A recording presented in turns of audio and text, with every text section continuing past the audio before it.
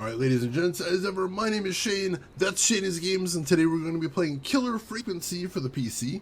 This won't be our first time playing it, so if you want to see how we got to where we are tonight, or check out some of the games we played in the past, be them obscure, unusual, or nostalgic, feel free to check out my YouTube channel. But for today, let's go ahead and get into the game. Quick recap, so we are playing a radio DJ at a late night call-in show in a very small town in the middle of nowhere. And unfortunately, there seems to be a killer on the loose. He has the visage of a killer that menaced this town 30 years ago called the Whistling Man, who met an uncertain fate. But still, the timeline-wise, it seems odd that it would be the same person. So what is happening is people are calling into the radio station because the sheriff, the only cop left in town, who's still healthy after the police station was attacked by the killer, has left to go to the next town over to try to get help. And she says the earliest she could possibly be back in town with help is 4 a.m. So we've got to hold out till then. While she's out of town, she has redirected the 911 number locally to the radio station, and we are going to have to try and help people stay safe from the killer in this truly dangerous night. A couple things that we've noticed so far is, namely, we got a creepy, threatening letter dropped off at the station, which is doubly suspicious because the killer was currently murdering someone on the other side of town at the moment. So either the killer can teleport supernaturally, or there's more than one person out there causing mayhem tonight, which is definitely a problem. Let's see. Right. That was I don't think that was the sheriff, because the sheriff actually got killed. I thought that was another one of the deputies. Like, I thought they were both deputies? I could be wrong. But either way, yeah. The unconscious deputy is going with the other police officer to the next town over. So there's literally nobody at the police station right now who is not dead. So we've got to keep people alive. So far, we've been doing pretty okay. We've saved 4 people and 1 person. I panicked, and that didn't end well for them, unfortunately, which was hilarious because, as someone mentioned in chat earlier, that was literally the last step of their escape, and if we'd done that, they'd be safe. Let's see. Oscillating continue button. Would it be wild if it was a visualizer reacting to the mic? Oh god, thankfully not that. That would terrify me. Oh god. She was the 911 operator. All right. So yeah, she's heading to the next town with the deputy who's injured to get help. And at a minimum, 4 a.m. is the earliest they're going to be able to get back. Could be as late as 6 a.m. I mean, could be later if things go very wrong. But like, we just got to hold out as long as we can. We got to hold out as long as we can. We got to help as many people as we can. All right, so... alright, I want to unplug my controller for this. Do not want to use controller for this game. I don't like controller for FPSs. I do not. Scantron, welcome in. How are you doing today? I mean, I did hit the soundboard during conversation once. I played the laughing button. It didn't actually overlay the sound very well, which I think is a game engine limitation. But I did get an achievement for it, so there's that. Just accept that you're doing this forever. Oh, God. With the serial killer and everything? Like, hopefully he's not around forever. Alright, let's get into this. That is a cute loading bar. I love that. We'll make sure to add the town librarian to our list of suspicious Clives. Remember, report a Clive to stay alive. Next caller is up, Forrest, so take it away. That is amazing. Report a Clive to stay alive. What? Caller, you're through to Forrest Nash on 189.16, The Scream. Hey, wonderful show tonight, Forrest. Thank you. That's really wonderful of you to say. What's your name, caller? You can call me Dawn. Could you play my tune, Forrest? Your tune. Sure. Long Ride Home. That old song. Sure. we got it. I think I played it the other day. Thanks. It'll be good to hear it again. All right, folks. Coming up is that old classic. Forrest, I don't think you're gonna find that song. What do you mean? I played it a few nights ago. I know, but, we don't have it anymore. What are you talking about? I threw it away. What? You threw it in the trash? No, I threw it out the window earlier today. What? And why did you throw it out the window earlier today? Brad was annoying me all afternoon. He played it on repeat because he knows I don't like it. So I grabbed it and threw it right out of one of the office windows. Not my finest hour, but I can only take so much. All right. So, what do we do instead then? Let's just play a different song. We've got more important things to think about anyway. Gotcha. Okay, folks. Here comes some unrequested music. Sorry about that, Dawn. Maybe try again tomorrow night. Sorry. Peggy! Unprofessional, Peggy. Unprofessional. You'll like this next song. No, it won't.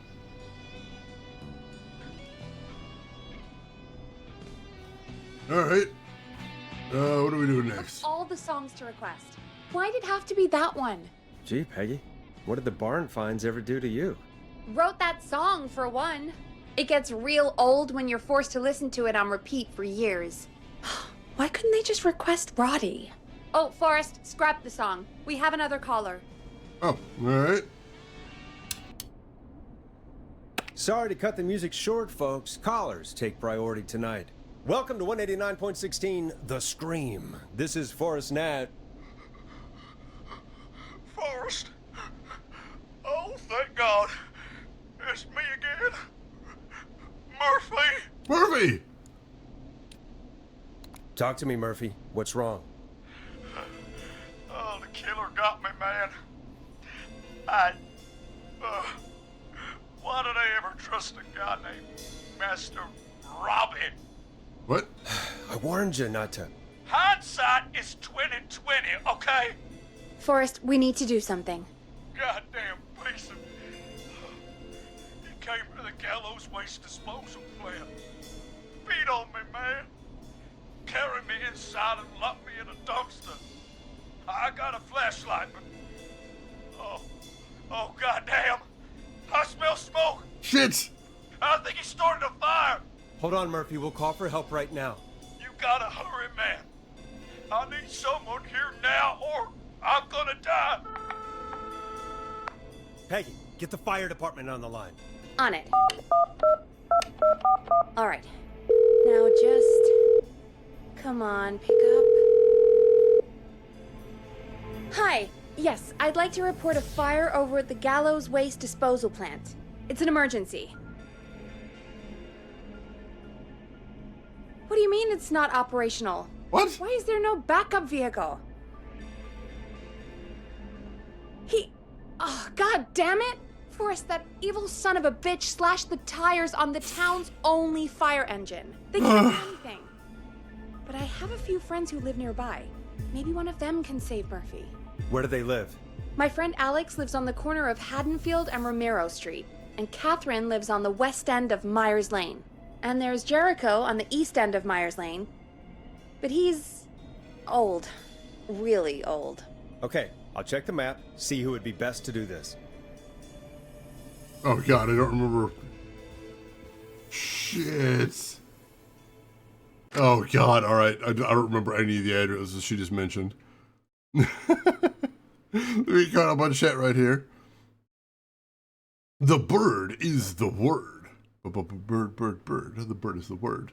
Devious Stewart, welcome in. How are you doing today? How are you enjoying being the man of the ones and the twos? It's stressful. People are dying, man. I can't handle this for long. Yeah, the town is named Gallows Creek. What a lovely, lovely name. Oh, yeah, send them all. I mean, if there's a killer running around, we don't want too many people leaving their houses. That's difficult. Clive Barker's Jericho. I already played that twice. Haddonfield and something, west side of Myers and east side of... Oh, thank you, thank you. All right, let's take a look here. Let's see what we got. Let's see. Haddonfield. Let's see. Oh, there's Haddonfield Romero was the first one, wasn't it? I want to say yes. Where the heck is Haddonfield? There's Romero. Oh wait, where's the... Oh, here's Gallows Waste Disposal. So it's up in the top right. Oh, there's sticky notes here. Oh, Alex lives on the corner of Haddonfield Road right next to Romero Street. Catherine lives at the west end of Myers Lane. Old man Jericho lives at the east end of Myers Lane. Fire department, get more fire engine. Oh my god, thank you for pointing out the sticky notes. I hadn't noticed that. We've also got a notice over here. East side McCready Street will be closed from the 2nd to 9th September for maintenance. Residents will be unable to access the connecting road between Rogers Avenue and Haddonfield Road. I believe that is today. Yeah, we're on September 3rd, so there is a road closure there. We'll keep that in mind as well. Alright, so here's Haddonfield, and there's Romero. Take this off. I'll take this off. Can we stick it up on the wall? No, we can't, unfortunately. That would be nice.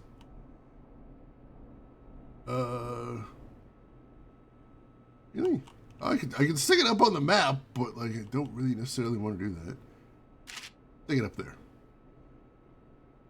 There we go. Alright, so we got that. So let's see. Corner of Haddonfield Road right next to Romero Street.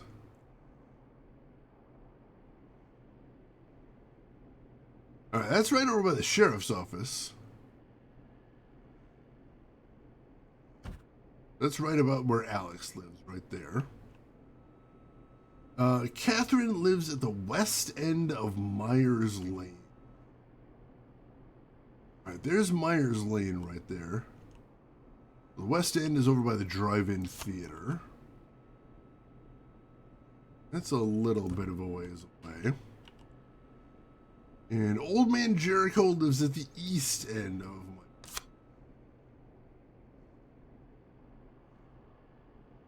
my... Alright, so he is down here.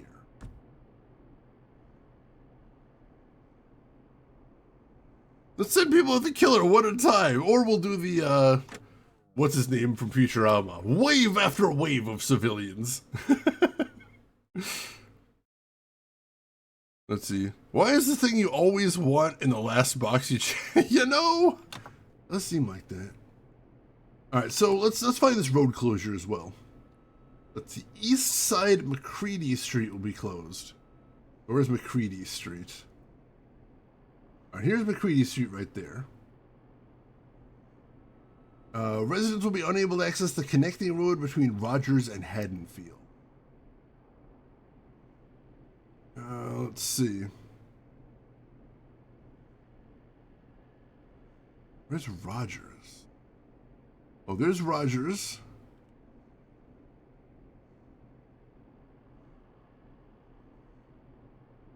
Oh, alright, so...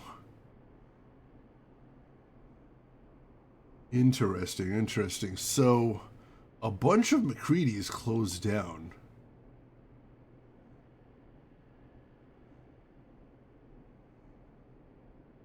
So that kind of rules out...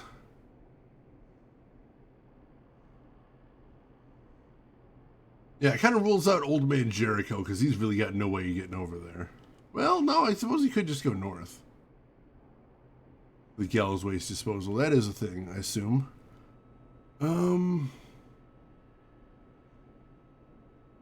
Unable to access the connecting road between Rogers and Haddonfield.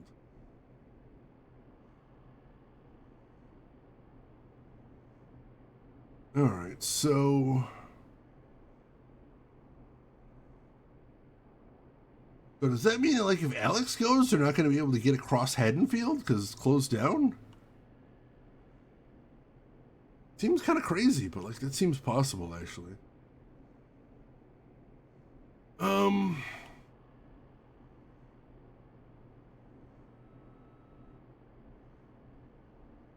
I think Catherine might be our best bet. Because Catherine can shoot down Myers, go up Carpenter. Hopefully you're noticing all the horror movie references on these streets.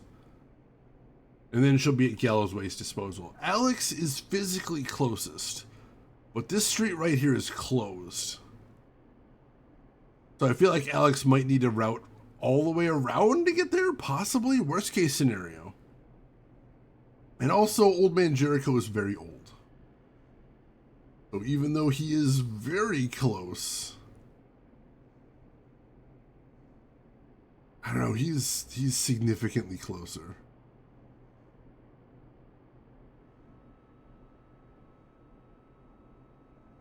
I don't know. What do you think, chat? I think I've made up my mind, but I'm curious to hear what you folks think.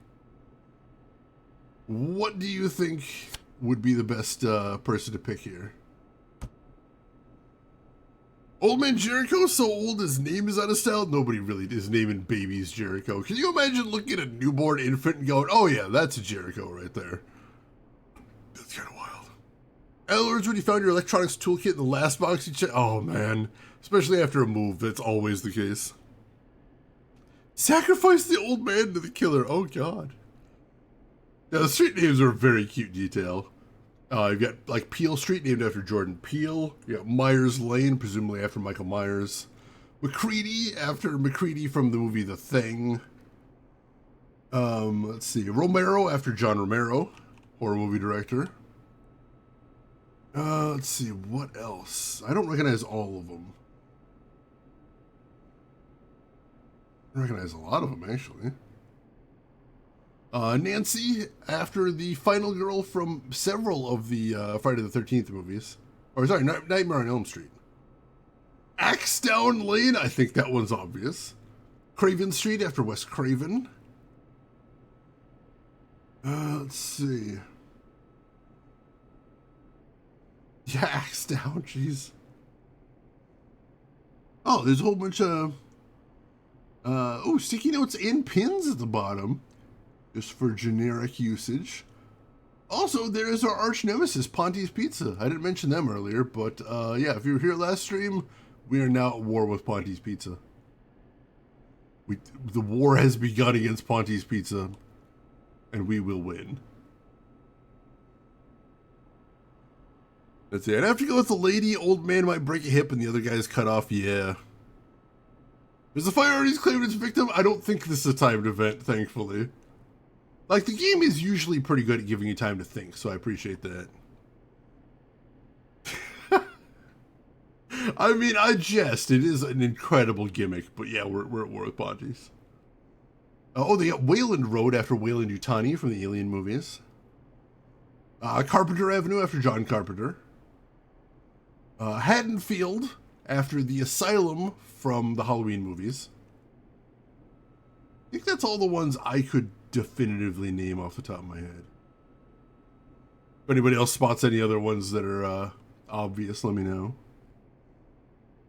Alright. So we're going to go with Catherine, I think. We're going to go with Catherine. She's not the closest, but I worry about Old Man Jericho being old. Oh yeah, Dinkley could be a reference to Scooby-Doo. Was there was a Dinkley, wasn't? Yeah, Dinkley Drive.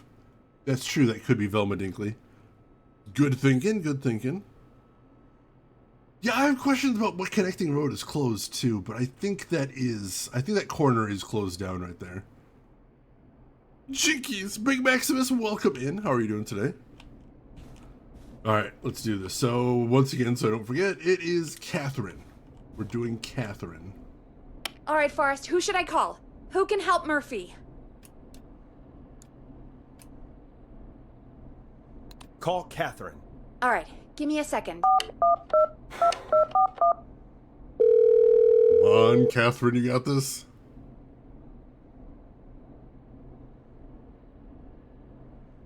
Catherine? They're on the way. Oh, They'll call thank from God. the plant. You can direct them from there. Well, let's hope they get there in time. All right.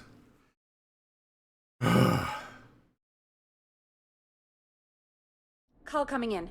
It's Catherine. She and Murphy are now both on the line. All right, let's do this. Hello, Catherine. Are you there? What's happening at the plant? The whole damn thing's up in smoke. God damn it. I'm going in. Yeah, Catherine! Oh, my reception is terrible in here. God, my eyes sting.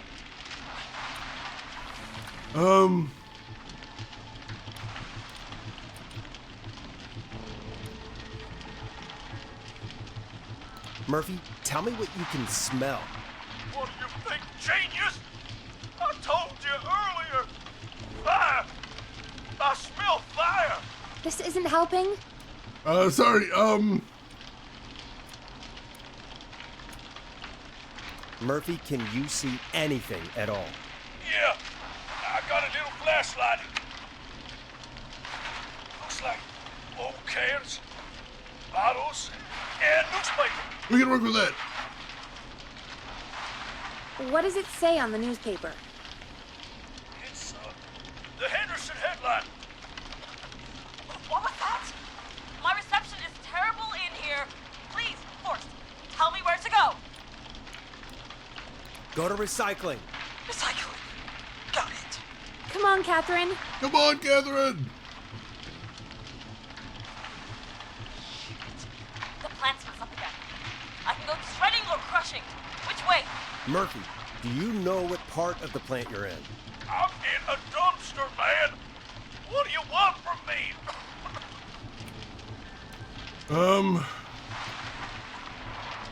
Do you hear anything, Murphy? I hear my heart about to pound out of my chest. Put the receiver up to the lid. Put it up. Catherine, go to the crusher.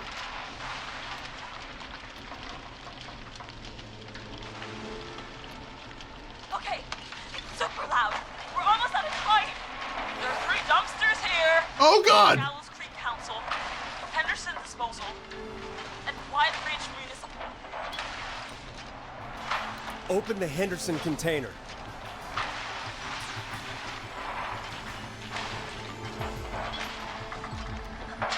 The noise is really...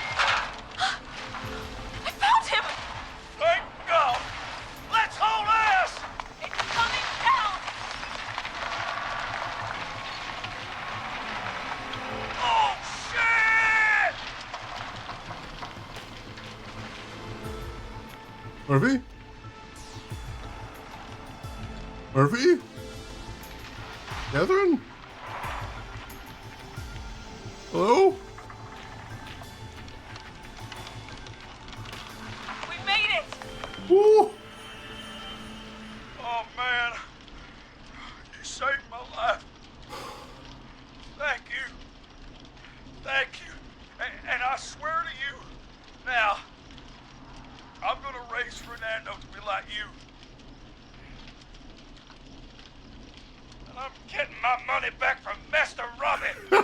Hey, you just get home to your son, okay? Will do, Forrest. Well, folks, Gallows Creek has 2 folk heroes tonight, Murphy and Catherine. I'm sure their deeds won't soon be forgotten. Great job, Forrest. No time to celebrate, though. We got a caller. You know what to do. All right, folks, another of our good citizens is on the line. Let's see what they have to say. So if anybody forgot about Murphy from the first stream, he basically had like a videotape of like karate instructions and was convinced enough that he knew enough from that he was going to go find the killer and go kick his ass. And clearly the killer got the drop on him, and that went pretty badly. So at least we got him out of there. He is safe, so that's good. Also, I got an achievement for that called For Fernando. GG easy. Ooh, so Catherine was the right choice. I suspect the first person wouldn't have been able to get there because of the road closure, and the old man Jericho was very old, and either wouldn't have gone in or wouldn't have gotten there in time. Yeah, it's weird that we're in the 80s and everybody seems to have cell phones. That is definitely not how that worked. The reception might be terrible, but the oh shit! limits cannot be contained. Yeah, never hunt down a serial killer using strip mall kung fu. That's a good rule. Take notes. There will be a quiz later. Oh, learn everything, including French from tapes. Thus says Deader Nebula. That does sound like something Deader Nebula would advocate for. Believe you're halfway through. All right. That's exciting. Yeah, we might be able to finish today then. Let's keep going. We got another caller. Let's do this thing. I'm gonna make a save, although I'm not planning on using any of these. Welcome to 189.16 The Scream with me, your host, Forrest Nash. Forrest, Teddy Gallows Jr. here. I just want to say that my thoughts and prayers are with my Gallows Creek neighbors during this awful time. Oh, it's mayoral candidate and scion of the town founders, Mr. Gallows. Are you in danger? We need to be a town of law and order. We need cops who have the tools and funding they need to keep us safe. Okay, Teddy. I know you're an outsider to our little town here, Forrest. But you're really stepping up to bat for us all tonight. I just want to say thank you for taking a swing for Gallows Creek. Jackass. Right. Thanks, Teddy. Now, are you... Teddy, you lowlife! This is not the time to promote your damn campaign! I just want to make sure our town is safe and prosperous. That's why the Gallows Family Factory, founded by my father, Theodore C. Gallows, God rest his soul, which employs over 200... Teddy, unless you've got an emergency, I'm cutting you off.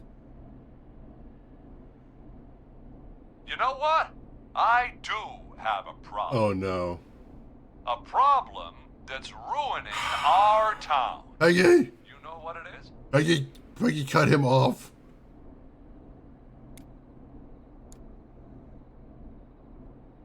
Yeah, how about the goddamn serial killer? The problem is that woman, our current mayor, Linda Cartwright. Oh, here we go. She just isn't one of us. Linda Cartwright is un-American, unstable, and... You're not better than anyone, Teddy. Just because you inherited half the town. Your producer sounds a little unstable, too. Peggy, cut him Don't dare off. speak to me that way. Cut him off, Peggy. I can guarantee this kind of thing will not happen when I take office. The moral decay of... And that's enough of Teddy Gallows Jr. for one lifetime. I always feel disgusting after hearing him talk.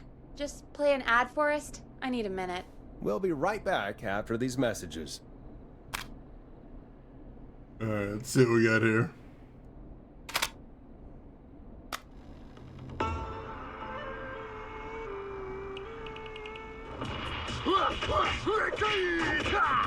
Do you seek ancient wisdom? Do you want to double your power? Are you ready to unlock your inner warrior for only $24.99? Then step into Master Robbie's deadly dojo of Kung Rate and receive direct by video warrior instruction from me, Master Robbie.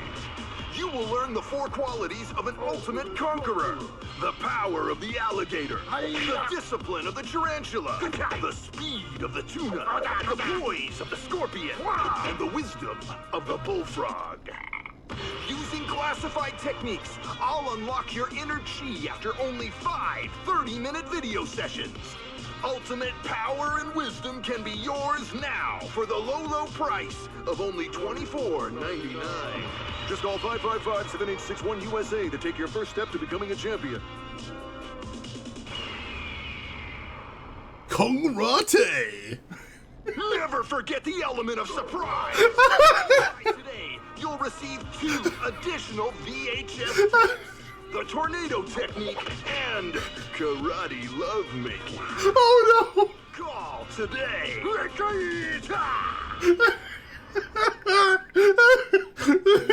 You know, After what happened with Murphy, I think... Yeah, we should take that out of rotation. Kind of a shame, though. It is pretty fun. Yeah, I bet karate lovemaking sure is something. Is Forrest Nash at a loss for words? Let's just get to the show. Apologies, folks. We must have left that tape in rotation by accident. I think it's fair to say that's one deal you can skip. But what you can't skip is what our next caller has to say. Caller on line 1. Oh my god. Never forget the element of surprise. I'm sorry, Simdust, I can't tell you about the karate lovemaking techniques. You can only get that by acquiring his VHS. 5 30-minute videos, only one low price, $24.99. Please don't buy it today. It doesn't work, apparently. We know about the actual, the Kung Rate part, that didn't work out so well. That definitely wasn't a Pondy's commercial. As soon as I just was going to grab the first cassette I got to and then play it. And as soon as I saw the yin yang on the cassette, I'm like, please tell me this is Master Robbie. Kung Rate. God. Oh, I'm fucking dying. That was amazing. The element of surprise. I could use some fries. And Simdust has redeemed Invest in a Harvester sequel. Here's what I'm thinking. Like, we need to go back to some more nostalgia than just the Harvester game itself. What if the official guide for Harvester only came on VHS? How amazing would that be? Emperor has also redeemed Invest in a Harvester sequel. So think about it. Instead of like just being able to buy a book to put on your shelf, everybody's got guide books for games. That's so boring. That's so passe. That's so done. No. We're going to have a series of VHSs to walk you through the game. Now, it's going to be like a big box because obviously you can't fit more than a couple hours.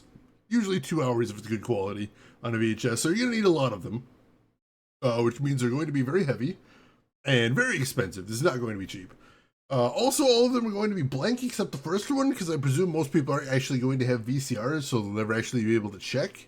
And once they start watching the first video, they're going to find it so tedious they're never actually going to proceed on. And so I'm totally going to get away with that, and no one's going to complain. They're just going to be happy to have a giant mountain of Harvester-themed VHSs on the shelf. They're going to show it off to other people. When they have children, they will let them know that this is your birthright. This is what you'll be bequeathed one day. They'll point to the VHS shelf and they'll say, someday all this will be yours. To which they'll reply, what the fuck are those, Dad? We get caught up right here. Maybe Murphy just applied the lessons from the wrong tape. That might be the thing. Murphy does not sound stupendously smart. Possible he was just bad at it.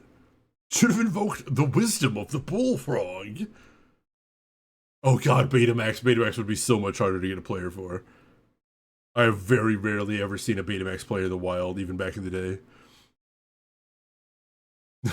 Wisdom in your words. Bullfrog wisdom. Alright, let's go ahead and grab the next caller. Let's see what we got going on next. Hello, caller. You're live on the stream with me, Forrest Nash.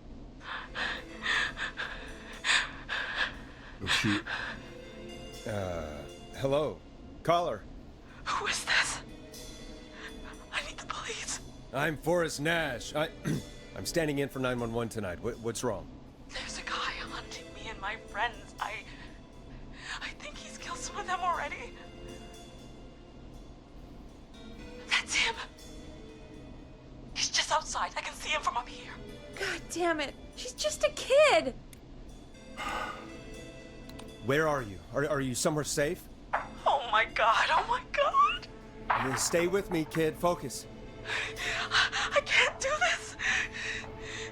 Yes, you can. Focus. Tell me, what's your name?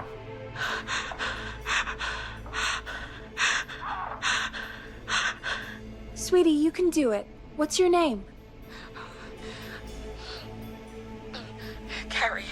Good. Carrie, listen to me. We're gonna get you out of there. All right? Now, where are you? The old murder house. upstairs. I'm at the end of a hall. There's a bathroom, a couple bedrooms, a closet. Oh, he's coming. Where should I go?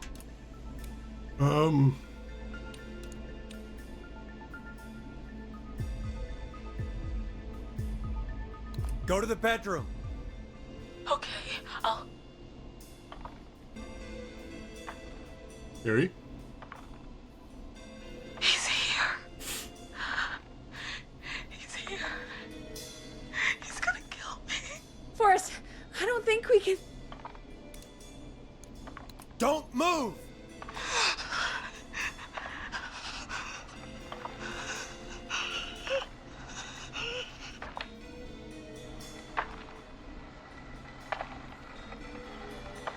Oh no! Oh no!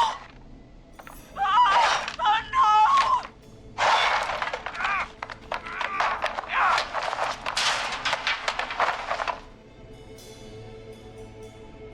Forrest!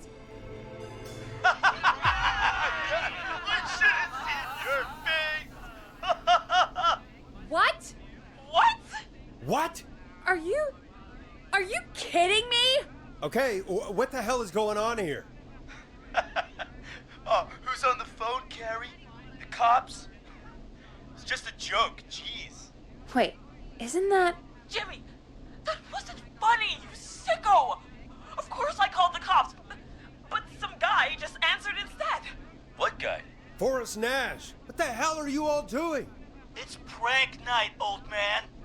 We're just having fun. That's the kid! The kid who called in earlier pretending to be the whistling man. Son of a bitch. That's it. I'm out of here. Jimmy, everyone, it's really not safe to be out. Please, go home. And waste whistling night? No way. That little idiot. Whistling night? It's a stupid tradition. Especially stupid since that one kid died back in... Would you take off that stupid mask if it's hard to breathe? Who's under there anyway? Is that you, Seth? Idiot. Seth is right next to you. That's,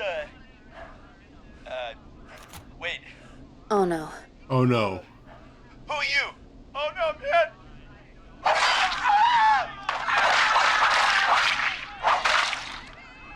Everyone, get inside! Everyone, run! You two, barricade the door. Scott, Heather, you barricade the back. As long as he's out there and we're in here, we're safe, right? You buy time, but not much. Forrest, we have to.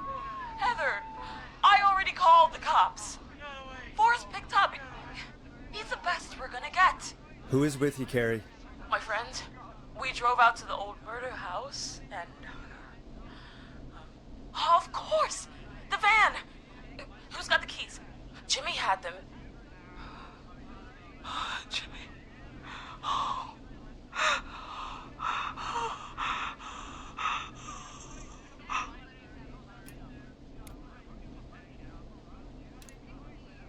Focus, stay focused, Carrie. Focus. Yes. Sorry. I'm here. We'll figure something out. Between all of you, there's gotta be a way to beat this. Just sit tight, okay? Heather, shut up. If we do that, we're gonna get killed. If only Jeannie were here. Jeannie? Jeannie McPherson? Our intern Jeannie? Yes. She's my best friend and the smartest one out of all of us. She stayed in tonight. Forrest, listen. We'll see what we can come up with, and, What? Scott, you're not any good at... And... No, Chad. Out of all of us, you're not the one to... Everything okay? No.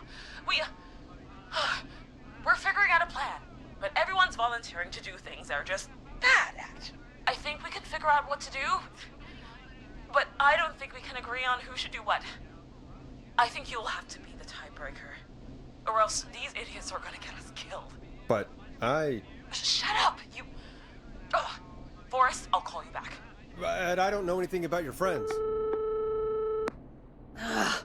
These damn kids never learn. Are you okay? They do this kind of thing every year, Forrest. People get hurt.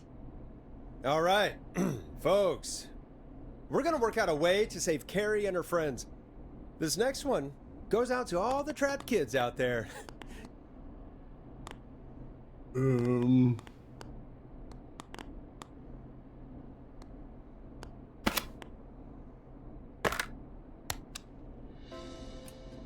Hope you enjoy this one as much as I do.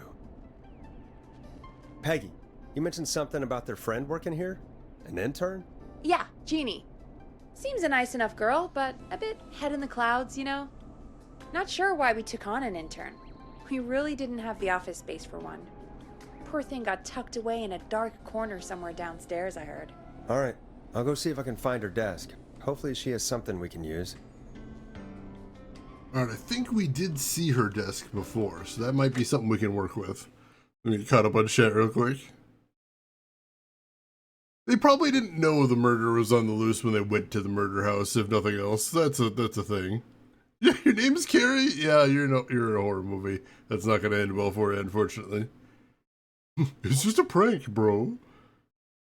Yeah, thankfully, the most expendable of all of them was the first one to go, so that's a small favor, at least. So yeah, we have to figure out division of labor for a bunch of people we've never met before. That's gonna be Peggy tricky. said her desk is downstairs. Alright. Yeah, like I said, I think I saw her desk before. I think we all saw her desk before. I can remember where it is. That's gonna be the tricky part. Here. Jeez, they really tucked Jeannie away. I mean, she is right next to the front door in the reception desk. It's not terrible, but also, yeah, this is not a very comfortable desk, if nothing else. Let's see. Friendship quiz. This might work. Alright, Jeannie and Carrie's friendship quiz. Most likely to peak Mount Everest? Heather. Most likely to win the award for worst poker face? Cynthia. Most likely to end up in prison? Seth. Most likely to escape prison? Jennifer. Most likely to become an Olympic athlete? It's a tie between Heather and Hot David. Oh, there's some on the back too. Most likely to pass their driving test without any errors? Jimmy. Most likely to win an Oscar? It's a tie between Lisa and Tammy. Most likely to beat everyone at go-karting? Scott. Most likely to trip while running in a horror movie? Jimmy. That's gonna be relevant, I think. Most likely to end up in a car crash? Scott. It is away from everyone, that is nice. Well, they said they get 35 listeners on the midnight shift. At most. Yeah, is there a regular David or is it just Hot David? Maybe they just don't have any regular Davids in town. They're all just hot. They have a surplus of Hot David. Alright. I think this is probably going to be what we need, because especially like most likely to pass their driving test without any errors. Most likely to beat anyone at go-karting. That's the interesting thing. Like, Scott is most likely to beat everyone at go-karting, but Scott's also the most likely to end up in a car crash. So we probably want to leave the driving to Jimmy once they get down there. First name Hot, last name David. They have a hierarchy, of course. There is the hottest of all Davids. He knows who he is. No one else needs to. Jimmy, we don't want to trust for anything that involves running, because he's most likely to trip in a horror movie. Heather sounds like she's good at physical activity. She's most likely to peak Everest. Jennifer's most likely to escape prison. That could be interesting right there. And Hot David and Heather are both likely to become Olympic athletes. That could be something. Alright. I think that's probably what we need here. Let's go ahead and check the rest of the desk. See if there is anything else we could use here.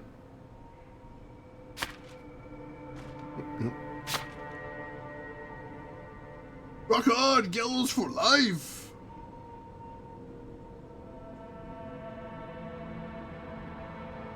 Oh god, Jimmy and Jeannie? Oh no.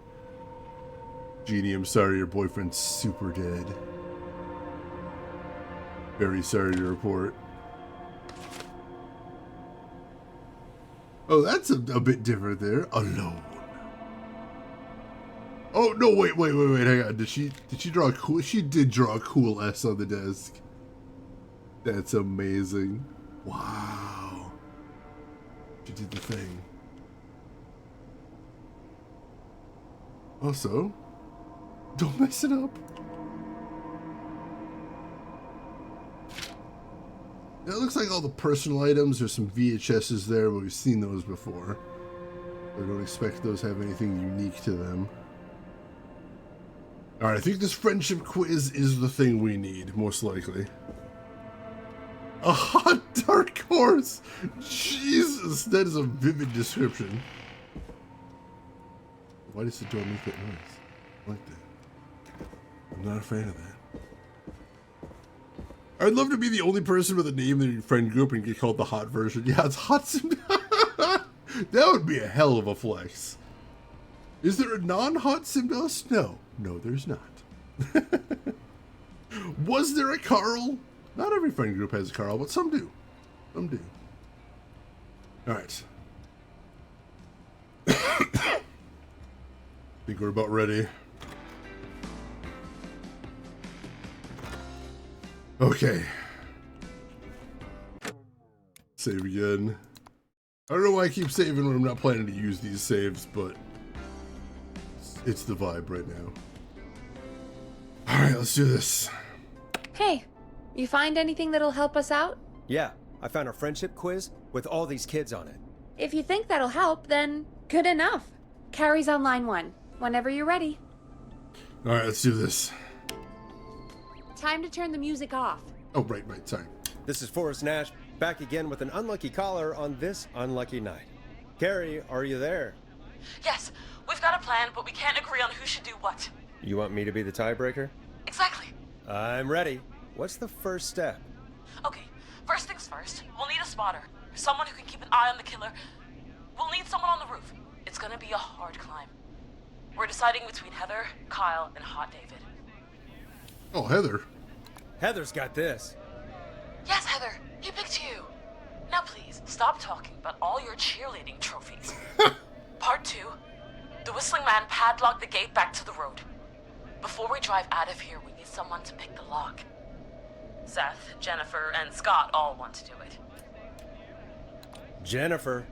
Jesus, Jennifer, you carry a bump key? Why didn't you say so earlier? Anyway, that brings us to part 3. Getting the van keys.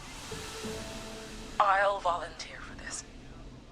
I don't know Jimmy as well as you guys, so it'll probably be easier that way. Then is part 4. This is a very detailed plan. I'm impressed. Yeah, it's weirdly easier to think when you're about to die. You're doing great. What's the next part? Part 4, we need someone to lead the Whistling Man away. We need a fast runner. For this one, we're trying to decide between... Who was it again?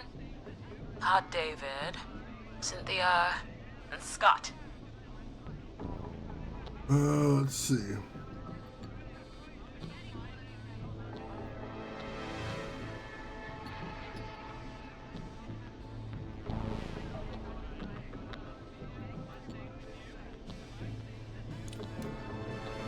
Hot David. Yeah, you do spend a lot of time running shirtless. You got this, Hot David. Sweet. Okay, let's recap. We get the eyes on the roof. A runner distracts the killer while we grab the van keys and pick the lock on the gate. Now the tricky part. The getaway. Ooh, what's the plan there? Well, we can't all outrun the Whistling Man. But he thinks we're just a bunch of stupid teens. So, let's use that against him. Part 5. We trick the killer into a trap. Someone can pretend to be injured. Who would make the most believable bait? Who you got? We got Lisa, Tammy, and Cynthia. Ooh.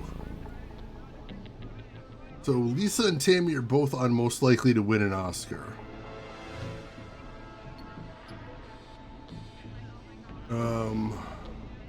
Not Cynthia.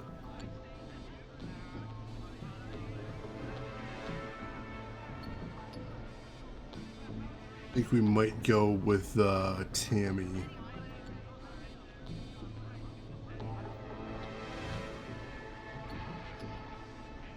Yeah.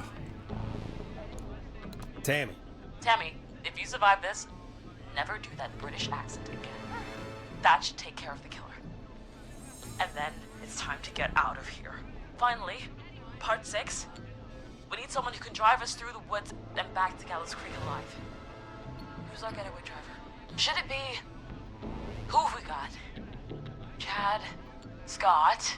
Cynthia? Whatever. Forrest, you know what to do. Alright, well, Jimmy is dead. He's the one most likely to pass his driving test. Scott and Cynthia were both voted in most likely to end up in a car crash. Chad it is. Chad. Oh, perfect. Your go-karting experience will be great, Chad. Thanks, Forrest. We'll just take a few seconds for ourselves. It's go time. Sounds good. Talk to you in a sec.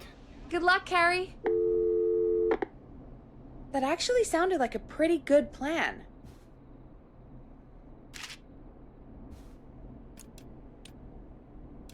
Impressive as hell, right?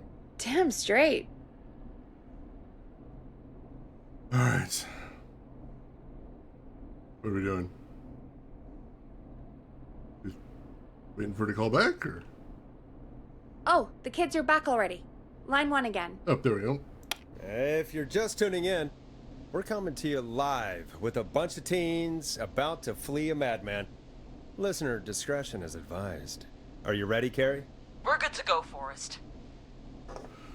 Alright. Alrighty then. Hit it. You got this. Here we go, everyone. Spotter, to the roof. Go, Heather. She's off and away. All right, Renner. Get ready. Wait for the spotter's signal. Spotter says go.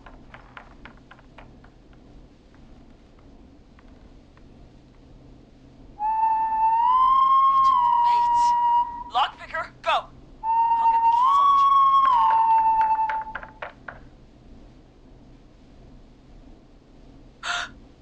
Oh, Jimmy.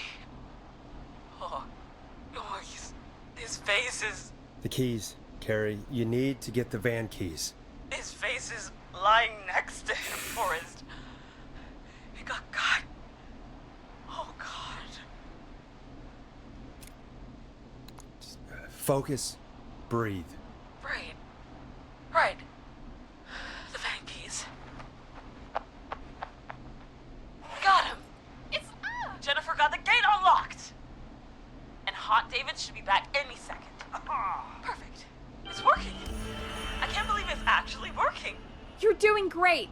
Focus. You got this. We got this. Next step, trap the killer. All right. Wait. Get into position. Everybody else, hide.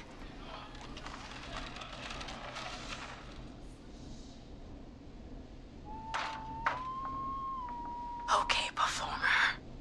Now, act like your life depends on it. Oh. There he is. He's buying it.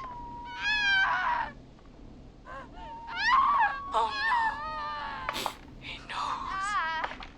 Hey, damn it. Now, push the bookshelf over.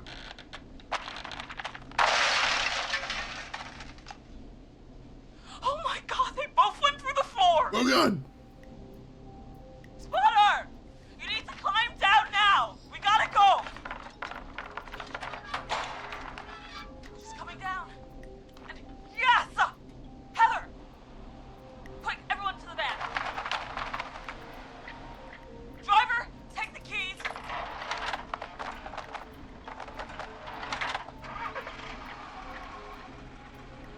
The damn gate swung shut.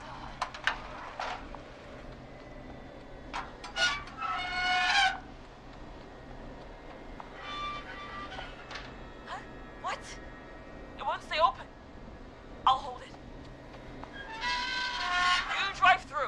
Carrie, no! Carrie! What was that? It's a whistling man. Drive! Now!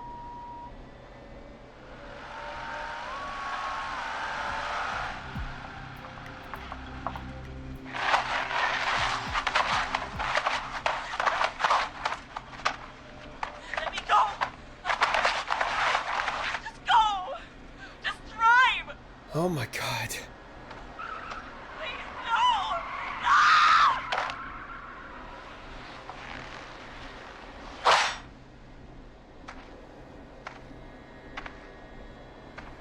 Carrie?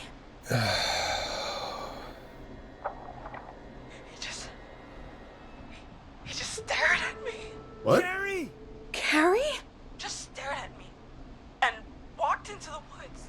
I don't understand. Thank God you're okay. Can you get somewhere safe? I can make it home. Thank you both for helping. If you hadn't, It was your plan, Carrie, and it was a great plan.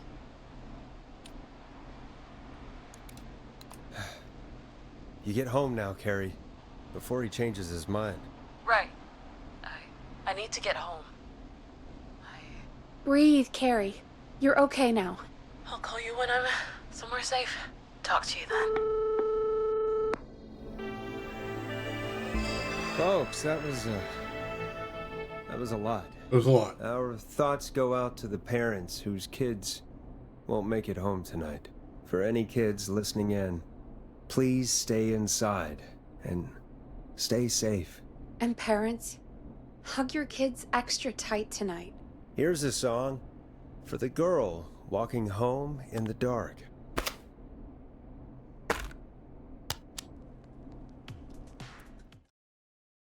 Ooh. I didn't see an achievement pop up, but I think everybody got out of there safe. Hey, we had a call come in. Ooh, that was really tense. That was really tense. Oh my god. Oh. That is an impressive echo. It's very creepy too. No one's taking bets. Tragic. So why did he spare Carrie? Does that mean the killer's not just like killing indiscriminately? Is he targeting somebody? Somebodies? That's really strange. Oh yeah, Tammy, that might have been it. It might have been Tammy didn't get out. Because Heather was the one on the roof. And Heather definitely got out. So yeah, Tammy might have died in that one. So we didn't save everybody in that one. I think Tammy didn't make it out, unfortunately. That's probably why I didn't see achievement pop up. Because got most of them, not all of them. Yeah, it's actually been, I've been having trouble. It's not letting me throw the ball now, so I haven't been able to throw anymore in a while. Yeah, should have gone with Lisa. Should have gone with Lisa. As soon as she mentioned the British accent, I'm like, oh no. That's the wrong pick. Oh, jeez. Jimmy did lose his face. That did happen. So he did go after Jimmy. But then he spared Carrie for some reason. Oh, jeez. And hey, Celestial Knight, welcome in. I thought that, for a second, I thought that was Pump Up the Volume reference. And I'm like, someone else remembers that movie? How are you doing today, Celestial Light? Hope you're doing good. That was actually incredibly tense and lots of twists and turns. Whew, the DJ got the yips. I did. I mean, yeah, Jimmy did suck. Like, I'm not going to mourn him too much. But Tammy's only failing was she wasn't very good at acting. Neither am I, so, you know, that's unfortunate. Alright, let's keep it rolling. Okay, Forrest, shut the music off. Sorry, I keep forgetting. Forrest Nash here. Listeners, we've got another caller live on 189.16, The Scream. What's on your mind, caller? Hey, Forrest. I just wanted to phone in and say that I think I speak for everyone when I say that you're providing a real service for Gallows Creek tonight. It's cool what you're doing, man. Well, I'm just doing my job, friend. Anyway, tell me about yourself. What's your name? Are you keeping safe tonight? Yeah, man, I'm good, thanks. I'm at my roller rink, trying to get everything ready for the Harvest Festival tomorrow. I had a guy from Starling Security here earlier installing the Starling 4000 system, so I'm a little behind. As for my name, my friends call me Roller Ricky, and I now consider you a friend, my man. We're friends now, huh? Well, that's kind of you to say. Thanks. Yeah, man. Sounds like roller skating is more than just a job to you. So is this vocational? I wasn't always Roller Ricky. Once upon a time, believe it or not, I used to go by just Ricky.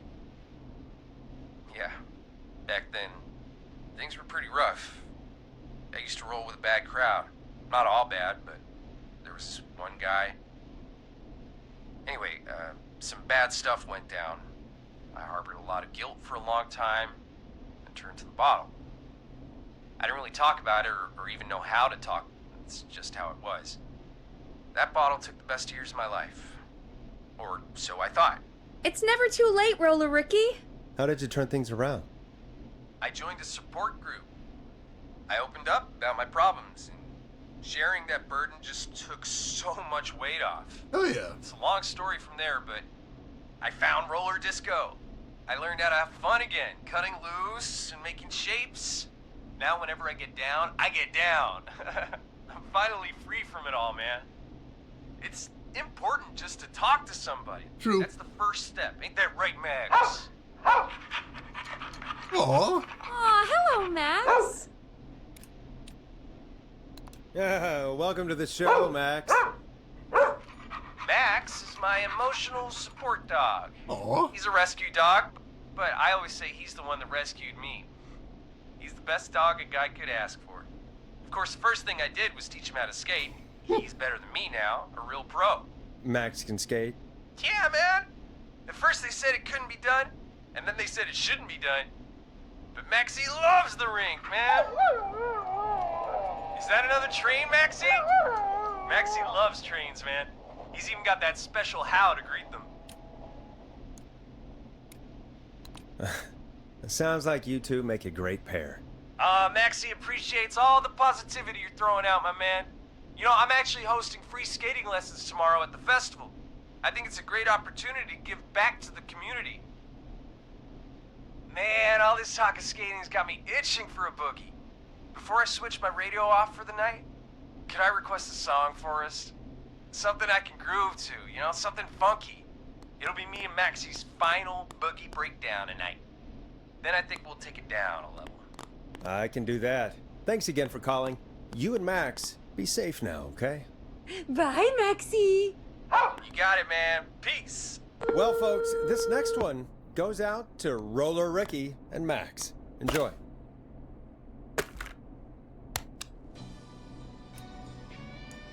You're gonna love this next track. I Aw. really needed that call, you know, after everything. Yeah, I get that. He talked a bit much for my taste, but it is inspiring to hear somebody come back from the brink like that. Yeah, that's what I meant. You were thinking about Max on skates, weren't you? Well, would you look at that? Another caller on the line. What are the odds? Better take it. All right. That was a nice call. I like Roller Ricky. Welcome back to 189.16, The Scream. This is Forrest Nash. How are you tonight, caller? I'm doing okay. I made it home safe. Yes. Gary! Hey, I just wanted to thank you for doing what you could earlier. You know, even though not everybody made it, and, I don't know. Hey, it's okay. You were so brave earlier. You're safe now. I wanted to ask you why. Why he didn't... Why am I... Why what, Carrie? Why did he spare me? After what he did, why let me go?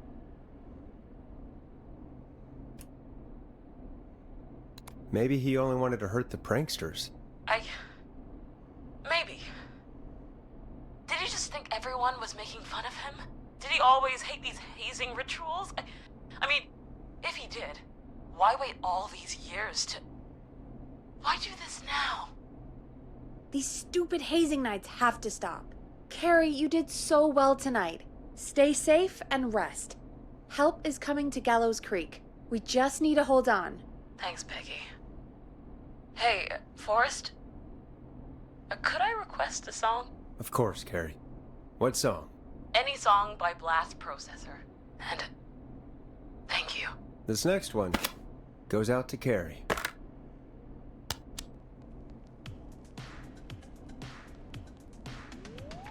All right. I'm glad she's safe at least. You know, what Carrie just said has really got me thinking. About what? The whistling man left her alone. Why? There must be a reason. When it comes to masked whistling killers, I don't think a reason is a key part of their process. Well, it's something to consider. I need to take a break. If you want to stretch your legs, now's the time. Just hit the Peggy button when you want to get back on air. Alright, yeah, we can do that. May as well take a quick look around to see if anything's going on at the station. We'll save here too. Make sure there's nothing shifty happening downstairs or anything. No one's even made a single guess at the scream. Well, remember, we had to make the scream ourselves, so the correct answer to what's that scream is, embarrassed radio DJ, I guess? It wasn't always Roller Ricky. It used to be Hot Ricky. You do get downgraded a little bit when you go to roller disco, I think. There was the word, but was it the bird? I mean, the bird is the word. We've established this. Are the kids all right? All but Tammy, unfortunately. Tammy was the bait. And unfortunately, it turns out Tammy is not a good actress. And they had to spring the trap early, and she was caught in the trap. So everybody except Tammy from the kids managed to get out there. It's not terrible. I'll take it. All right, so yeah, take a quick look around. See what we can see. We've explored most of this place, so there's not a whole ton we need to see, but we'll have a little look around. We've got some free time here that is rare. Want to make the most of that. Yeah, no one cares about Jimmy. Jimmy kind of... Jimmy's kind of asking for it. Jimmy was kind of a huge asshole. Scared the hell out of poor Carrie there.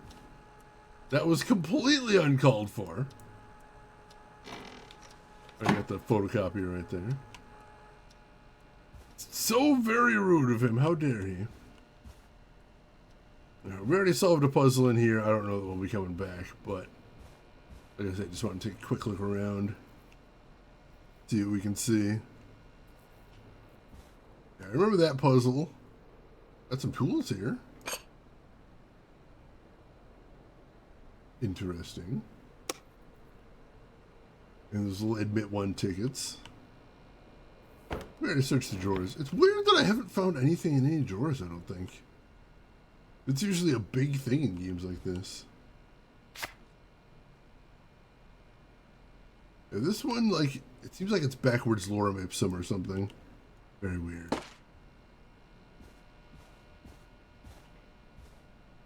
Alright, so, yeah, you got the food reviews right there. We're going to check those in the newspaper. I think we're good here. Poke our head downstairs. Ooh, we haven't been upstairs yet. Can we go upstairs? We can't yet. Alright, so we can't go up to the roof or anything. Thought we might want to explore a little bit. Really wish I could put like a couch against this door. I would love to barricade ourselves in here. Get a little measure of safety, because right now, not feeling terribly safe here. Put that out there. Shane, did you draw your conclusions? I'm not very good at drawing. Alright. We've been back here to the staff area before. At the staff kitchen. Already checked through here. Want to make sure I didn't miss anything, just in case. I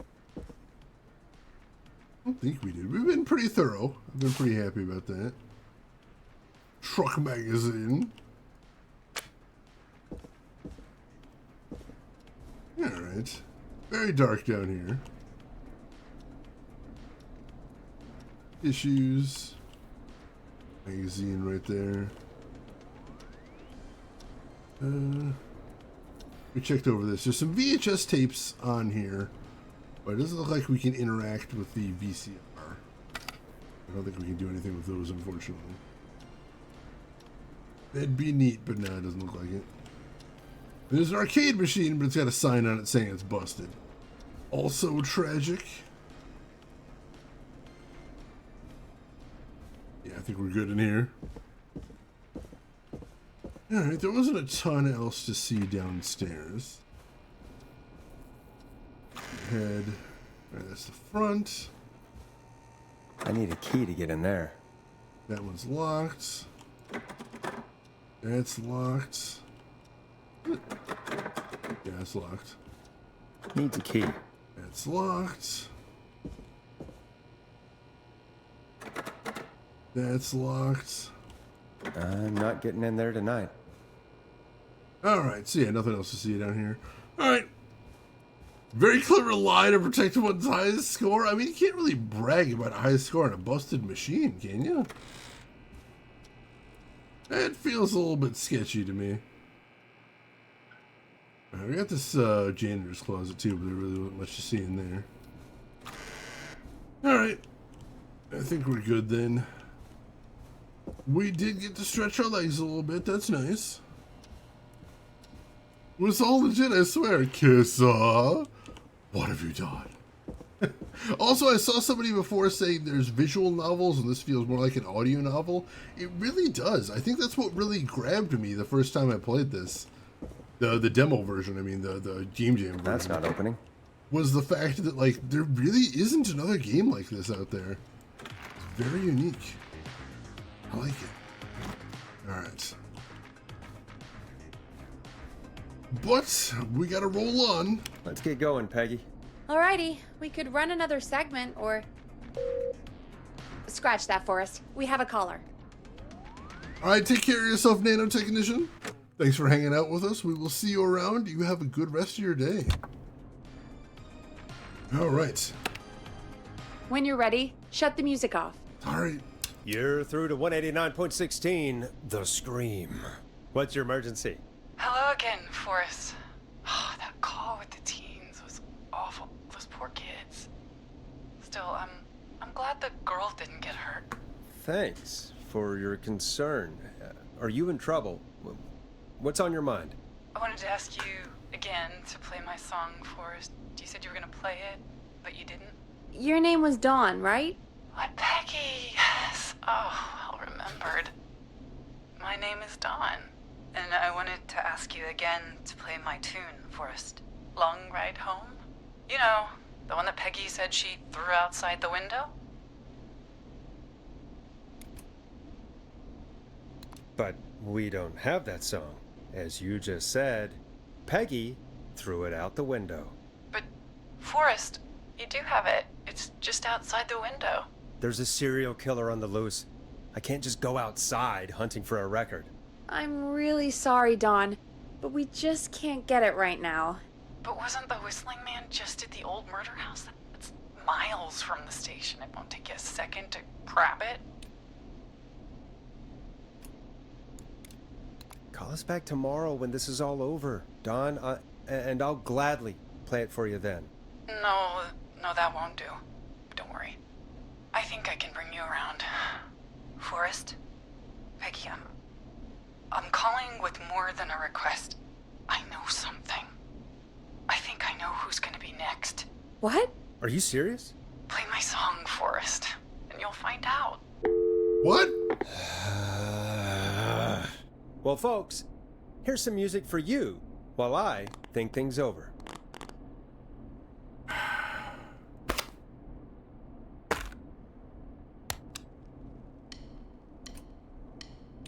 Here comes one of my favorites. Is she serious, Peggy? She's serious about hearing that song, that's for sure. Peggy, I mean, is she serious about... I don't know, Forrest, but we don't really have a choice, do we? If she's telling the truth... All right, I'll do it. You're a good man, Forrest. I'll slide you the key to the fire door. Wait. Our fire door has to be unlocked?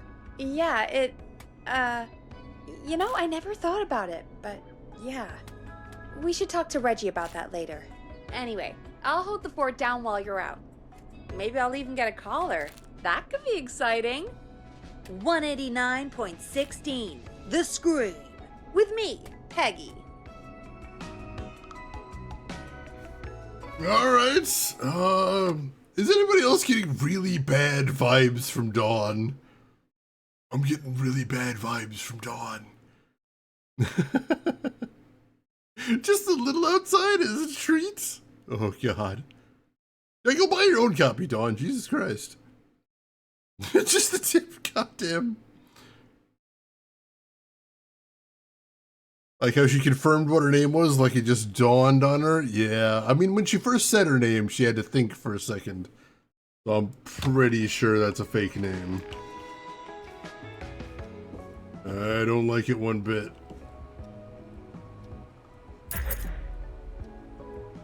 Alright, we got the key to the fire door, which should never be locked. I need to stress this. Now we're back playing Until Dawn. Calls back. I heard they just announced Until Dawn 2.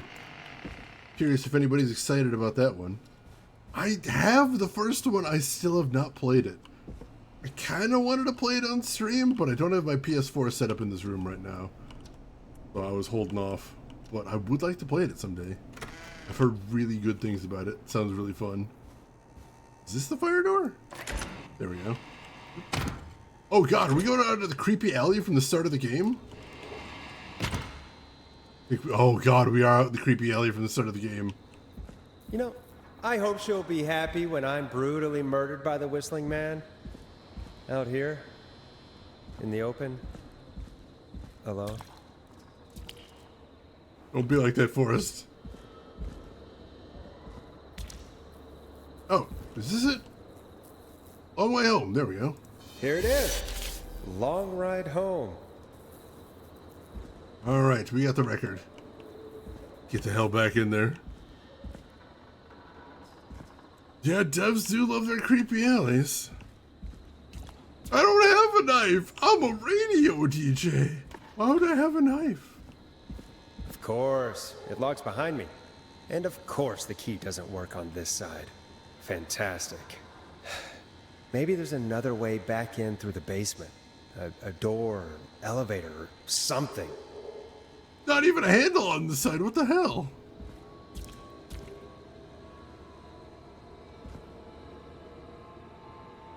Right, that doesn't open. It doesn't seem like a... Oh, here we go. And that's broken too. Only the best for K-Fam. Let's see if I can fix this. Looks like a power issue. We did just see a break. Check the fuse box. Yeah, we did just see one of those. Oh, God. I mean, I'd bring a tank if I had one. This guy's scary. He's immune to Kung Rate. What do I do with that? Oh, we got a bunch of burned out fuses. Jeez. Looks like I'm gonna have to hunt around for some new fuses. Nah, that's not right. Do the fuses add up properly? Oh, yeah. Gotta get some new fuses. Pull out the burned ones. Go. Alright, need to find more fuses. Need to find more fuses. Because, you know, that's what you do when you're in Dark Alley. You find perfectly functional fuses. Around. That was me. I knocked that can over. That's fine. Still very creepy alley, but that was on me. There we go. Got a fuse here. I can't read it in the dark. We'll take that over there. This is a 30. All right. Looks like 70 is the magic number. That brings us up to 35, so we need more. Also very dark there, and I don't have a flashlight. That's worrying. In here. No. Doors are chained shut. Alright, and a mousetrap. Oh, hello. Another 5. Will bring us up to 40. That's something. We'll work with that. Not just a fuse box, a confuse box.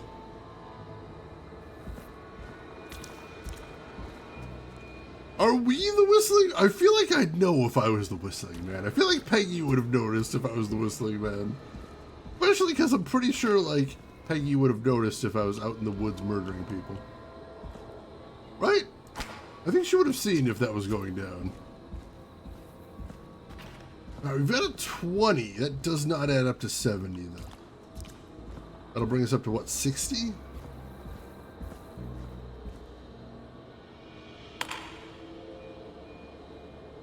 Yeah, it brings us up to 60, so we need another fuse. Good basement window right there. Creepy alien shit is doing his best to make it creepier. I mean, I didn't mean to kick over that garbage can. I didn't know they were going to let me kick over the garbage can.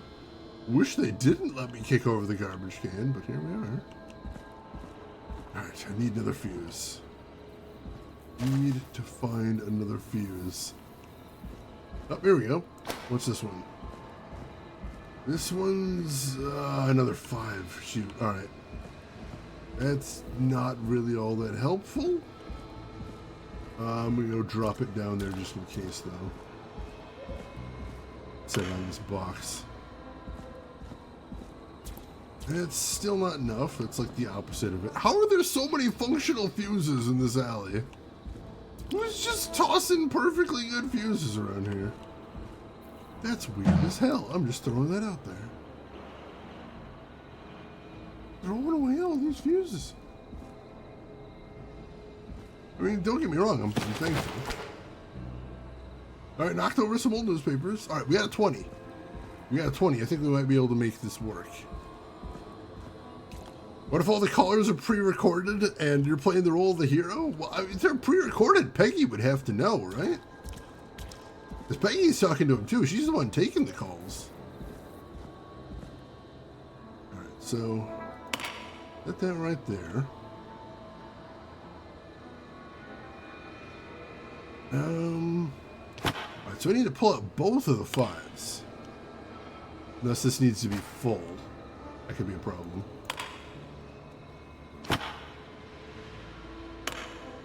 Alright. That adds up to 70 now. Looks like I'm gonna have to hunt around for some new fuses. Can I use one of the dead fuses in the empty spot?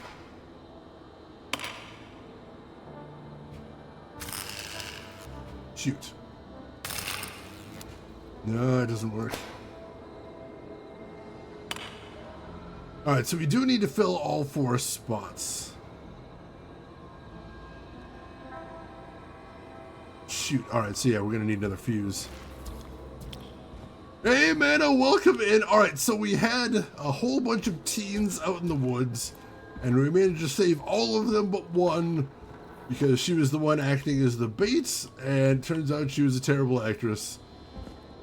So yeah, we've had one casualty as part of a group rescue. I still got like 5 or 6 kids out of that. I'm still feeling pretty good about that. Right now, we're the one in peril. We talked to a creepy lady named Dawn. And she's very suspicious. And she said she thinks she knows who the next victim will be. And she'll tell us, but only if we play her song, which is difficult because Peggy, our producer, got sick of the song the other day and chucked it out the window. I had to go out the alley to get it, and now I'm locked out. So I'm trying to get the basement door fixed so I can maybe go in that way. Alright, so it's 30, 40, 50. I think I'm going to have to take out 30, 40, 50. Yes. I'll take out this one. Pop in one of the 5s. That should be 70 even. Bingo! Woo! Got a Chivo called Let Me In.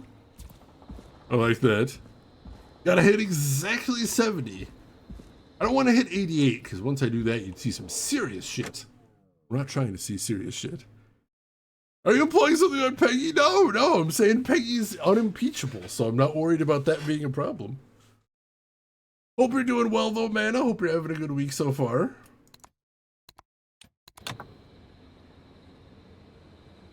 So this is how Sparkies earn their paycheck? Apparently, that's all you gotta do. Probably survived that fall? Let's find out. Ooh.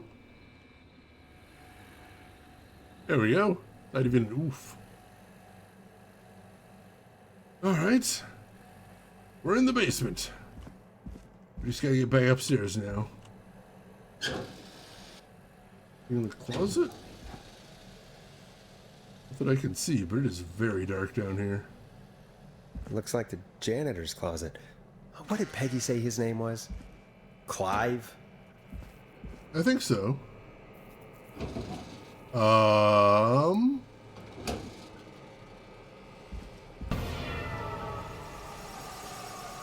What the fuck? What the fuck? Clive! What the fuck? What the hell? Peggy is not gonna believe this. Huh, there's a key. I'll just take that. It might be important. Clive, what are you doing? This is disturbing. Some sort of murder board here. Hospital, gas station, power station, trailer park. Whole bunch of photos here. A bunch of them are circled too. Huh. Number 1, Chuck Brody. Number 2, Kim Walker. Oh, wait, hang on. What is right next to him? Chuck Brody. Festival of Disaster. Very difficult to read this. Big wheel breaks free, 50 and injured. Yeah.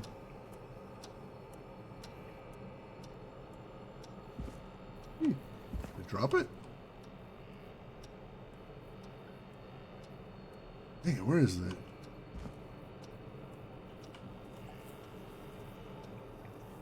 I had it in my hand a second ago.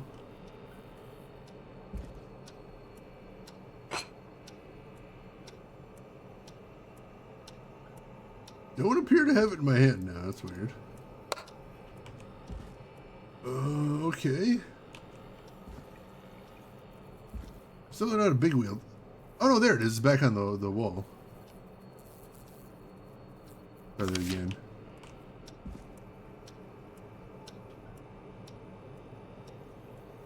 No, it's back on the wall again. Range. Oh, if I walk too far away from the wall, I put it back. All right. It's range. Just need some good light to read it in. Yeah, and I can't move while it's out like that. Alright, so yeah, it's about a big wheel breaking free and some people getting hurt. And then we've got Kim Walker. Flu for thought. Local Dr. K. Walker recommends all locals get their flu shot ASAP. Flu season is upon us. 84 is no different to any other year. Make sure you are protected. Alright. And we've got Rebecca Allen with nothing next to her. And Aunt Williams. That's the staff surge at Power Station. Gallows Creek Power Station hires 20 new staff and record hire, 12 of which are students from Gallows Creek High. All for donations to help Chuck Brody. Former Gallows High football captain Chuck Brody suffered a career-ending injury as a victim of the festival disaster last year. To help him on his road to recovery, we are buying him some lottery tickets.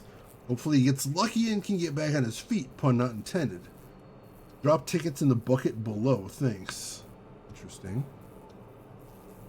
Freewheeling big wheel. Can't let the yoke hold you down. You should, though. Sounds really bad. Yeah, why did they name it Gallows Creek? It's terrible. Marriage announcement. We'd like to celebrate the marriage of Kim Walker and Peter Stein on 30th May 1970. Why does he have these clippings? Crime syndicate impounded. Criminal operation shuts down. 24 arrests inside. Informant walks free. Informant will hereafter be referred to as R.A. Walked away with no charges. Justice for festival victims. A 2-year investigation into the festival accident is concluded. Investigators blame 2 engineers that were contracted in from the local power station.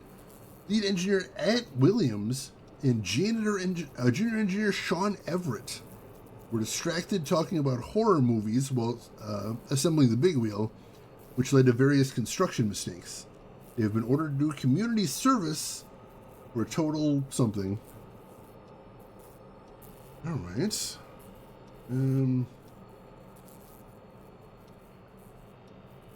That's way too far down to get that. Let's see. Beep, beep. Lookout tragedy. 5 dead, 1 injured after brakes fail on bus. Really hard to read on my screen. Let's put that back. Like a light in here by any chance? That'd be too easy. Very creepy. Very creepy in here. Alright, what else we got? Let's see. Gallows Creek Game Day. Official Match Day magazine. Trailer for sale cheap. Sale price $10,000. That is pretty cheap. Let's see. Quiet Ridge Health and Safety Convention. Is your car safe? Interesting. 24-hour gas station bought by local ex-lottery winner. Local legend takes to Manhattan. What is all this? Live, what were you doing down here? What does any of this mean?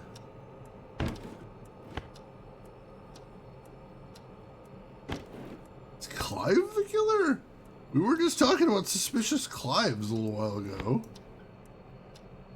It's possible, but I don't know. I can't make heads or tails out of any of this right now. Somebody trying to establish some sort of timeline here, it seems. Very strange. Alright.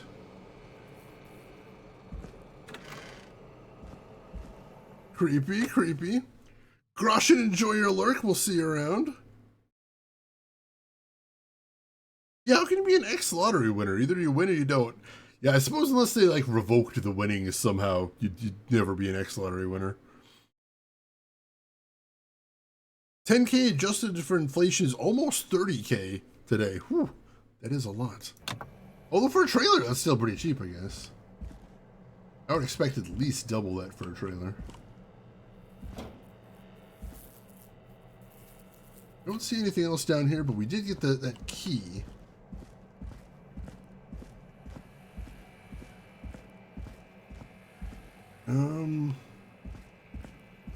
He was for the stairs, I think. I didn't see another door down here. Oh, we can go up here. Alright, that was me. I wonder how the show's going. Question. Gonna search around down here. That one's locked. I think this might be the basement door. There we go. All right. We're back here. And from here we can get back where we need to be. Whew. And we did get the record. We can play the request now. Making creepy rooms creepier. Making sudden spooky noises just to keep everybody on their toes. I know everyone might not necessarily have coffee this morning, so I'm hoping you might be able to make do with sudden shots of adrenaline. Such a good song, folks. And now for Jesus, Forrest, you've been gone for ages. I thought something had happened. Something did happen. Clive, the janitor, might be Clive, the murderer. What? I'll start from the beginning. The fire door locked behind me, so... 2:40 a.m. We've still got over an hour before the sheriff gets back. Why did you heave that thing all the way up here? Because the basement's creepy as hell, and I don't like standing around down there. Fair. All right, let's run through this again. We have a creepy board you found in a creepy basement, made by our creepy janitor, who you think is the creepy whistling man. Yep. And on the creepy board are the names Chuck Brody, Kim Walker, Rebecca Allen, and Aunt Williams. Correct. And you think one of these people will be the whistling man's, Clive's, next target. That's right. And we've got to find him. You said there are 4 locations listed there too? The hospital, the power station, the gas station, and the trailer park. Clive must think the target is at one of those locations. Forrest, you're gonna have to figure out if any of the potential targets are at one of these locations tonight. Hit the button if you need any help. Alright, so we somehow lugged the entire murder board up here. And now we've got to use it to try and figure out who is next and where they might be at. Alright, so those 4 circled ones are the ones we're looking at. Kim, Rebecca, Chuck, and Aunt Williams. Alright, so let's see. Festival of Disaster, that's in 1972. Let's see. Kim Walker, that was in 84. She's a doctor. That's 3 years ago. Possible Kim Walker is at the hospital.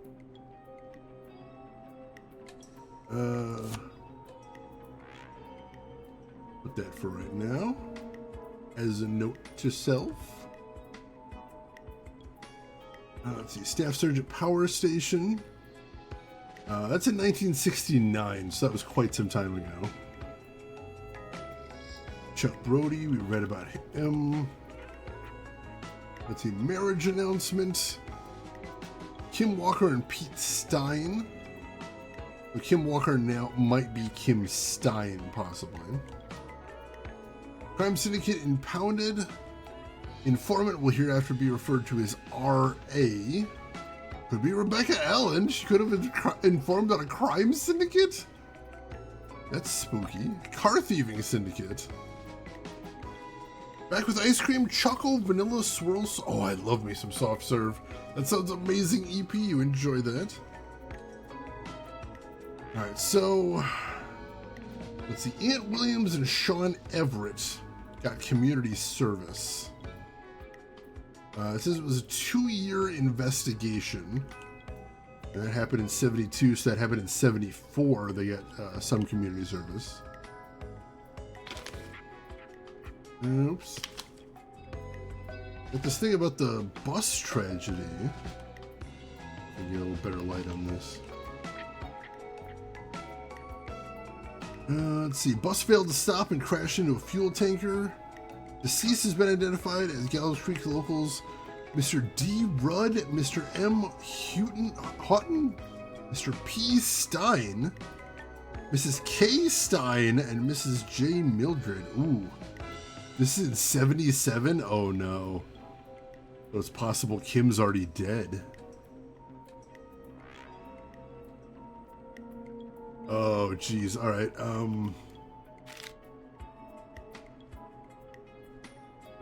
let's see, Kim... Yeah, so Kim Walker got married.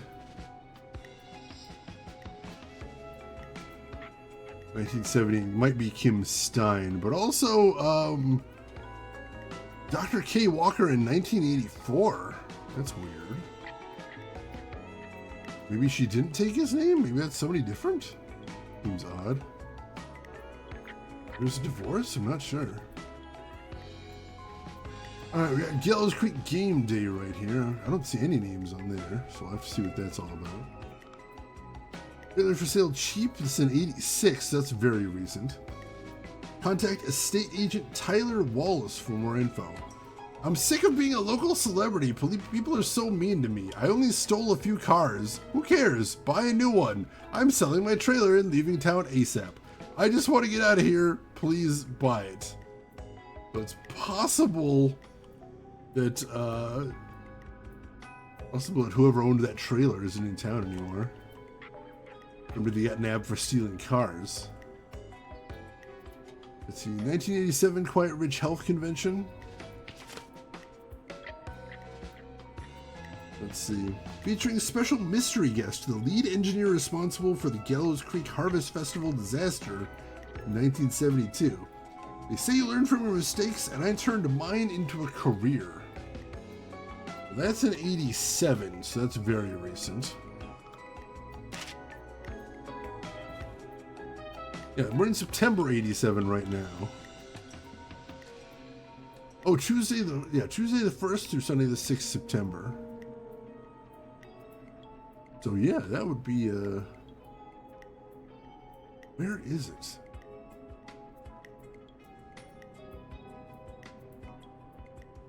Let's see where it is. Interesting. The title, that headline is not great. Bought yourself a watermelon? Oh man, I'm gonna take a quick look at that right now, as a matter of fact. Because that sounds very tasty. Let's see what we got here. Ooh, wow, that is a massive watermelon, holy shit. I hope it is perfect on the inside. Also, I noticed I didn't have a category. I'm gonna go ahead and put that in right now. I hope you enjoy the heck out of that. That looks delicious. Alright, is your car safe? Sheriff Matthews warned citizens to be on the lookout for suspicious behavior after multiple car thefts. A crime wave of 70 will be stopped, I can assure you. Let's see, 1986, 24-hour gas station bought by local ex-lottery winner. Christine's Gas and Repair has been sold to a man who won the lottery 14 years ago. New owner claims it will keep me busy on an evening. He's asked to remain anonymous. Also, Diary of a Car Thief. That photo looks very familiar. So yeah, Rebecca Allen was the car thief.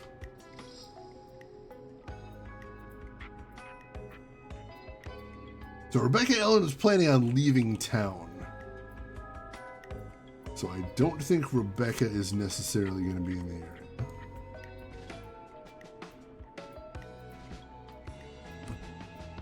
There we go. What else we got here? Yeah, that was November 3rd, 1986. Oh no, so she said she was leaving town in... Unless that's somebody different, I suppose. Oh, it says he has asked to remain anonymous. Alright, so that's not her. Interesting. Alright. Put this back then. This one's tough. Get them in a popsicle excise and free. Oh, frozen watermelon is delicious. Alright, February 11th of this year, infamous author of the tell-all book Diary of a Car Thief moves out of Gallows Creek for a new life in the big city. She stole her cars and then she stole her time and money, said our reviewer Jim Randy last year. Alright, so, yeah, Kim doesn't seem to be in town. Or Rebecca Allen, sorry, doesn't seem to be in town. Alright. Rebecca's in Manhattan, so she's not going to be around today. Alright, that narrows that down.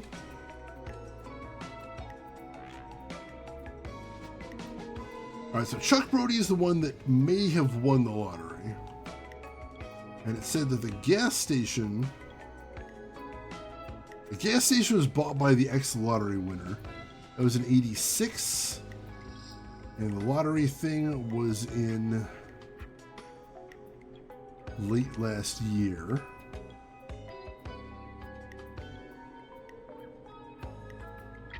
That kind of works, I think. That would be close. So the disaster was 14 years ago. The actual lotto was... Let's say how far after that. It just says late last year. Close. It's close.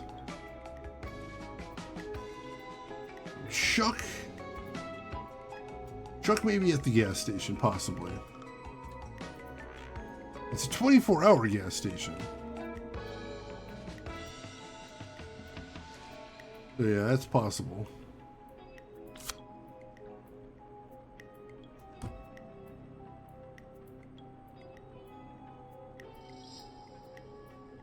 It says the local Dr. K. Walker, but also we've got reason to believe that Kim Walker died. We've got Kim Walker got married in 1970. And the bus tragedy happened in 77. And a Mr. P. Stein and Miss K. Stein died.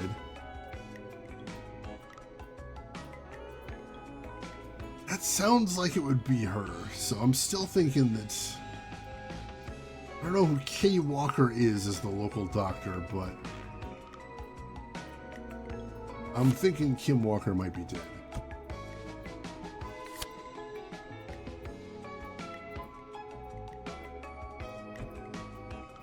Alright, so that just leaves Aunt Williams. We still gotta figure him out. Like, this nod emote is gonna haunt my dreams. That's adorable. I like that. S tier way to serve watermelon. Delicious, delicious. Oh, no, you don't. Oh, no. Unfortunate. Alright, so we gotta figure out where Aunt Williams would be. But we know that... Let's see, that's in 1969 they were hiring people at the power station.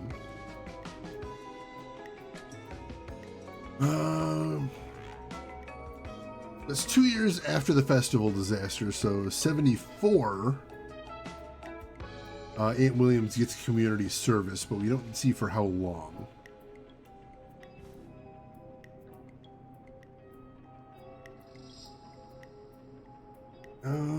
What is this supposed to be? Is there something on the back of this? I haven't checked the back of any of these.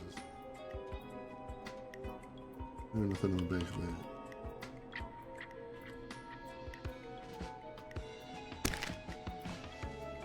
that. Alright.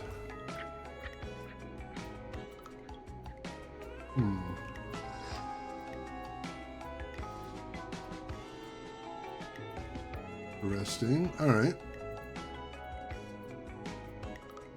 Trailer for sale right there. Only stole a few cars. Who cares? Buy a new one. Interesting. Health and Safety Convention. That's going on right now. Special mystery guest, the lead engineer responsible for the Gallows Creek Harvest Festival in 1972. And that is happening this week. And it said, let's see, who got dinged for that? Alright, Aunt Williams was the lead engineer. Alright, so Aunt Williams is going to be at the Health and Safety Convention, but it doesn't say where it is.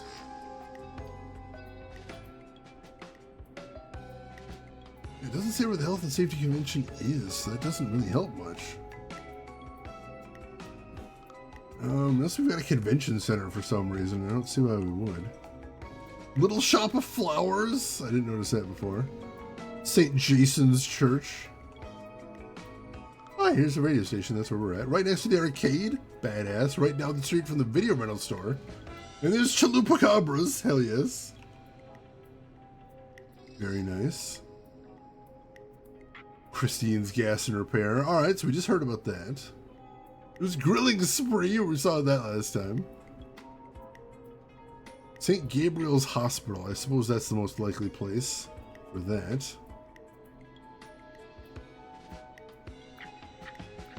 Alright. I guess a convention's either going to be at the hospital or at the inn. That could be it as well, right? Oh, I wish we had more information about that. Hey, Tonda, welcome in. How are you doing today, Tonda? How's everything going with you? And what have you been playing recently? I'd love to hear.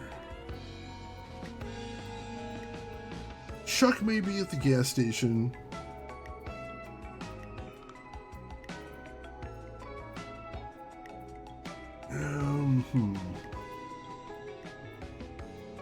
Oh no, it says this is in Quiet Ridge, so he's out of town.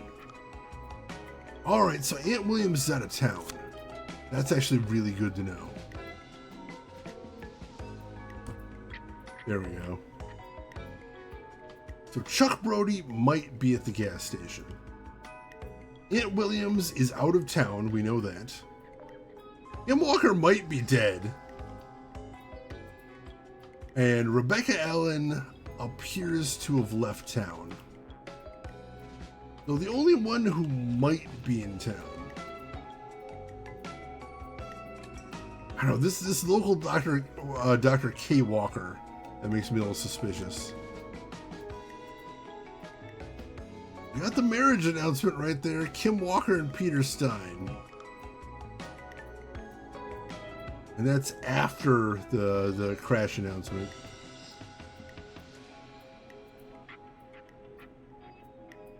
Gallows Creek locals, Mr. P. Stein, Mrs. K. Stein. And that's in 1970, and the crash is in 77. But then local Dr. K. Walker recommends all locals get their flu shot. Oh, that's tricky.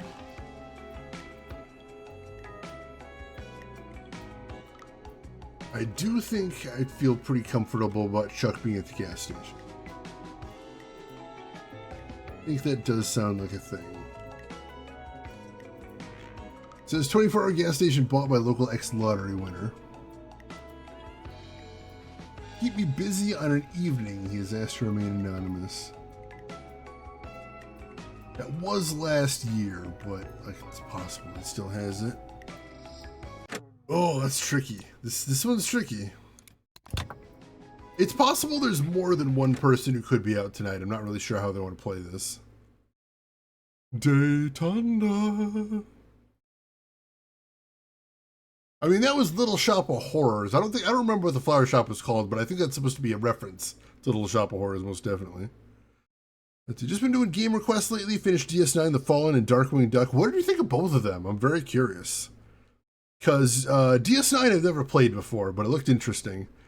And Darkwing Duck, if you're playing the NES one, that was actually a game I played as a kid, but never got very far in it. Found it very challenging. Fallen, I only finished Cisco's story, but I plan to do the other soon. Nice, nice. Yeah, it's so weird they call him an ex-lottery winner. I don't know why they're doing that. But yeah, I'm liking this one. It's challenging, it's funny, it's very unique. Just a very, very unique experience, and you know my feelings about unique games. I do enjoy those, and this one's a ton of fun. I'm glad to be playing it. Alright, so we're gonna have to decide how we want to do this. Alright, so I think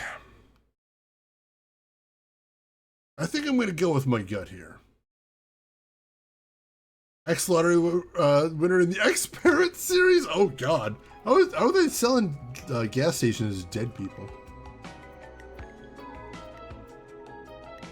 Alright, so I think Kim Walker did die in the bus crash. Especially because they got the Mr. and Mrs. there. That's just too much of a coincidence to look at. We've got this K. Walker right here, but that K could mean anything, I suppose. So yeah, if we assume that Kim Walker is dead after she changed her name to Kim Stein after she got married, then the only person who's going to be somewhere is Chuck Brody is going to be at the gas station tonight. Because Chuck got injured in the festival disaster. And then he got a winning lottery ticket and then ended up using his winnings to buy the gas station instead of keeping busy in the evenings. All right, I think we've got our answer there. Poland is pretty cool. Fun use the tricorder. Fun gameplay. Darkwing Duck was solid. Really enjoyed it. Forza Horizon 6. Nice. And Mouse PI. I've seen a lot of people really enjoying that one these days. My current off-stream game is Death Stranding 2. I'm told I'm in the final rush for that one. I used rush lightly because I'm very much taking my time with that game. Trying to get as much optional stuff as I can. I 100%ed the first Death Stranding. I don't know for sure if I'm going to do it for this one, but I am enjoying it a lot. All right, let's do this. How's it going? I'm ready, Peggy. Are you sure? We've only got one shot at this. I'm sure. Let's do this. Okay, name first. Who do you think the target is? Chuck Brody. And where will I find them? The gas station. Okay, I'm dialing. One moment. All right.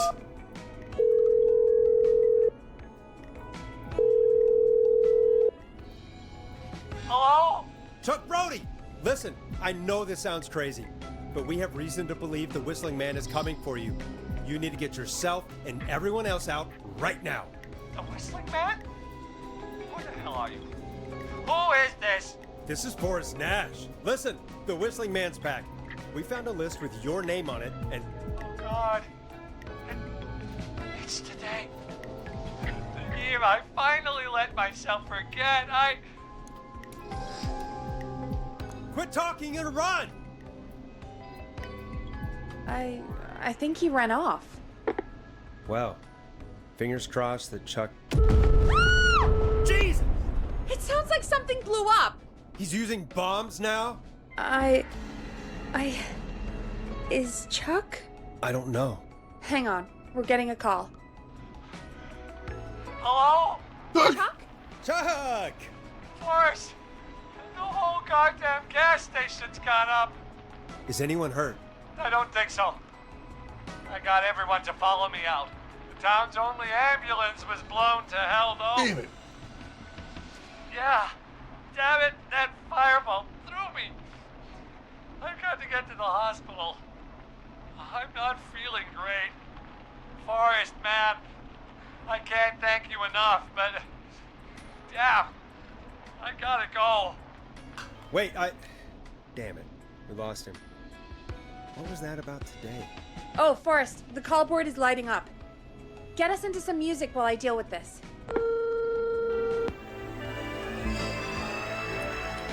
Here's some music while we regroup here on KFAM 189.16, The Stream. Ooh, all right. Another successful rescue, though just barely there. Holy crap. As long as you insert the occasional Daytonda. This is your brain rent free. Excellent, excellent. Ooh, so we were right. Chuck was the target. We did manage to get him out there, but you notice how many of the callers have said really suspicious stuff? Like, what was he saying about today? The 1 year I let myself forget.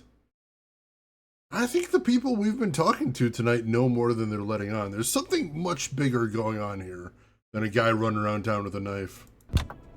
I'm concerned.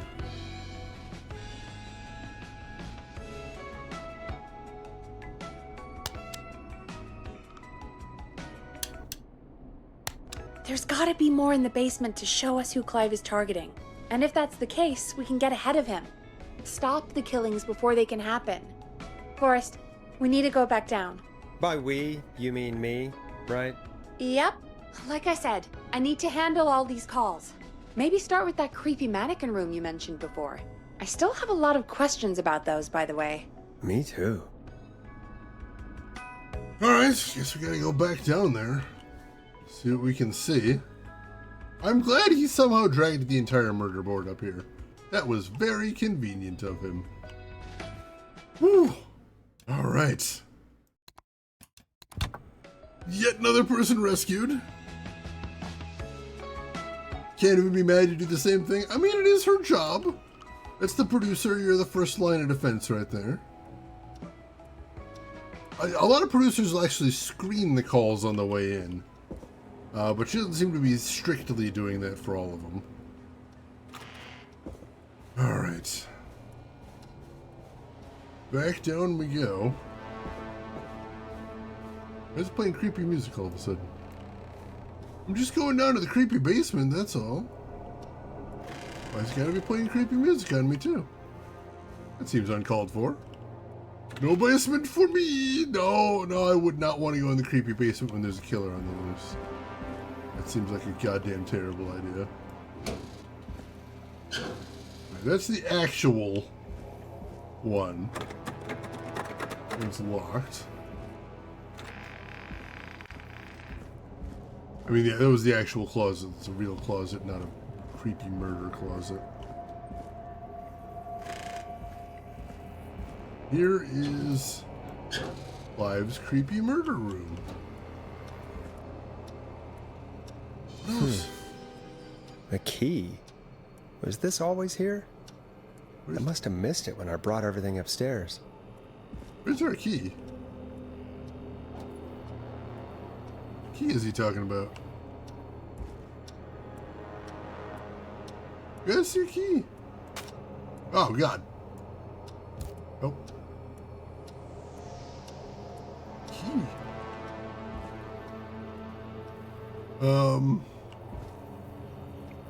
Hello? Oh, there. Oh, there's a hole in the wall. Basement storage. Range. Hopefully that was there before, because otherwise that means, not alone. Kind of worst case scenario. Let's find what basement storage is. Did see some locked doors down here, like this one.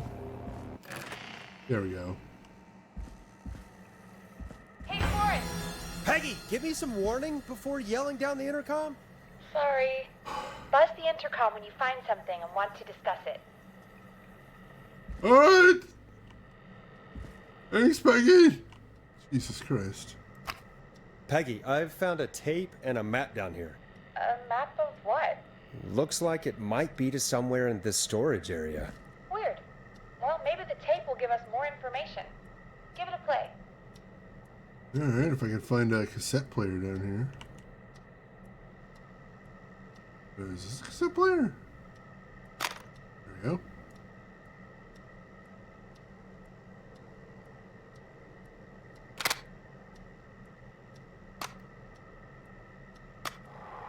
George Barrow, 1968. That's when this all began for me. Follow the maps, find the tapes. I'll be waiting. Wait, George Barrow? We all heard that he drowned after a night out drinking. Was it actually Clive? Has Clive really been the whistling man for that long? He says I need to follow the maps and find the tapes. I guess that's what this map is about. I think we need to see what else is hidden down here. Be careful, Forrest. Keep looking. Buzz the intercom when you found something. Alright. Storm Riders live. Get ready, Gallows Creek. Alright. Very dark down here. You're referring to one of these? Oh no. I think it is.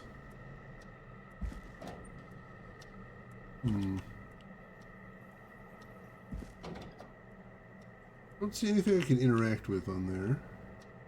Maybe not. Anything I can interact with in there. Close that up since it seems to want to close. And I can interact with them there.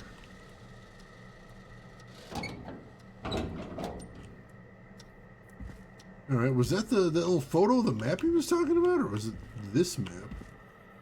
Wait, is this oh, it's the intercom. Alright. Little Gallows Creek legend right there. I don't think I remember seeing that on the original map, but there might have been something in front of it. Alright.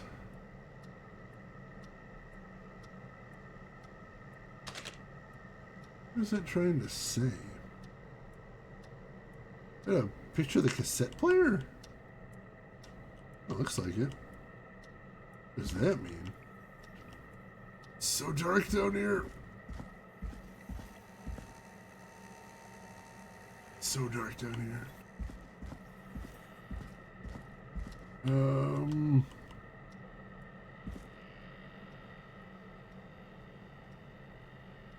I mean, that's a shelf. I don't think that's this one. There's no box on the bottom shelf.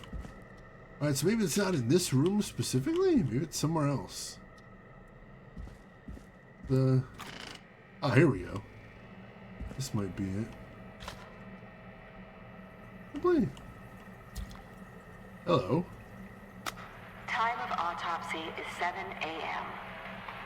Cause of death is asphyxiation from drowning. The degree of rigor mortis indicates that the subject has been deceased for 5 hours. That puts the time of death... What does that mean? Creepy Station Archive? What is this?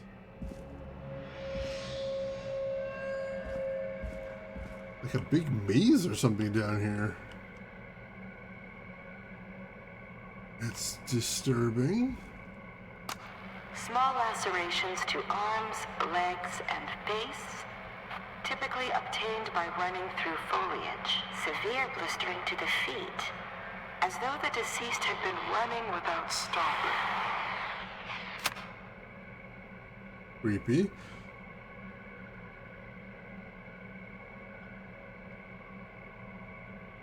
So we got out of the basement. Then we went back down there to try and find out more information about Clive, because we're worried that Clive is the killer. And we have found more stuff, including something that appears to have been set up by Clive for someone to find. But we're hoping we can get out ahead of this and maybe warn his victims before he gets to them. That might save somebody here. It's so dark in here. Really can't see here. Or if I'm supposed to be able to see.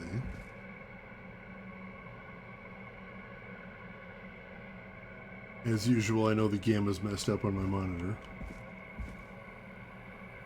I don't remember what the photograph looked like. I could bring it in here with me if I need to.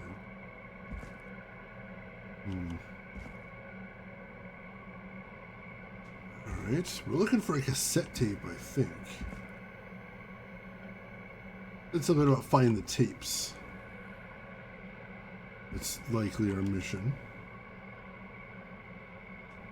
Oh, there's 2 players there, too. Or tape players, yeah. I don't think those are strictly the ones he meant, though. I'm lost. Hang on. And now we're back over here. We didn't open this drawer. Oh, hello. We got here. Oh, another clue. Interesting. This looks useful. All right. Town of Gallows Creek in, let's see. Raided by Sheriff J. Matthews. Complaint's name, Miss Sandra Sharp. Received by telephone call. Let's see. Date and time assigned, 1963. At 4 a.m., a call was received from a jogger, a Miss Sandra Sharp, reporting that a body had been found up in the reservoir. I drove out to investigate and was able to identify the body at the scene as that of George Barrow. I contacted the coroner's office and then the boy's parents. They informed me that they had not seen him since 7 p.m. on the 2nd. Alright, so that's the day before. Alright, interesting. What does that mean? Forrest ends up with a secret twin? Oh god, that'd be concerning. Small laceration. Alright, now we heard that one.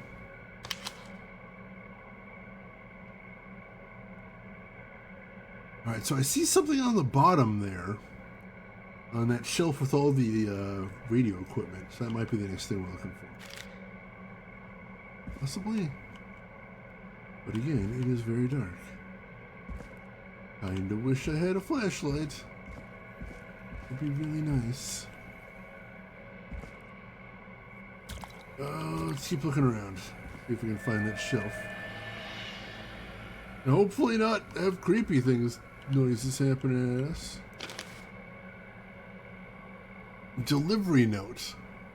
This would have been yesterday, I think. Shipping from Starling Security. Security Alarm Model 4000. Supervisor C. Atkins. Internal order number 58443. Delivery method van. Let's see. Delivery method St. Gabriel's Hospital. Delivered and installed. Christine's Gas and Repair. Delivered and installed. Roller Ricky's Roller Rink. Delivered and installed. Woodside Apartments. Delivered, unable to install, require new parts. New installation date 17th of September. And KFAM Radio Station. Delivered, not installed. Client opted for manual installation. Employee Jamie Mocker. Interesting. So very recently, the roller rink, the gas station, which doesn't exist anymore, and the hospital got a new security system. The Model 4000, which Roller Ricky was talking about before. Might be worth knowing for later. In here? Don't see anything there.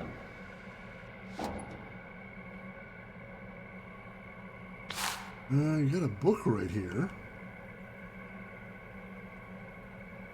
System overview.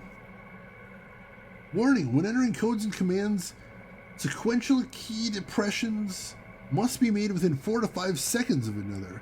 If 4 to 5 seconds elapse without a key depression, the entry will be aborted and must be repeated from the beginning. Be sure to observe this precaution when performing any of the procedures to this manual.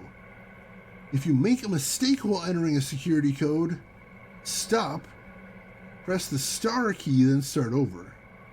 If you stop in the middle while entering a code and then immediately start the entry over, an erroneous code might be entered. Alright, our state-of-the-art security system uses a 6-digit code system. Simply enter the code into the keypad and feel total peace of mind. Starling Security Alarm 4000 comes with a range of features. The default codes for these features are listed below. Note, please change these codes immediately to prevent unwanted entry. With the maintenance call code, alarm test, warning this will set off all security measures. Alarm test deactivation and entry code. Those might be useful to know. Alright. Let's hang on to that for now. That feels important. That does feel a bit important. Can't open any of those. Yeah, Auntie would never put up with this. Auntie would help us out if he was here. Where's Auntie? In our hour of need, Auntie! Auntie, where'd you go? Sandra the Jazz Jogger! Oh man, Sandra. I hope she's still safe. We did manage to get her to escape. Time of autopsy. I've heard that one before. Oh, Sandra. Right, so I need a shelf with some radio equipment on it. You know what it looks like? Need to find something that matches, I assume. Maybe that's what we're doing here. I think so, possibly. I haven't actually found many of these tapes yet. Found little tape players, maybe that's what I'm looking for. Possibly. Box of something there, but not what we're looking for, I don't think. Plywood there? If I can move that aside. Oh god, there's more back here. Hello. Wait, what is that? Something back there with a bunch of equipment in it. I want to get in there. Here we go. What is this?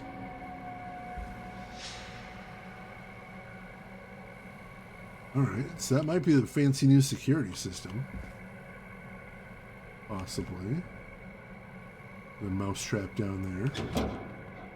In this cabinet? Yes, as a matter of fact.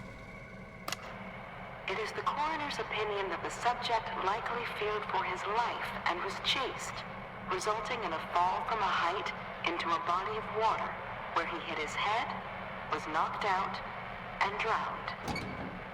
Following that, he was moved. Dr. Sullivan, we need to have a talk. Is that recording? Shut it off. So it sounds like he died accidentally, although he was being chased, or believed he was being chased. But then the body was moved post-mortem? What the hell did that?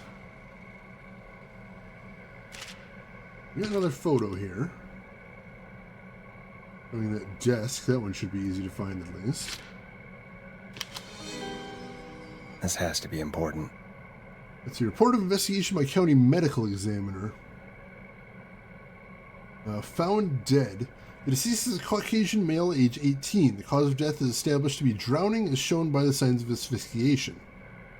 Abrasions were found on the knuckles, likely from getting into fights in the past. Matches with known history of the deceased being aggressive. No other injuries were observed, and from the coroner's opinion, there is no evidence of foul play. Additionally, the preliminary toxicology report indicates the deceased had a high level of alcohol in their blood.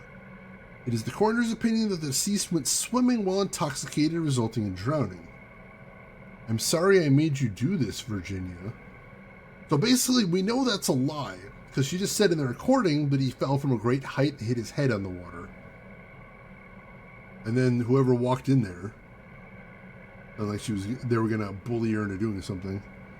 Virginia Sullivan is the coroner, but somebody forced her to falsify that record. What does that mean?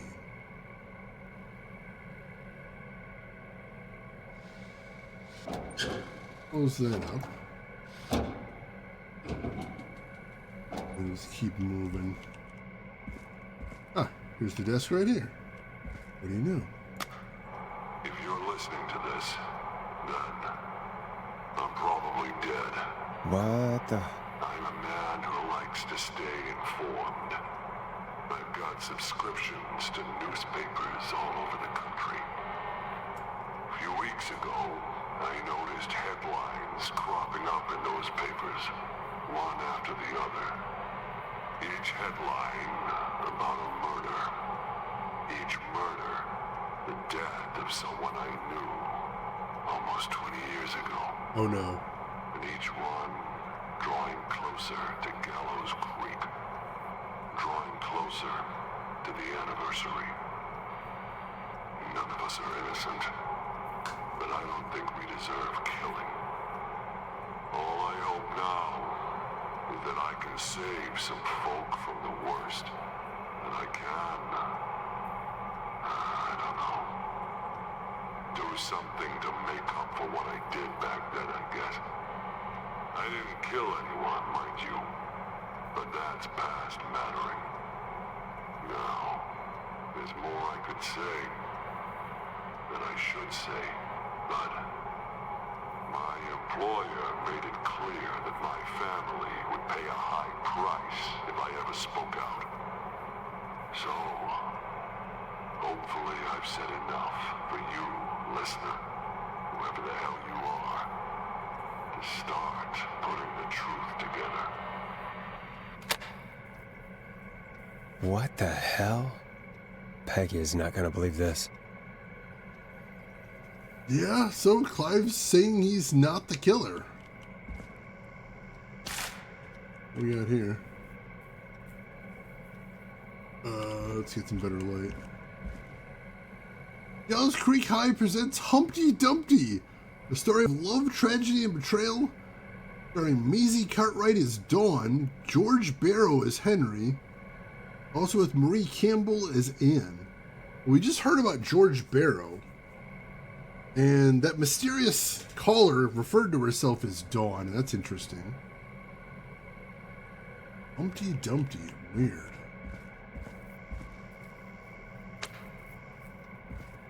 Alright. Anything else to see up here? We'll check the drawers.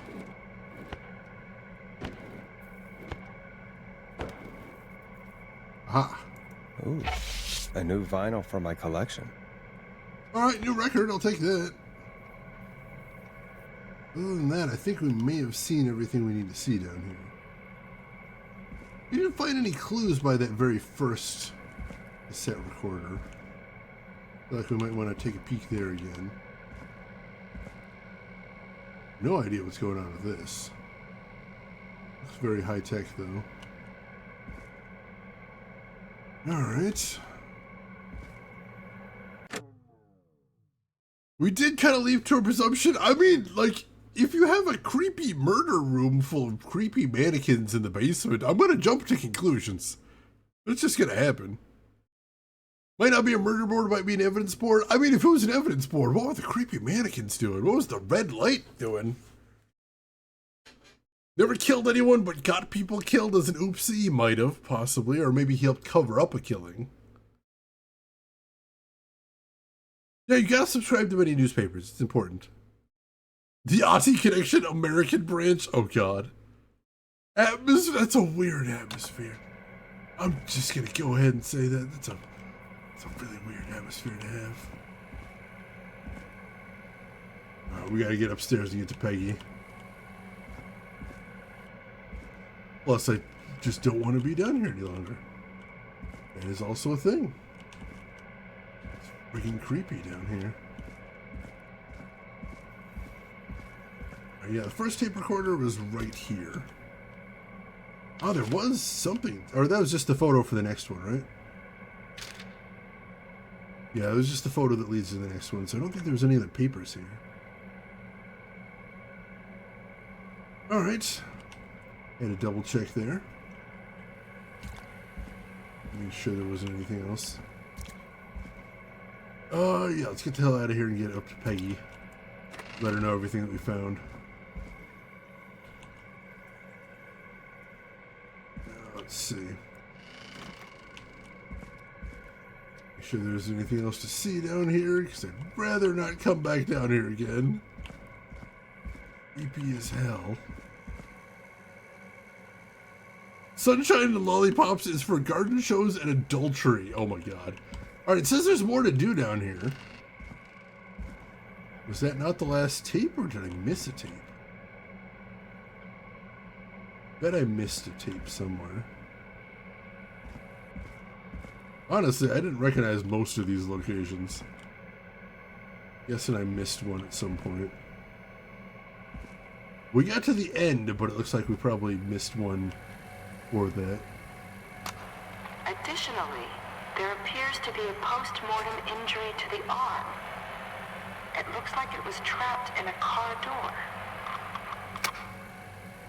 We didn't hear that one before. That one's new.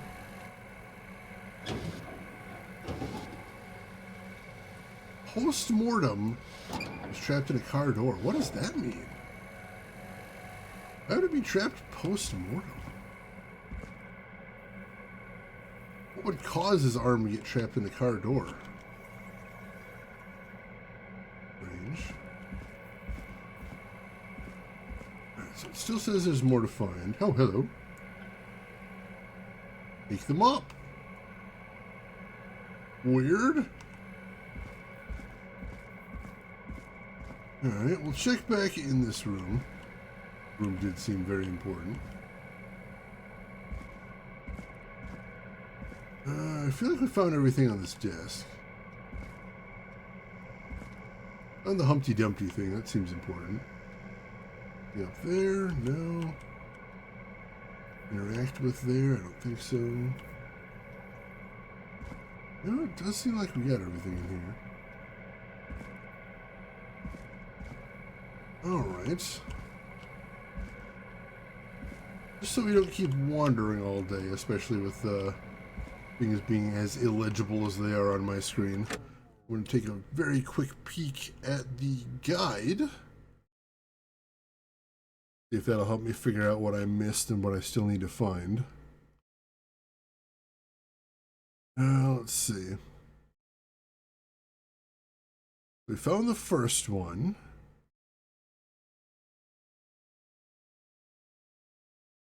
Let's see, yeah, we found the second one then, so we're good there.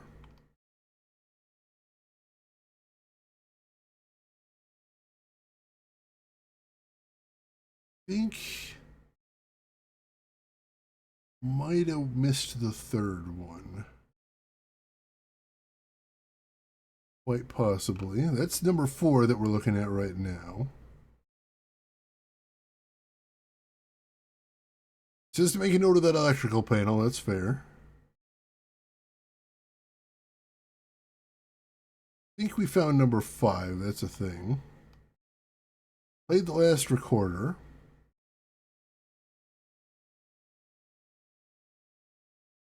And we found the delivery note and the user manual.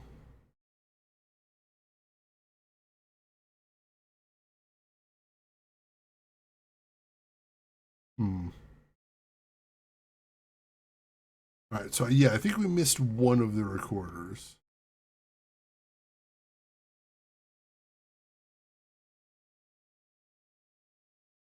Alright, let's see if we can find that now.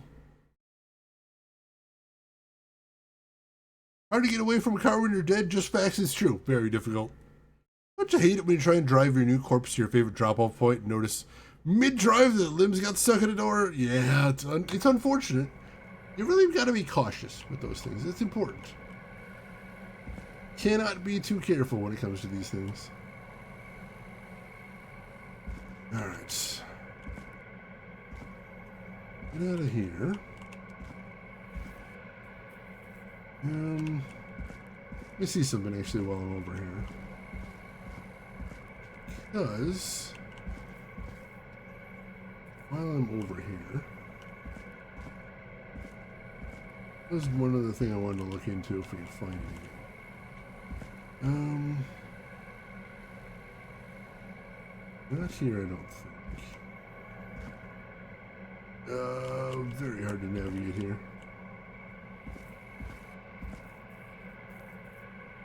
Right. Flickering light is not helping things, let me tell you.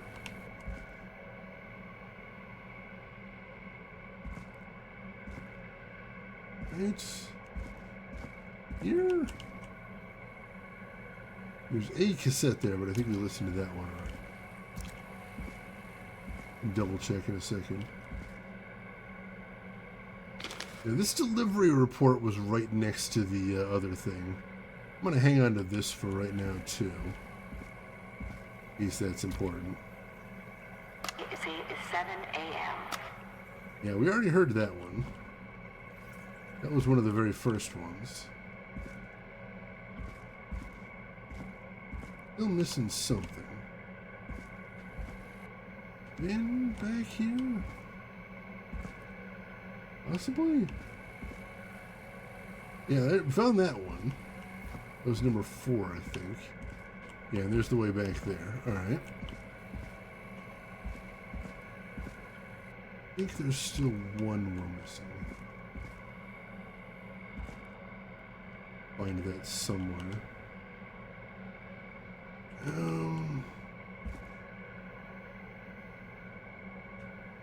So hard to tell in here. So dark, so cramped.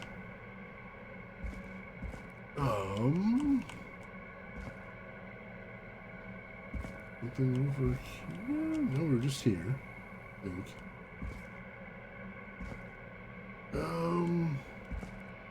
I found that one. Apparently avocado and banana share a protein chain, so I get a free pass for the avocado to scale. Ooh. Huh. I never knew that. So you've got a cousin of the banana for scale. That works. That's handy. Alright, so let's see, we're at that one.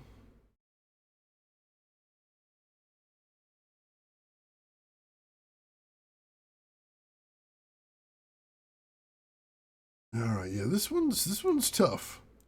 This one's tough. We must have skipped past it somehow.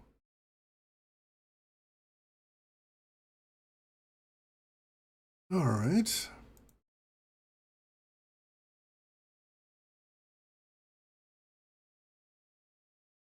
Yeah, let's see. Let's try this again.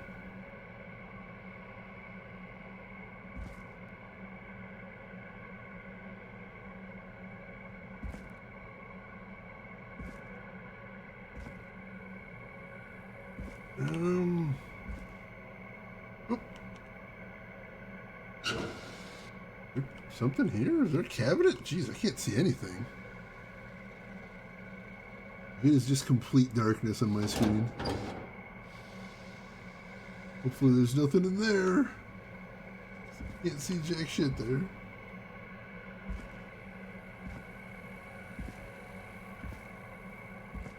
Saw a red light over here. It's just for that. Got all excited for a second there. Alright. Trying to crouch down to see if maybe there was somewhere we could get to before that we couldn't because of crouching? Not sure. Running a little short on ideas here.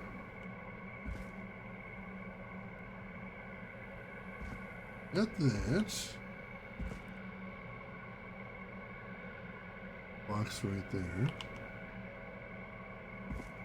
Oh, it's so dark. In a sec. Can't wait to bring that up at my next dinner with friends. You should.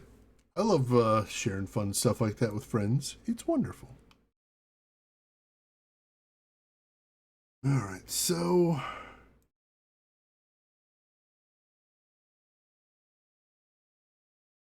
Man, it looks so much brighter in the pictures. Can I turn up the gamma just a little bit? Might be nice. And turn up the brightness a little bit. Turn it up to 60, see if that helps any. Oh, very dark. Can't move past that box. Couple of speakers right there.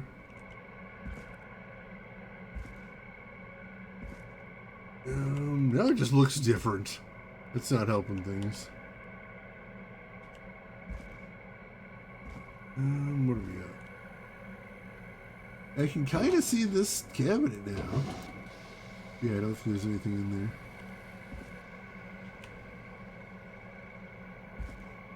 there. Alright. Nothing over there. Back to this box again. And over this way. The cabinet shutting on its own behind me. Alright, let me see if I can navigate based on this. Trying to see if this guide can give me a hand at all, because that would be really nice.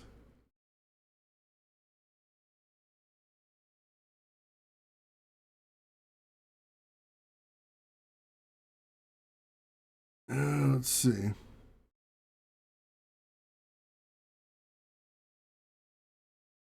Very tricky here. Alright, so this one is number 4. I think we should be not super far from whichever one we missed.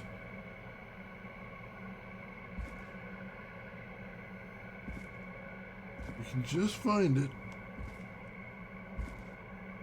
Oh! I do see a red light there. I think this is the one.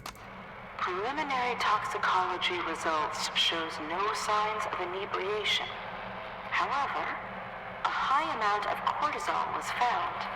indicating elevated levels of stress in the immediate moments before death. So even though the autopsy report says he was inebriated at the time of death, the actual recording from the doctor says there was none found in his system. So yeah, somebody had the record falsified. What does that mean? More to do? There's still more to do down here. What is there left to do? Do I have to call? Do I have to use the intercom, maybe? What have you found, Forrest? It's an autopsy tape. Doesn't say for who, but I think it must be for George. Poor George. He was so young. Something's bugging me, Peggy. What do you mean? I swear I recognize the voice of the woman talking on the tape. I just can't place it. Seriously? Do you think you've met her before? I don't know. I mean, I just got here recently. I don't know. Found another tape. It talks more about how George died. What did it say? It sounds like he was running for his life. Sprinting through trees and bushes, getting cut up all over. What would drive someone to do that? I'm not sure yet. There's also a tape about a toxicology report. There were no signs of drinking or that he was on anything. What? But everyone said he went swimming drunk and drowned. It was in the newspaper and everything. I found a written autopsy report. What does it say? According to that, it's just like you said at the start. George drowned after getting drunk. Said he liked to fight, too. But that contradicts the tape. I know. And I think I know why. There's a note with the report that says, "I'm sorry I made you do this, Virginia." If it was on the autopsy report, then Virginia must be our coroner. Wait, the caller from earlier, when we had to call the takeout restaurants, wasn't her name Virginia? We need to call her back once we finish down here. It looks like she might know something about what's going on. I found a tape that introduces a new detail to the story. Post-mortem injury. Apparently, his arm got caught in a car door. A car door? Yeah, after he died. How do you suppose they can tell? How can they tell? I'm a radio producer, not a coroner. The written report I found doesn't mention it at all. How did his arm get trapped in a car door after he died? Unless he got it when the police collected his body, I guess someone else must have moved him after he was dead to where he was eventually found. But the report, what is going on here? I found a police report. Mentions a friend from earlier, Sandra Sharp. Sandra. The jazz runner? That's right. She found George's body washed up at the reservoir. The reservoir? Yeah? What's strange about that? George got cuts from running through foliage, right? But there's no forest around there. Also, how did it wash up at the reservoir? What do you mean? Reservoirs don't have tides. But that's what the police report said. It's not possible, though. I did a school project on reservoirs and got an A. But, yeah, not important right now. The important thing is that it doesn't make sense. What are you suggesting, then? That the body was originally found somewhere other than what the report suggests? That the sheriff tried to cover it up, but accidentally let something slip? Something like that. I think. Well, Sheriff Matthews wrote the report. If he hadn't been eviscerated, we could have asked him. True. But Sandra is still alive? Once we're done down here, we should give her a call. In another tape, the coroner comes to the same conclusion as I did. George was running from something. Maybe an animal? Maybe, but then there's this next bit, where the coroner thinks he was moved post-death. So she agrees with us. At the end of the tape, someone burst in and demanded Virginia stop recording. I think it was Clive. This is starting to make sense now. This is a conspiracy to cover up what happened to George. I think I found Clive's last recording. I think Clive might be gone. Gone? I found a confession. Not for any killings, but for playing a part in covering up George's death. He left this behind in case he died. He hoped someone would find it.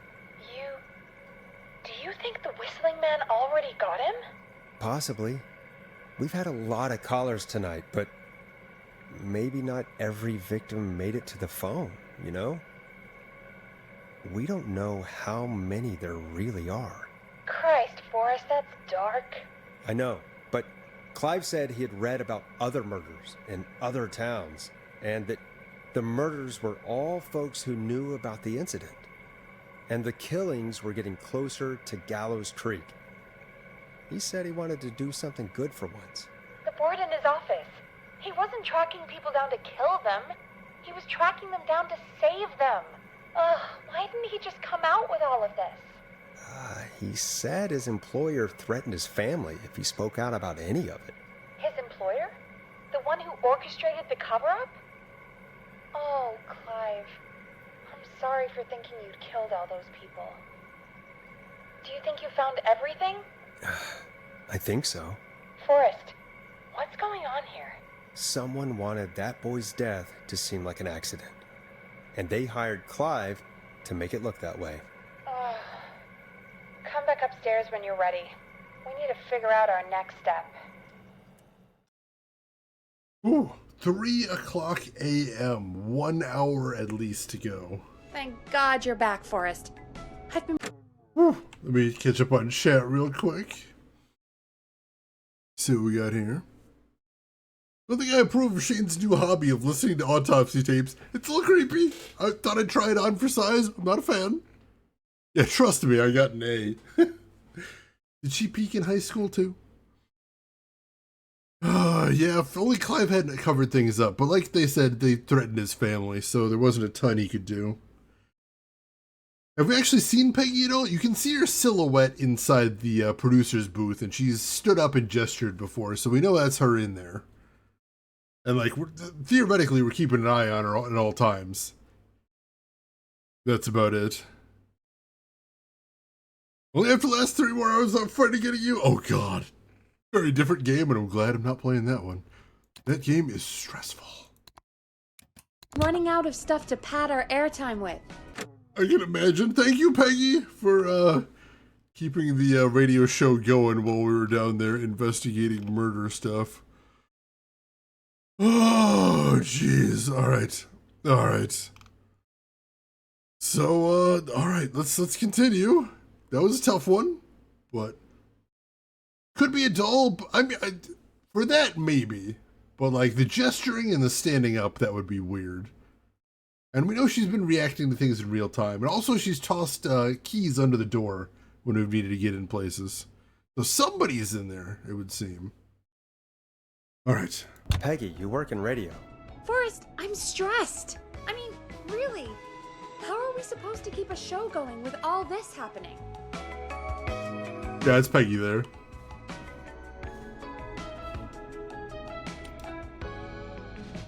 This is our job, Peggy. We gotta do it. You're right. So, what's the plan now? I think we should call Virginia back. All right, I'll get her on the line. Okay, Forrest, shut the music off. All right. Hello again, Gallows Creek. This is Forrest Nash. We're circling closer to the truth behind tonight's events. To this end, we're calling back one of our earlier callers, Virginia Sullivan.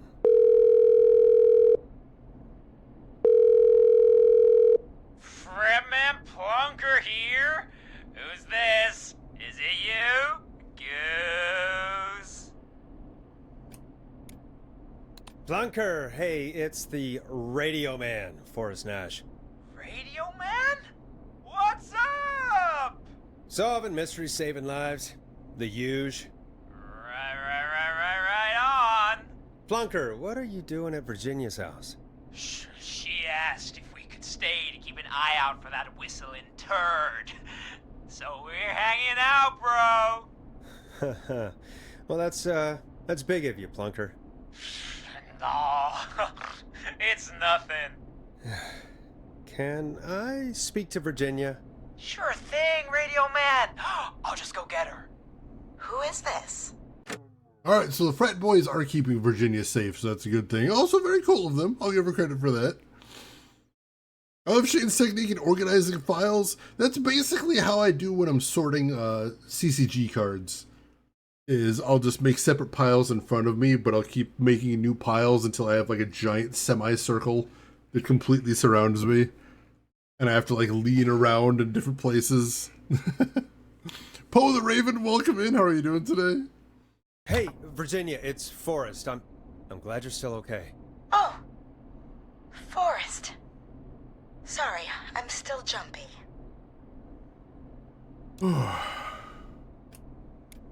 Don't be sorry. You've been through a lot.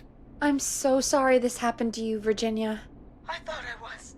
I thought... Easy. We're not calling to talk about earlier. We're calling because we think you can help us understand why this is happening tonight. Me? What would I know? Does the name Clive mean anything to you? Clive? No. I don't know that name. What are you asking about this for? You mentioned that name earlier when you called us the first time.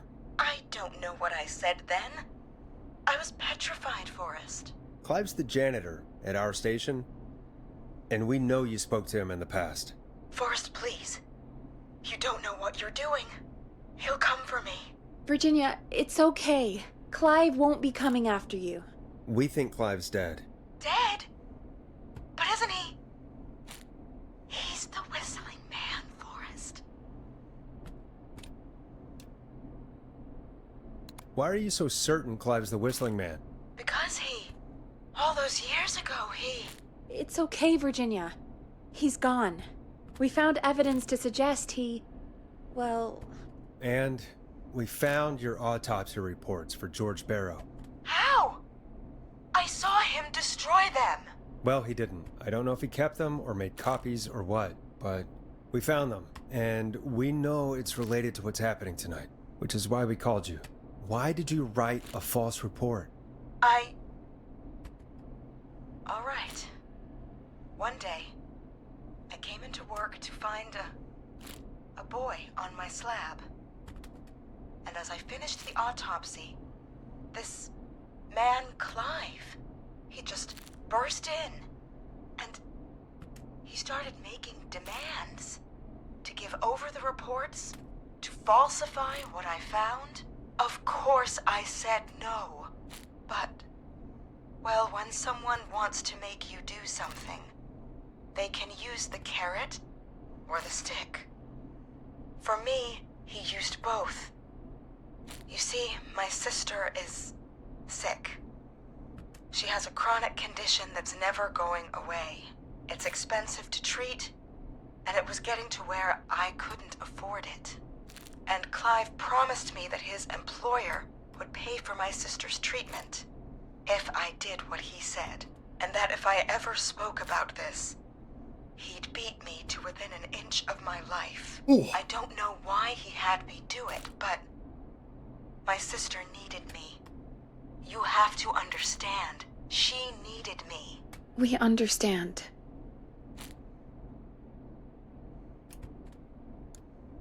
Thank you, Virginia. That was brave. God, I just want this nightmare to end. This will help end it, Virginia. Thank you. Stay safe, Virginia.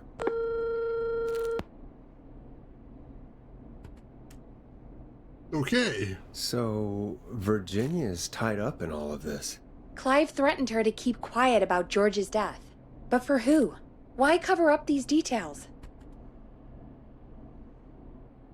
Well, we know Sandra was involved in George's death.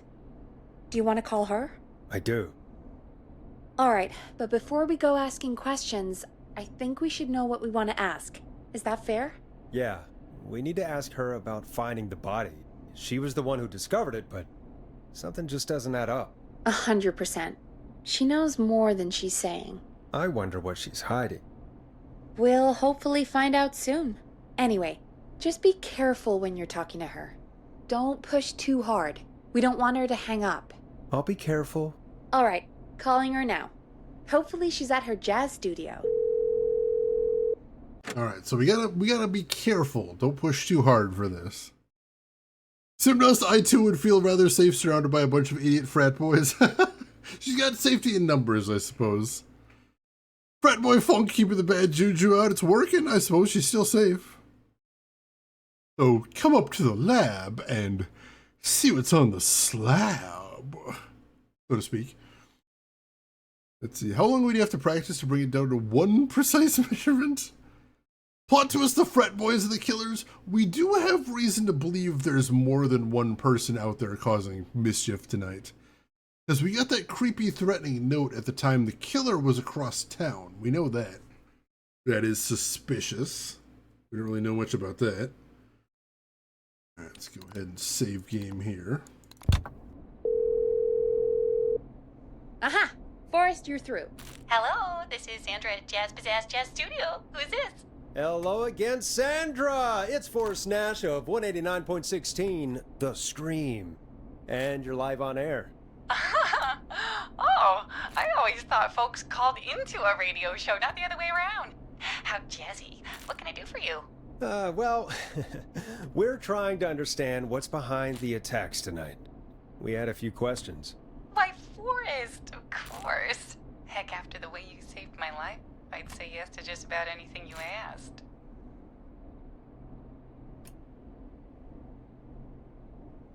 Really? Well, that sounds nice.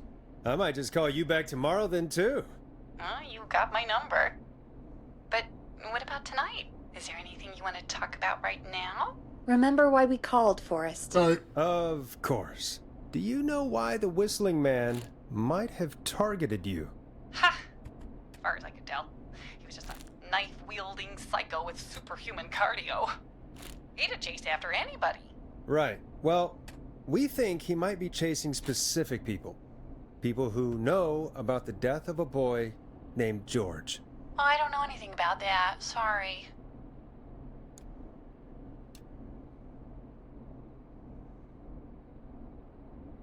Sandra, we know you found George's body. We have the police report.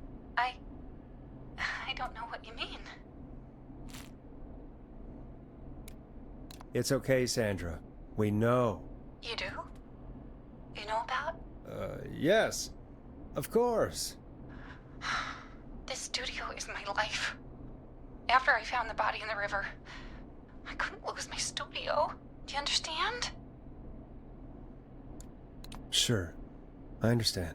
When the rent just kept going up, he said he'd stop if I just needed to keep quiet. And everything would be okay.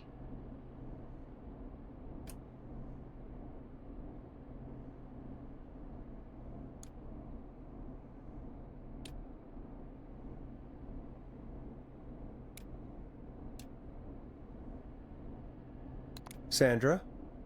Who was he? He said, if I told everyone I found the kid in the reservoir instead of the river,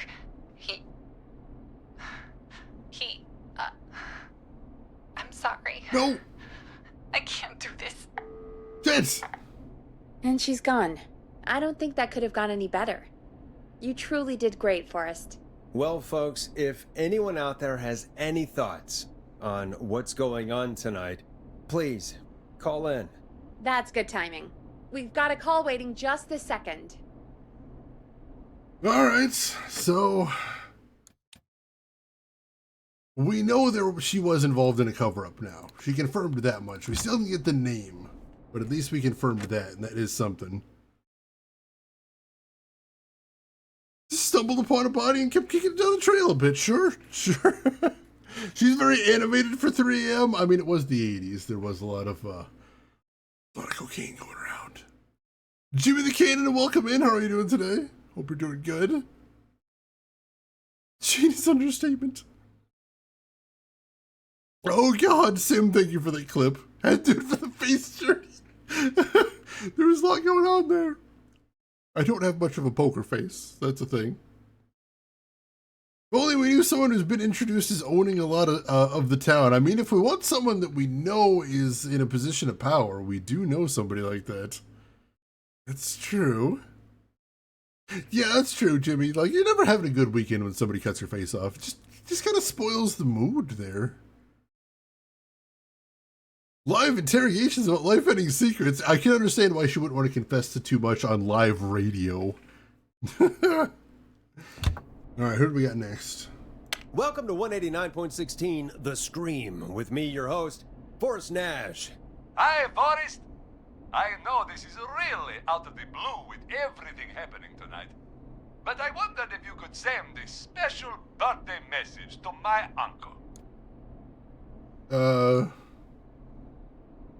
You want to do that now? Really? Why? Of course now. It's his birthday. I won't have a chance to do it again until next year. May as well, Forrest.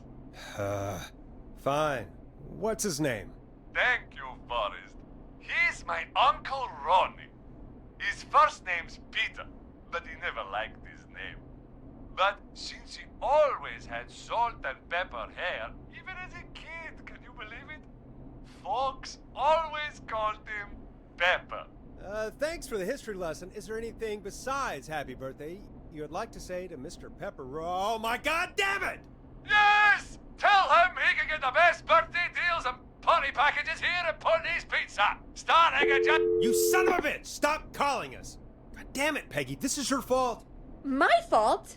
I said I didn't want to do it. Don't blame me because Brian Ponte can't control himself. Don't worry, we've already got another caller on the line. Just pick it up, okay? Ponte!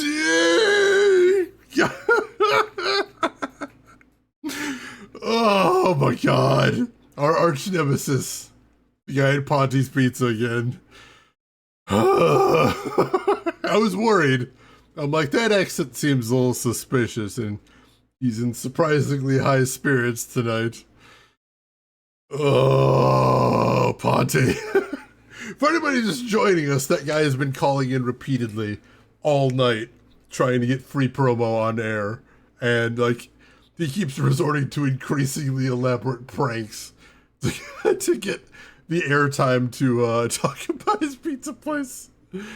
Oh, get Ponted! Oh god, he's too diabolical. He's too clever. He's too determined. Uncle Pepperoni. God damn it! I love our character just losing his fucking mind at the end there. That was amazing. Ponte never sleeps. Oh, god damn it, Ponte. I mean, it's pretty good PR until the station bans his actual advertisements. I mean, if I was listening to the station, I heard him constantly pranking the DJ, I'll admit I would be very entertained. That is the thing. But I am the DJ, so go to hell, Ponte. You and your entire clan and your pizza place. As reasonable as your prices may be. It's like Pink Panther and Bugs Bunny had a pizza hustler baby. It's true. I'll never be free of him. Oh my god. I feel like after this they should really do some kind of contractual. Oh my god. That would be funny if any of the advertising cassettes was Ponte's as well. God damn it. This is 189.16 The Scream. I'm Forrest Nash. You're on the air, caller.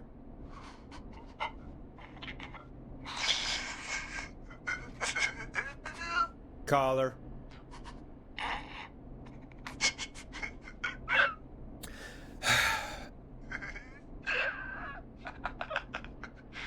Ponte? Ponte's Pizza always delivers! Come rain or sleet or whistling man, we'll be there!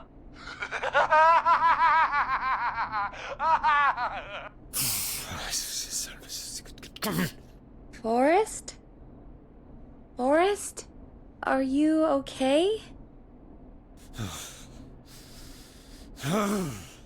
Forrest?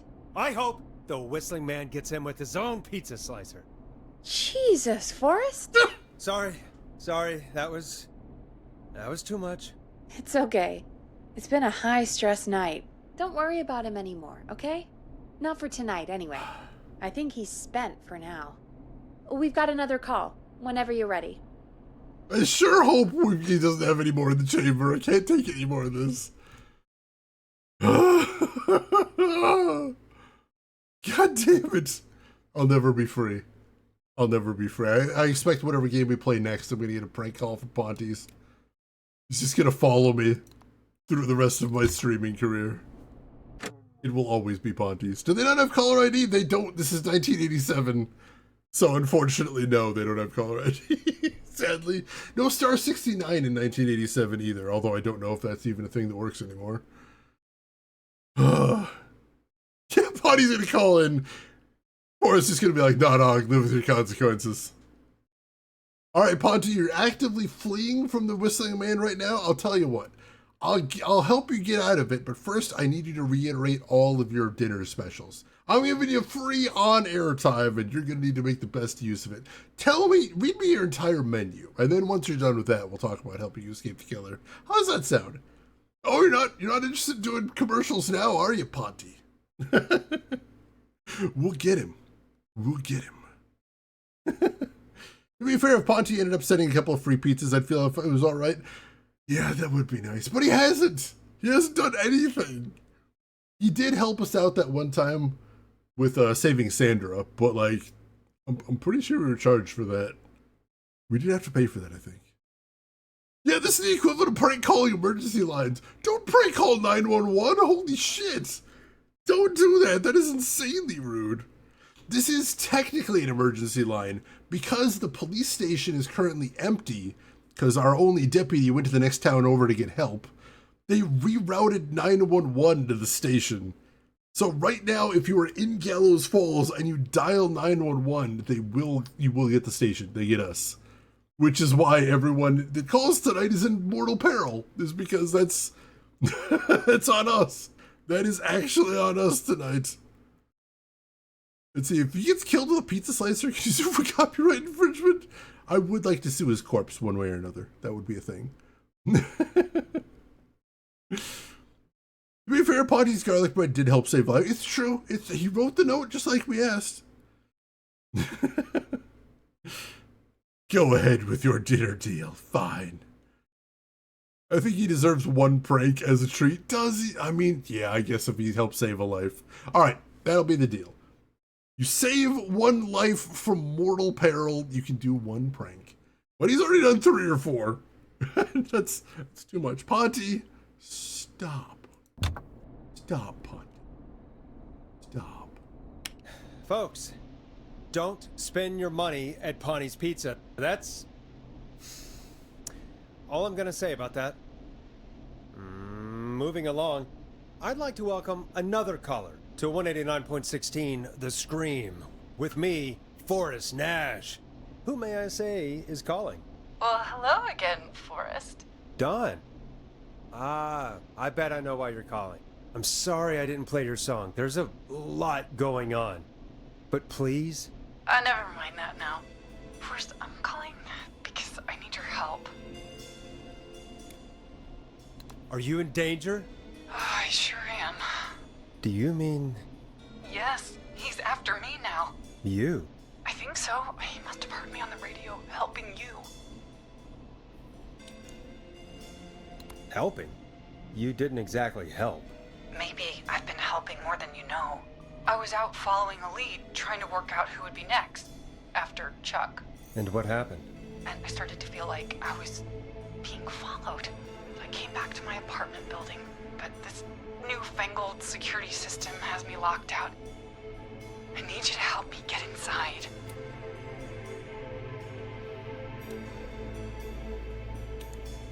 Don't you have a key to get in? Only for the apartment door.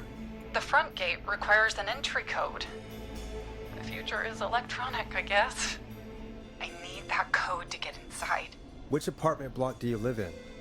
Maybe one of our listeners lives there too. It's the new Woodside apartment building between the town hall and the trailer park. But I doubt any of your listeners live there. I don't have many neighbors. Sounds like a prime piece of real estate. The sound really carries at night. Shit.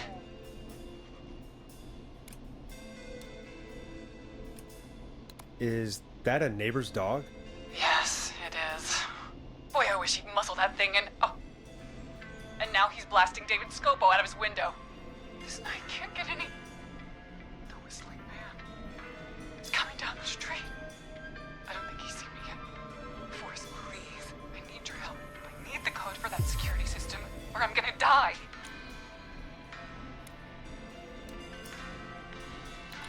What's the name of the security system?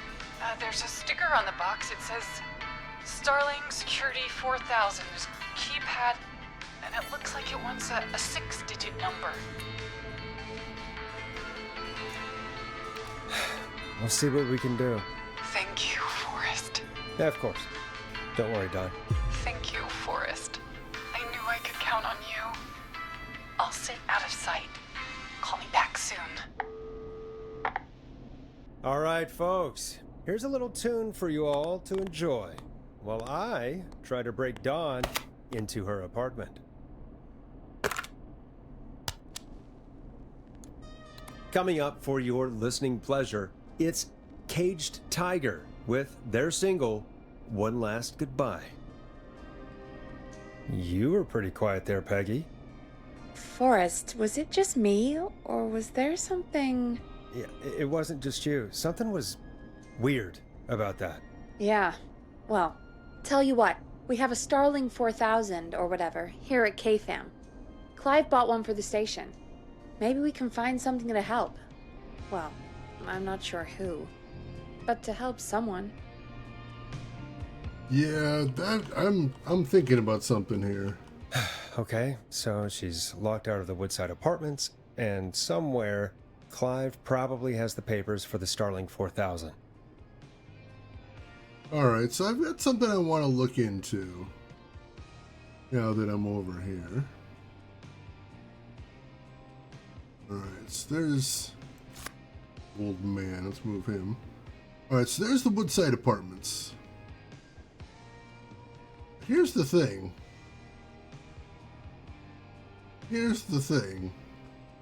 The yellow dotted line is the train station, right? Next to the Gallows Creek train station right there. Runs into the Gallows Waste Disposal. I don't see anything else on here that would indicate a train line, aside from that dotted line there. And the Woodside Apartments is nowhere near the train line. But it sounded like that train was right there.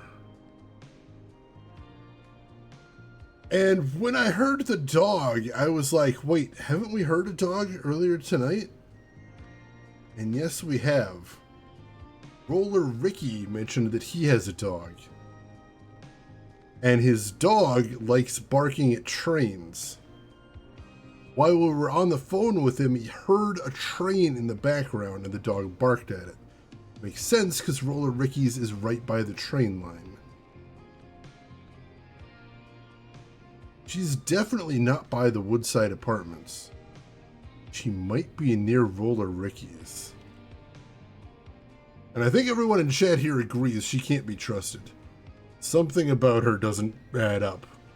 We know before it sounded like she was giving us a fake name, because she hesitated before mentioning her name. Oh, something's wrong here. Yeah, she lives there, but she doesn't even know how long the code is. I think she mentioned something about the alarm being installed recently. That could be why. And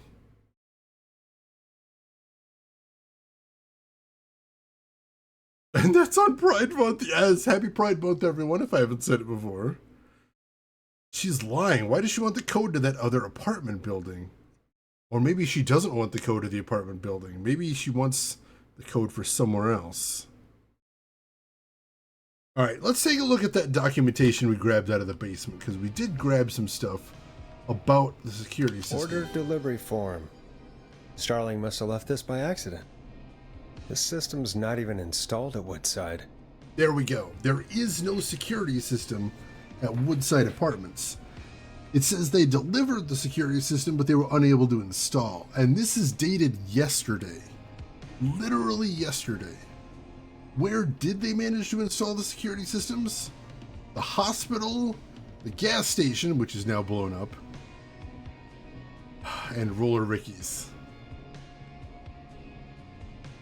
So she can't be locked out of the Woodside Apartments by the security system because the security system isn't installed there. It says the new installation date is the 17th of September. This is, I believe, the 3rd of September? It's not going to get installed for another 2 weeks. She's trying to get into Roller Ricky's and she's lying to us about it. Which, I don't know about you folks, chat, but I instantly don't trust her now. Well, look that she found something reasonable like Dawn instead of Kaiser Soze or Employees Most... Yeah, I'm glad she really put some effort into that fake name, I suppose. I'll give her that. Alright. Let's take a look at that manual. Starling 4000. User manual. Ah, these codes should come in handy. Alright, so there is an entry code on here. If we give her code 715914, assuming that the defaults haven't been changed on the panel, she should be able to use that to get in. Question is, do we want to give her that code? Because as somebody mentioned before in chat, we've got the alarm test code here too. Warning, this will set off all security measures. So if we want to give her what she wants, we can give her the entry code. But if we assume she's up to no good, we can give her the alarm test code. And that should hopefully warn whoever's in the roller rink. And with any luck, either lock her out, calling the police isn't going to help right now, but yeah, could spook her off. Jimmy, you think I should give her the test code? Simdust, you and your buddy Denner Nebula think I should set it off as well? What she wants might not be what she actually needs. Yeah, she might need to get the hell out of there. I don't trust her. I don't trust her. She's lied to me at least a couple of times that we know. She's lying to me about being in the apartment. She's lying to me about being locked out. Even if she's lying for another reason, I don't know why she'd need to get into the roller rink or the hospital, which are the only two places we know have this security system and are likely to still have the default code set. What are the security measures? We don't know exactly. I imagine at a bare minimum, it's a something loud. Check the battery. Ooh, Stargamer, welcome in. How are you doing today? We can't actually use the system. We're not here in front of it. Although I think there might be one in the basement. So we're going to try and give her the test code. I want to read these other instructions too in case they come up. We've got 4 to 5 seconds after entering each key press. If 4 to 5 seconds enter without a key depression, the entry will be aborted. It must be repeated from the beginning. If you make a mistake while entering a security code, stop, press the star, then start over. If you stop in the middle while entering code and then immediately start the entry over, an erroneous code might be entered. Alright, check that then. Alright, I think we've got a plan here. I think we're going to try and set off the alarm because she's up to no good. This is interesting. This is interesting. We've been helping everybody so far tonight, but I think we found somebody we don't want to help here. I mean, the good news is if she actually is being chased by the killer, it's possible setting off a loud noise would scare off the killer as well, or get some more neighbors' attention for assistance. Either way, this seems like it's a win-win all around. If she's lying partially, but she is in danger, there's a good chance this will help her be safe. And if she's up to no good, then we don't want her getting in wherever she's trying to get in. Yeah, we didn't hear the telltale whistling. I believe every single call where we've had somebody getting chased, they have heard the whistling. Yeah, you're right. It has been everybody's heard the whistling. was going through all the different calls in my head. I'm like, yeah, everyone has heard the whistling before and we didn't hear it on hers.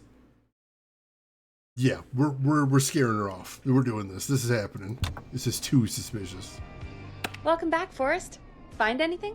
The Starling 4000 security manual. It's got a bunch of codes. Good. And did you find anything else?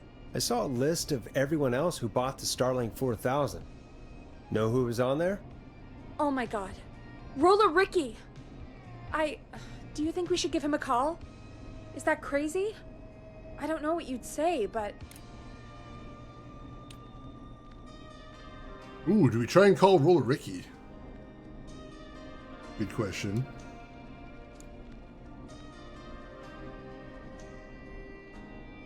Ooh, interesting. Do we try and call Roller Ricky and warn him? I don't know if it'll do any good.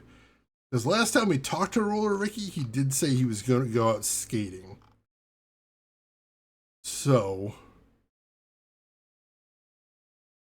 I don't think he's going to answer because he's out skating, but I think we should try that. I think that is a good idea. Just to see if we can warn him beforehand. Also, Emperor, you have a good walk with the doggo. We'll see you in a bit. That might be a good idea. Okay, one moment.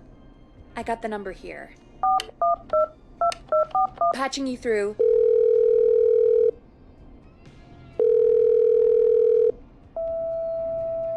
Shit.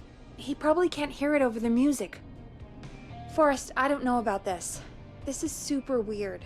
Just put me through to Don. I'll take care of this one way or another. Yeah. Okay, if you say so. When you're ready, shut the music off. All right, let's do this. Line 1, whenever you're ready. Don, are you there? This is Forrest Nash from 189.16, The Scream. Oh, thank God you're back. I'm so afraid. What's the code to the gate? Hear that loud music in the background?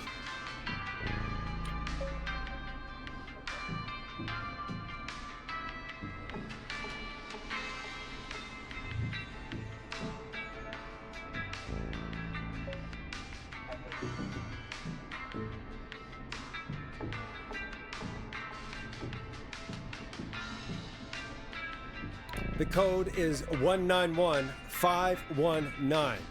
Thank you, Forrest.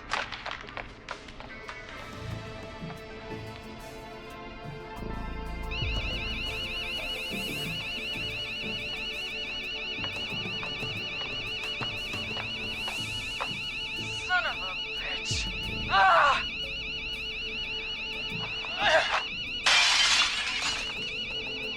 Is she?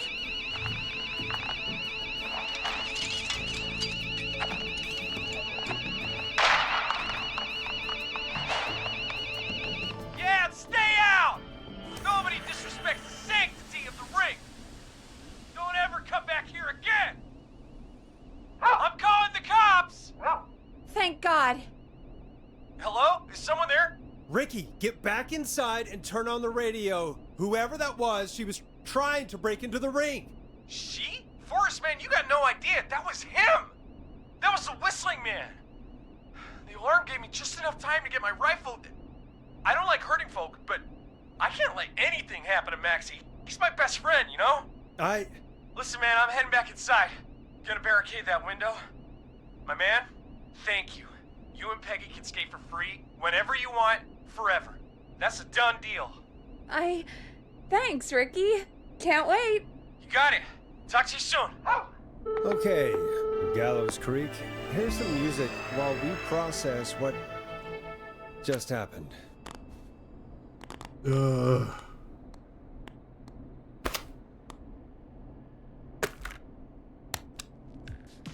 So, the Whistling Man is a woman? So yeah, we've seen the Whistling Man in the intro. Our character hasn't, but us, the player, we did see the Whistling Man. The Whistling Man wears a trench coat and a mask. So it's possible if Ricky was looking straight at the Whistling Man, he wouldn't be able to identify any sort of gender indicators or anything like that. Oh, man. Sounds like hold music. I mean, in certain eras, the roller rink music was kind of hold music. Oh, he's calling the cops, which is us. But either way, it seems the rifle did the job of scaring her off. Oh, yeah, you don't need to call the cops. Tonight, I am the cops. Trench coat and basket, nothing else. Oh, God. So, yeah, whoever Dawn was, when Ricky looked at her, he thought she looked like the Whistling Man. So she must be wearing the outfit. Obviously, we wouldn't have any idea what she was wearing from the phone, but yeah, that's very suspicious. And if we hadn't set off that alarm, yeah, she would have been able to get in there, and Ricky wouldn't have had any idea she was coming. Ricky would have been completely unprepared, and she would have got the drop on him. So, yeah, we just saved Roller Ricky and his dog's life. Oh, man. I had my suspicions. Yeah, sure, Forrest. You just never mentioned it. She called up. You spoke to her multiple times. I knew she wasn't right. Is that right, Sherlock? Why do you think she requested that song? To get me outside? Maybe, but how? She didn't know the song was outside to start with. That's right. That's true. She never actually attacked me out there. So? What now? I guess I should make an announcement. We do have new info. Okay, kill the music and you can make the announcement. All right. We're trying to keep the town updated as we find things out. That's important here. Okay, you're live in 3, 2... Hey folks, this is Forrest Nash here. I hope you're all safely locked inside. For those of you listening to that last call, you might be wondering what to make of it all. Here's our take. We now believe the killer is actually a woman. One who might manipulate you into letting her in before she attacks you. We're neighbors. Look out for each other and stay safe. The killer was calling themselves Dawn. This could be a fake name. If anyone needs help or you have info on the killer, please call in. You folks have my new number, right? It's 911. Hopefully, our next caller can help shed some light on our killer. Hey, we had a call come in. Okay, folks, time to take a call. All right, moving right along. Things are getting intense now. Things are really coming down to it here. Whew. She could have seen the record lying outside. That's true. That's true. If she was staking the place out, which we do know somebody was here to drop off that note. If she was the one that dropped off the note, she could have seen the record laying outside. That's true. Hello, caller. What are you wearing tonight? That's a good way to get kicked off the air very quickly. Oh, can you imagine you live in a town where there's only one cop? I think there's actually 2 or 3, but the sheriff of the town was murdered by the killer, and the deputy was knocked unconscious during the attack. So, yeah, unfortunately, that's the first place the killer went, as far as we know. As far as we know, that was the very first place the killer went. So, yeah, kind of off to a bad start there, unfortunately. Oh, jeez. All right. All right, so... yeah, let's see what we can do here. Let's see who the next caller is, and we'll go from there. This is a radio station. I mean, sometimes radio is done outdoors. That's true. That's true. Could still be more than one perp. That's true. When the note was dropped off, the killer was on the other side of town. Either the killer has some sort of supernatural abilities, or there's more than one person working here. Oh, geez. All right. All right. Keep going. You're through to Forrest Nash on 189.16, The Scream. Hey, man. Murphy? Damn straight. What's going on, Murphy? You in danger again? Nah, man. I've just been listening to the show here at home. And since you asked folks to call in if they could help out, well, I'm calling. I don't know if I can say as much as other folks have, but I figure I wouldn't be a good role model to Fernando if I didn't try to help, you know? Sounds good. What have you got? What do you want to know? Well, what can you tell us? I don't know, really. All right. Well, do you know anything about the death of George Barrow? Absolutely nothing. Okay. What about the killer herself? Herself? Man, I didn't get my ass kicked by a lady. The man I went toe-to-toe with was a man. You heard the last call, right, Murphy? Yep. So you know it's a woman, and you were trained by a VHS, Murphy. I know, but... Man, how could it have been a woman under that mask? Let's just move on. Do you know anything about the history of the Whistling Man? No, sir. Tonight's the first time I ever heard of him. What? I moved here 3 years ago, man. What do you want from me? Hey, man, no worries. Just thank you for trying. Right. Sorry I couldn't help y'all more, man. Now, if you'd have asked me about gators... Forrest, we have a call coming in. Sorry, Murphy. I think that's all we've got time for right now. All right. I'll catch y'all with the gator talk later. Night! Well, folks, that was a bust. But perhaps our next caller has more they can tell us. Let's find out. Catch up on chat. There's just the one swan. Wait a second! Alright, so yes, what we found out is that the Whistling Man was a serial killer that terrorized the town about 30 years ago, I believe. And disappeared after an intense police chase. He appeared to fall into a river, but the body was never recovered. So it's uncertain what happened to the Whistling Man 30 years ago.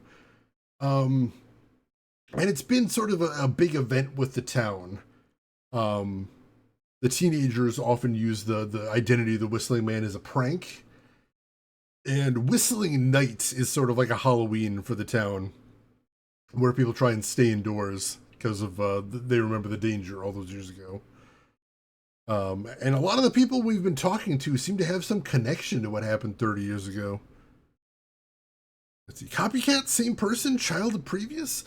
I'm discounting same person because it seems like the timing wouldn't work. Like, is this an elderly man going around murdering people? I don't know. That doesn't seem like that would make sense.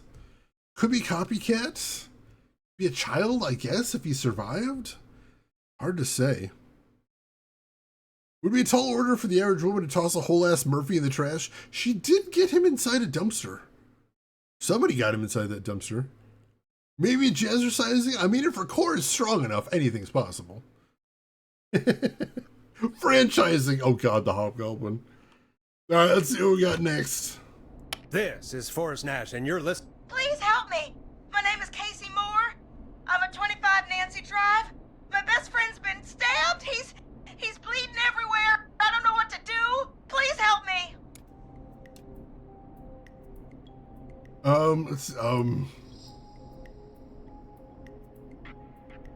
Is he still breathing?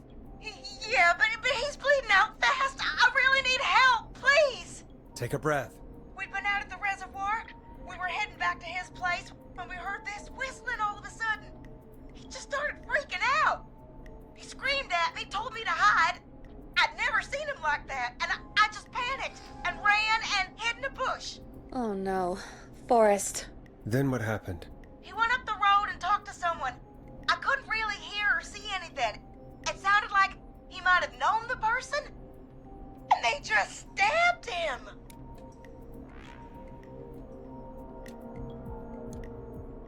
Casey, was he talking to a woman? I don't know. They had a mask and wore all black. That's all I know. Please, we need help here. I'll get you help, but I need to know. Where did the masked person go? They left. They left him to bleed out. I waited until they were gone, then dragged him into the garage and called 911. Wait, why didn't she make sure he was dead? I don't know. I think I heard them say something like, "It's not so funny now, is it?" before they left, but please, he needs to get to the hospital. I can't drive, so we need an ambulance. Forrest, the ambulance was destroyed in the explosion at the gas station. You should get all the info you can.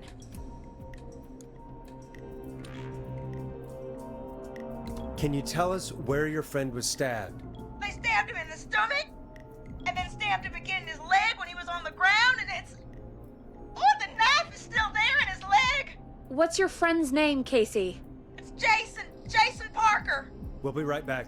Peggy, patch us through to the hospital. On it. Phoning St. Gabriel's now. Switch to line 2. Hello, St. Gabriel's Hospital. How can I help you? Hi, this is Forrest Nash from 189.16. We have a stab victim at 25 Nancy Drive named Jason Parker. He's been stabbed in the stomach and the leg. He's bleeding heavily. Oh God, I'm sorry. With the ambulances, well, you know.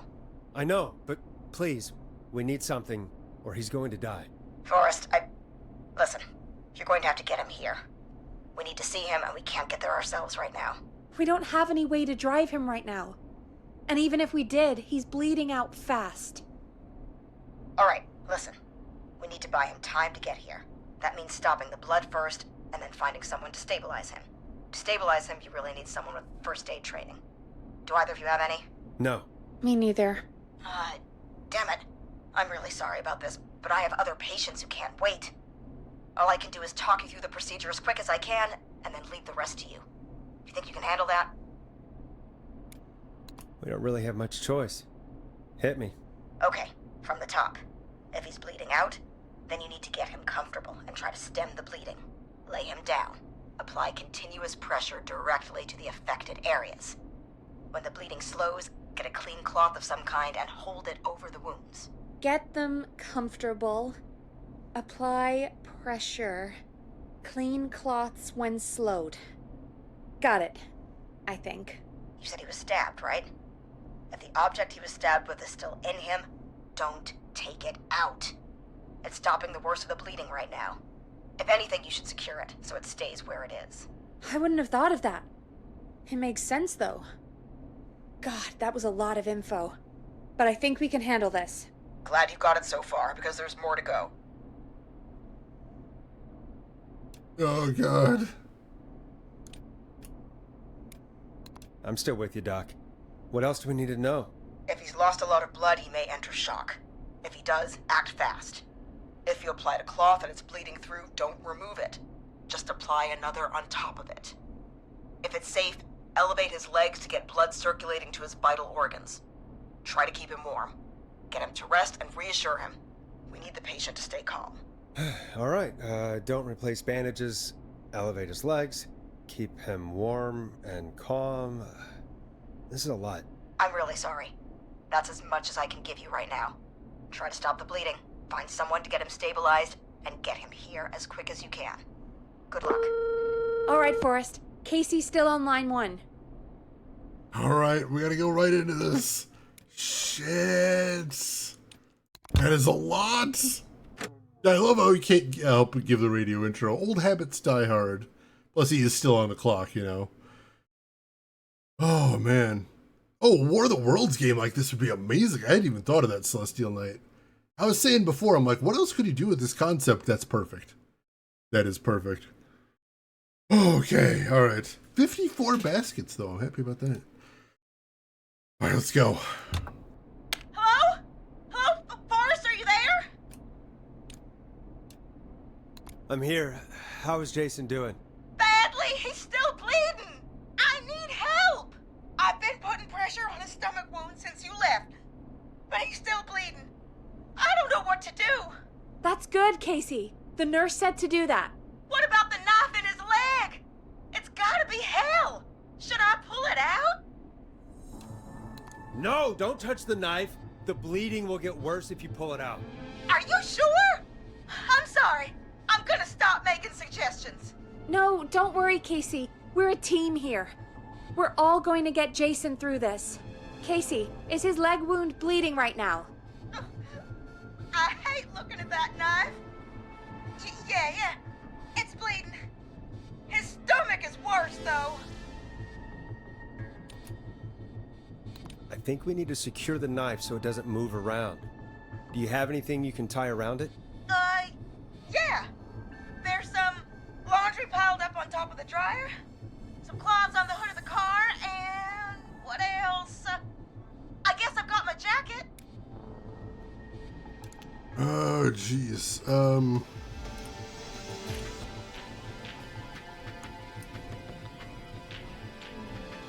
Sorry about this, Casey. I think it's best we use your jacket. It's probably less likely to bleed through. It's just a jacket. Give me a second. Here we go. I'm sorry, Jason. It's secure. I'm putting pressure on his stomach again. I'm starting to think we might make it. Forrest, can I have a word? Casey, I'm gonna have a quick word with Peggy. Keep putting that pressure on and let us know when the bleeding is under control. You're doing great. But what if something happens? We'll still be here. Just shout if you need anything, and we'll be there. I promise. Okay. I'll wait. Jason, please be okay. Yeah, luckily she did say that he was breathing before. And generally, if you're bleeding out, that often means you're still alive, so that's a good thing. So, we're still in this. I don't know why Peggy needs to talk to us now of all times. What's up, Peggy? We can't stay on the line with her all night. Dawn is still out there. What if other people need us? You're right. She's probably on her way to her next target right now. Exactly. And you heard the nurse. We need someone there with training who can stabilize him. He's got to get to the hospital somehow. Could somebody nearby help them? Maybe drive them to the hospital? You know, that's exactly what I was wondering. Do you have anybody in mind? I might.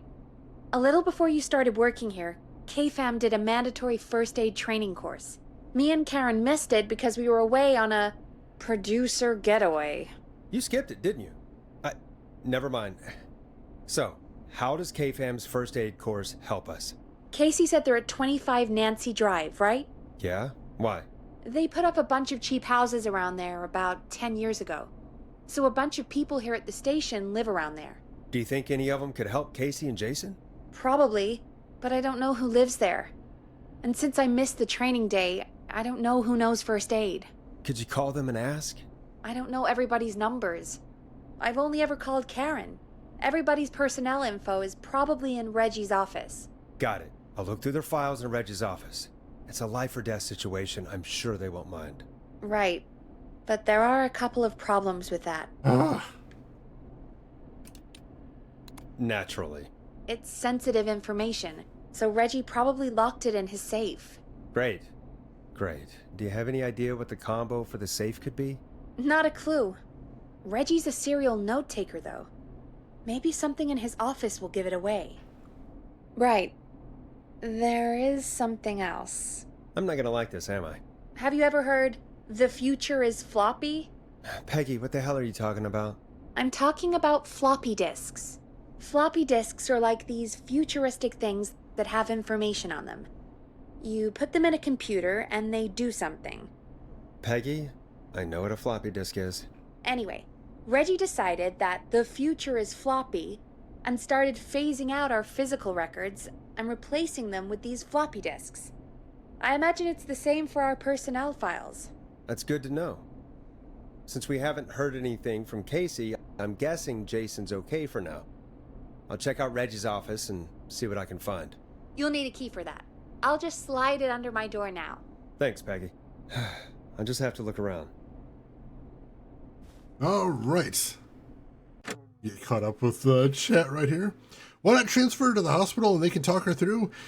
Basically, the nurse said that she has other patients to attend to, so she couldn't stay on the line.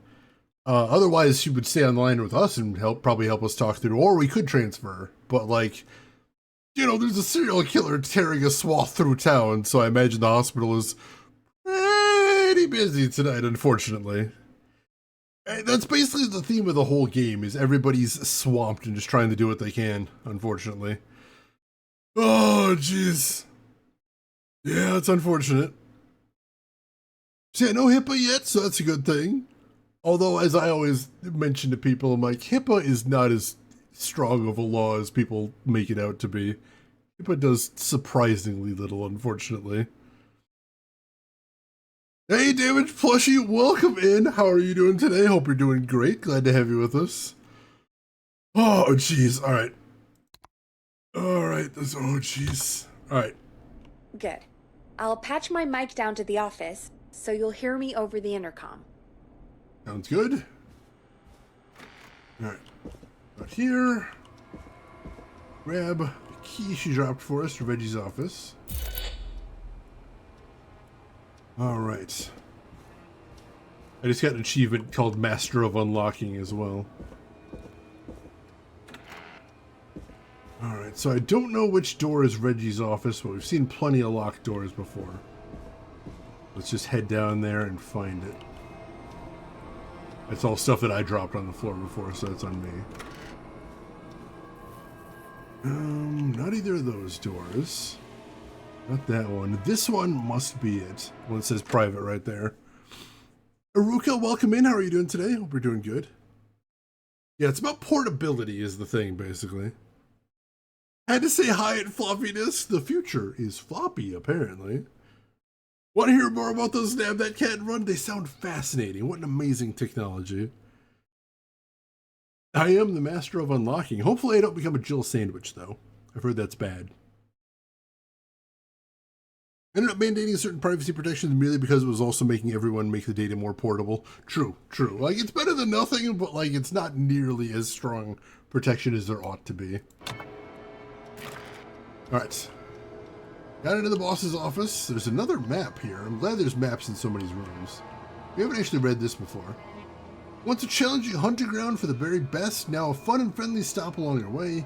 Whether you're here for the sights or just passing through, if you see a stranger here, then you probably made a friend for the rest of your life. Oh god, that's a little ominous in retrospect.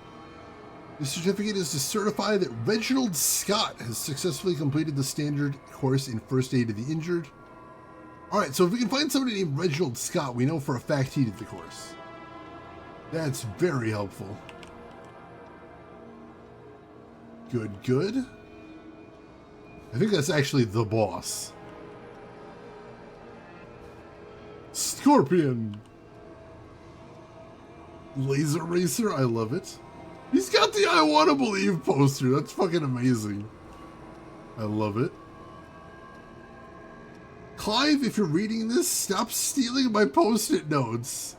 He needs them though. He's got stuff going on. Let's see. Alien sightings, number 75, UFO over Park. Alright. So he's a UFO fanatic, it sounds like. Ask Jeannie where those tapes are. It's been weeks now. Overdue. Alright. Big UFO fanatic. Got a best boss mug, because of course he does. A receipt from Chalupacabras. I don't think we're going to need that. Unless you got something written on the back. It doesn't. Chalupacabras is such a good name. Was that signed by the killer? I hope not. Let's see what else we got here. Looks like I need a 4-digit code. Oh, for the safe? Ah, yeah, here we go. Hint, very important date, of course. Very common thing to use as a code. What else we got here? Axe Forever. Need to write pitch document. Good title. Bring back original protag and villain. Pitching a movie? Interesting. It's just a stack of sticky notes. Right. I can't read that from here. Right over here. Oh, we saw this. This is like the Tiger Beat type thing. Something tells me that's not going to help us for right now. I'll stick it on the chair just in case. Check the drawers. Aha! There is a floppy disk here. And that could be what we need.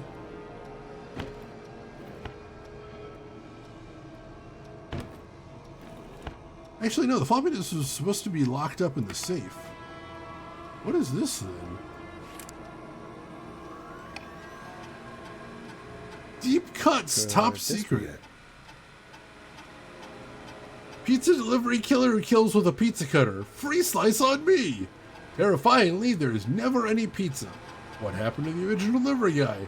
Maybe write him in as a final girl's boyfriend? Protagonist is college student Megan, surname to follow. She's smart, beautiful, resourceful, and lactose intolerant. Amplifies the divide between her and the pizza killer. Takes place on 1107, very important date for the town. Great Goose Gathering, event where a large number of geese appeared suddenly and saved the town from starvation. Try to link this into the greater story. You need to kill off Megan's support network throughout the movie, like Acts 3, but even scarier. Maybe partner with Ponte's Pizza for the launch? 110 orders, just receive a pizza cutter and tickets to the movie. Alright, so 1107 is an important date in this script that he's working on, it sounds like. That could be something.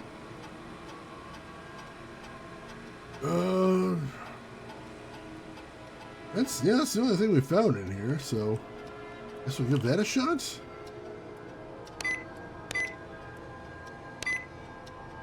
Nice. A whole bunch of discs in here. Can I read any of them? Weaver Peggy.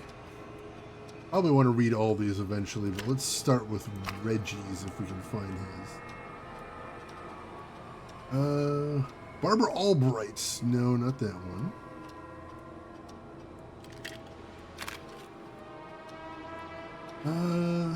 Carter Bradley. No, not him.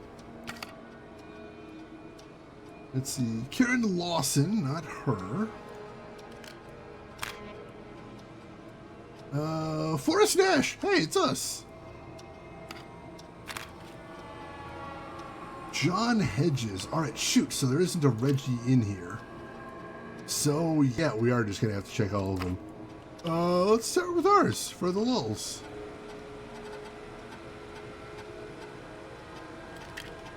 Is there some way we can eject the old one? How do we get that one out of there?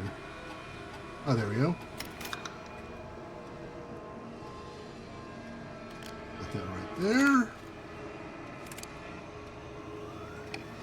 Get a load of this, Peggy. Apparently, I'm a lone wolf type. Forrest, what are you doing? We don't have time for this. All right. We have a man literally dying on the line, and you're more interested in you. You're right. I'm sorry. I need to focus on possible candidates. All right. I can read the rest of this later. I can't believe we actually got the Forrest Nash here in Gallows Creek.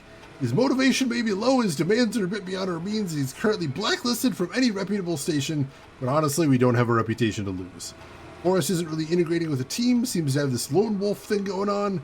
Heard him call Jeannie, Janie, Janine, and Brenda in his first week. Hopefully that changes when he gets settled. I've paired Forrest with Peggy for the show. They seem to have developed a relationship of sorts pretty quickly, which is good because we sure don't have the show budget to pair him with Karen. Alright, we're currently living at the inn. It's been rough. Alright. Take that out of here and we'll get back in the safe for now. Who else have we got? John Hedges. Let's see what this guy's got.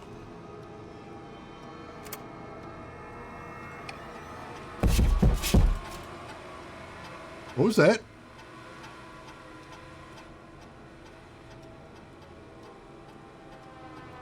Hey, Peggy, you there? Yeah, I'm here. Did you find what we need?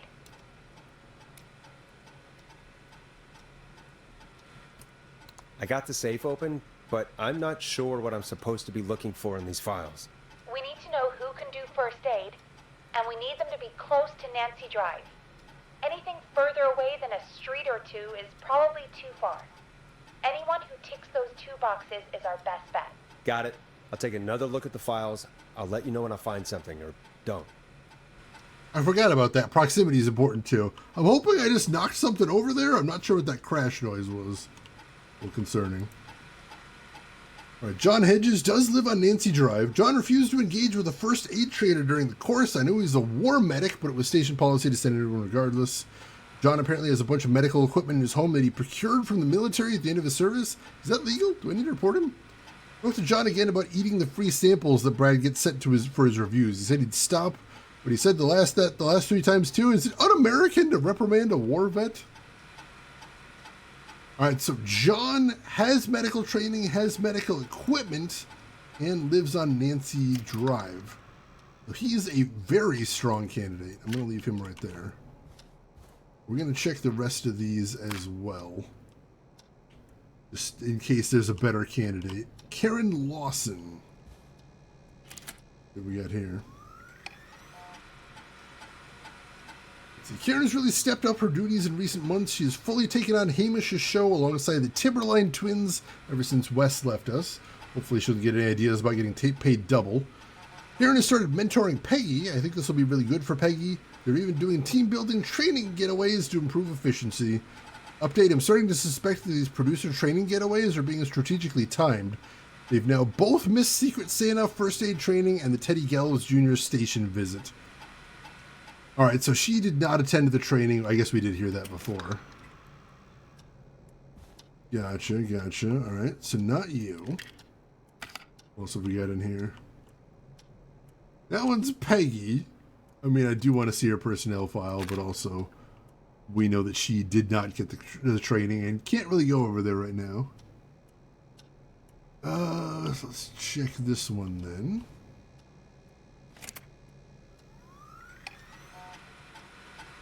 Bradley Carter. When I hired Brad as our station's food critic, people said I was crazy. We only have 3 takeout places and a diner. What's the point? And then I say you can't be afraid to explore the darkest reaches of the unknown or Henderson. Bradley and Barbara seem to be spending an awful lot of time together. I didn't realize she was so interested in Brad's work. Maybe I should join one of their after-work meetings sometime. I've always wanted to learn more about food. Brad and Barbara ended up missing most of our first aid training session. Brad made a joke about practicing mouth-to-mouth, and Barbara got really upset and stormed off. The joke wasn't that bad. Alright. So, it sounds like he wasn't paying attention in first aid training. I'm not going to worry about him.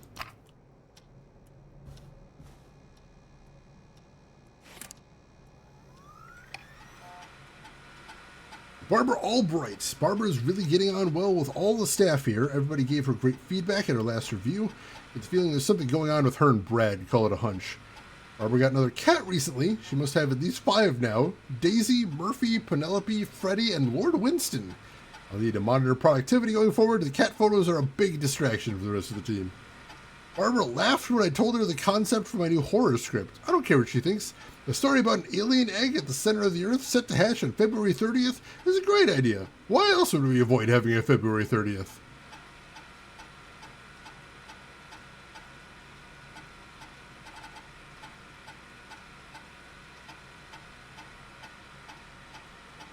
I'm gonna...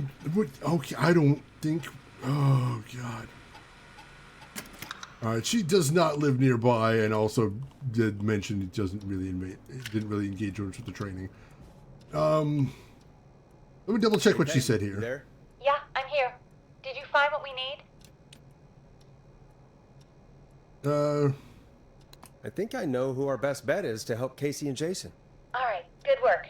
Who should I... Hello? Is anybody there? Please pick up. Casey, I'm here. What's wrong? Jason started going pale. I tried to get him to rest, but he just threw up everywhere. What's happening? What do I do? God, it sounds like he's going into shock. Casey, just stay calm. It's going to be okay. But the bleeding seemed to slow down. Did I mess up? Jason, I'm sorry. Casey, calm down. You've done everything right. I need you to listen to me, okay? For Jason. What did the nurse say to do about shock? Casey, I need you to elevate Jason's legs. We need to get the blood flowing to his vital organs. Got it. Jason, stay with me. I'm just gonna move you. This might hurt. Okay. I propped his legs up on some boxes. I'm looking at my notes. We need to get Jason as warm and comfortable as possible. Do you have anything you could use nearby, Casey? Yeah. I still have some laundry next to me. I'll wrap him in some blankets. Just give me a second. Sorry. Jason's bleeding through his band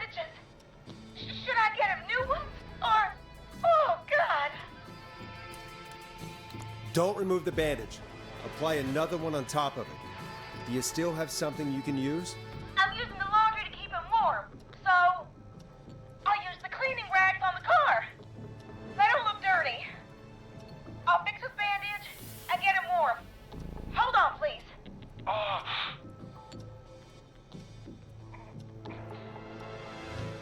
Sorry. I'm done. You're gonna be okay, Jason. Just relax now, okay? Forrest, I'm scared. He's not doing well. Is he? Is he gonna? Casey, I need you to be strong for Jason. Sit with him and reassure him that everything's gonna be okay. Okay? Okay. But please, I can't give him what he needs. Please, help. I can't lose him. All right, Forrest, we need to hurry. Jason doesn't sound like he's doing too well. You said you knew who to call earlier? Who was it? And I believe it was John Hedges, right? Yeah, John Hedges is the guy.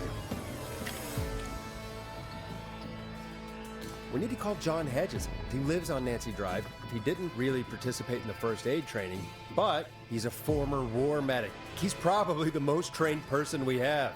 Really? I never really spoke to him before. A war medic, huh? Yeah, and according to Reggie's notes, John keeps all of his old equipment at his house. He's something of a hoarder. All right. What's his number? 5420735. Calling now. Let's hope he picks. Who the hell is this calling me at? What time is it? John, it's Forrest Nash here at KFAM. We have an emergency and we need your help. Forrest? If this is a work emergency, then it can wait until the goddamn morning. Just leave me a note like everybody else. John, no, this is a medical emergency. A man has been stabbed by the Whistling Man, or never mind. He's badly hurt and he's going to die unless we get someone to him now. The Whistling Man? What kind of joke is this? John, we're not kidding. A man is gonna die if we don't help him right now. Seriously? I haven't been called on for over 10 years. Where's the patient? What's his condition? He's at 25 Nancy Drive. I think we got his friend to stem the bleeding, but he's gone into shock. He's passed out right now. You say he was stabbed? Do you know the extent of his injuries? From what we were told, he has 2 major stab wounds. One to the stomach and one to the leg. The knife is still in his leg, and the stomach wound is open. Understood. Let me grab a few supplies and I'll head right over. Damned if he dies on my watch. Thank you, John. We'll let him know you're on your way. Good luck. Hello, Casey. Are you there? How are we doing? Bad. Jason seemed really weak and then just started thrashing. What about now? Is he still thrashing? He's passed out. Please tell me you found someone to help. Casey, help is on the way. My colleague will be there soon. You hear that, Jason? Someone is coming. You're gonna be just fine. Just hold on for me, okay? Just hold on. Come on. Hello, Casey. This is John Hedges. I'm here about Jason. Please let me in. I'm guessing that's Jason there. Casey, I'm gonna need your help. Forrest, Peggy, don't you two worry. We've got this from here. Okay. Forrest, we'll call you back later. I have to go now. Good luck, everyone. God, I hope he's gonna be all right. And with that, the show moves on. We're sending our best wishes to Jason. Ooh, hopefully he's gonna be okay. After all that excitement, I think we could use some music. Come back upstairs when you're ready. Ooh, jeez. All right. He's as safe as we can make him right now. I think we've earned ourselves a little peek at Peggy's personnel file. Yeah.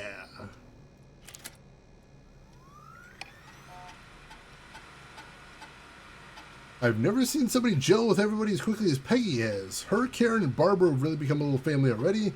Maybe we need to run this station on girl power. Hopefully it's cheaper than electric. Sometimes I wonder if Peggy secretly wants her own show. She hasn't been shy about getting involved in the calls on the screen. Sometimes it feels as though Forrest could just leave for a coffee at mid-call and nobody would know. Peggy and Karen have missed another work event, this time first aid training. Because of their training sessions, their collection of cocktail parasols grows after each session. What are they doing training sessions at a bar? Oops.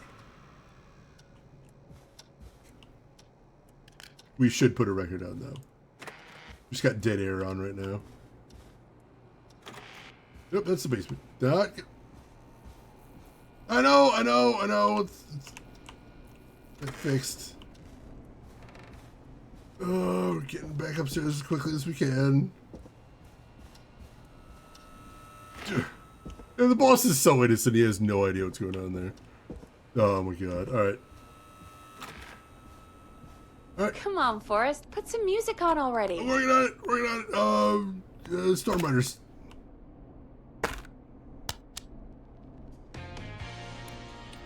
You'll like this next song. It's getting pretty late. This might be your last break for the night, so try to enjoy it. Give me a buzz when you want to go back on air. Alright. Getting down to it here. Remember, if everything went well, hopefully the deputy will be back around 4 a.m. If we can just hold out till then, hopefully we'll get help from the next town over. Oh, jeez. Close to the end, by the way. Just checked for you. I know you've been live for a pretty long time. Oh, thank you, Sam. I appreciate that. Yeah, we got a little bit of a late start. But, yeah, I really wanted to finish today, partially because, like, I really want to know where all this is going. I am very interested. Thank you very much for that. I appreciate it. Subways of Your Mind by Fax. That sounds like a cool song. All right. I don't think there's anything we need to do right now. I think we're pretty good with everything we've been doing at the station. Go give Peggy a quick wave. Hey, Peggy. You can see her in there. Very hot in this room. Somehow our pile of paper in the garbage just doesn't get any bigger, no matter how many we throw in there. That's kind of wild. Alright, we got a bunch of our notes on the floor because it's been a busy night. Alright, let's get straight into it. Let's roll. You got it. We've got another call coming through, too. Time to turn the music off. Right. Thank you for the reminder. Welcome back to 189.16, The Scream. I believe we have another caller on the line. How are you tonight, caller? Forrest, it's me, Roller Ricky. Oh, and Maxie's here too. Woo! Are you okay? Not under attack again, are you? Oh, we're good, man, thanks to you. You're like our guardian angel. That wouldn't be a bad look for you, Forrest. A little White Wing Halo number? Maybe something for the K-Fam Halloween party. All right, everyone, let's calm down. Ricky, I'm just glad we could help you and Maxie. Is there anything else we can help you with, Ricky? Actually, I think I have some info that might help you. Oh? What's that? You see, man, me and Jason know each other. You know each other? Yeah, we went to Gallows High and played on the football team together. He was a gnarly offensive lineman, and I was our star wide receiver. Runner Ricky, they called me. All right, and what does that have to do with tonight? Well, because George, the guy who drowned, he was on our team too. Tell me about him. What was George like? I didn't know him for long, man. Sad to say. We had our first team party on the night he drowned. He seemed like such a good dude. Ricky, were you there when George drowned? No, man. Once the party turned, I beat feet out of there. Man, I remember George and his girl there. There was a whole lot of love, man. I could see it, you know? Ricky, listen, this is very important. I need to know everything about her.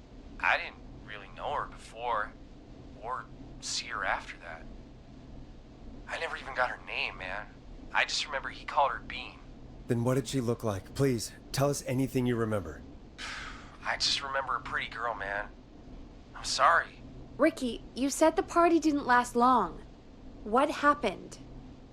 We were just having a good time, and then the next thing I knew, everyone was running for their life. I looked up and saw that goddamn whistling man in the trees. And I never ran so fast in my life. I ran straight home. Didn't know about George until next morning at school. I'm guessing it was whistling night, wasn't it?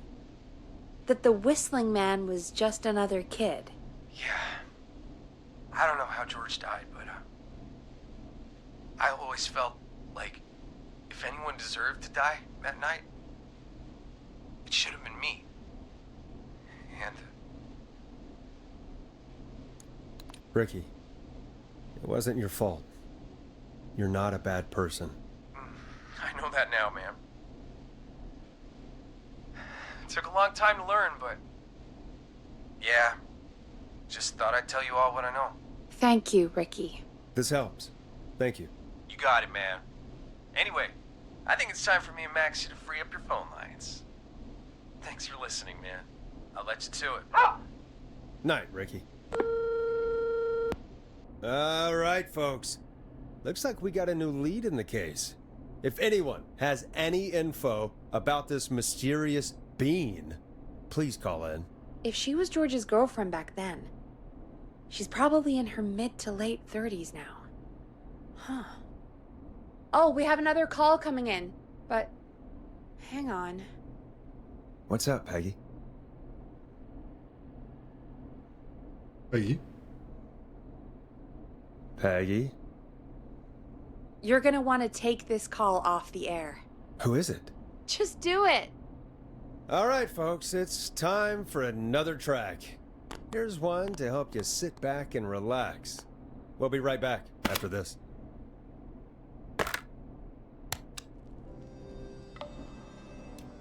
I know him.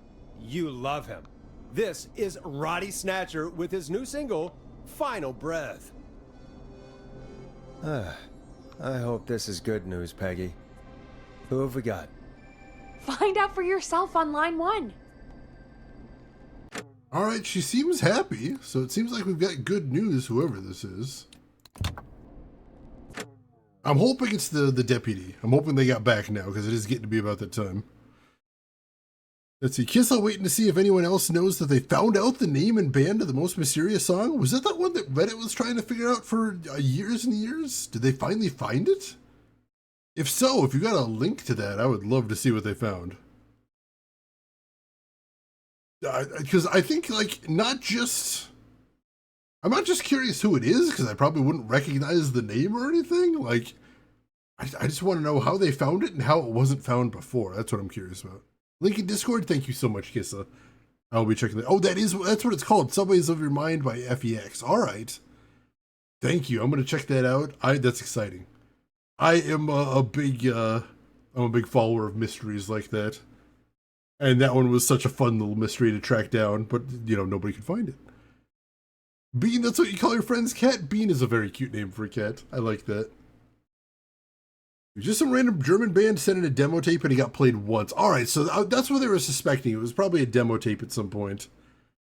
But hey, if they were able to find it, that's huge. That's awesome. Hello? Forrest, I'm glad I got back through to you. Leslie! Sounds like it's been a busy night, huh? Surprise! It's Leslie, our 911 operator, leading the charge from Henderson to come save us. It's so good to hear from you. Are you okay? We're doing okay. Sarah and I are both happy to be headed back home. We're happy to have you too. Wait, Sarah? Oh, yeah, I mean Deputy Martinez. Anyway, we got back into radio range a little while ago. We've been listening in, but haven't been able to get through until now. It's been non-stop since you left. Please tell us you're bringing help. You bet! I'm leading a whole goddamn squad towards Gallows Creek as we speak. Turns out somebody had cut the phone lines. They had no idea what was happening.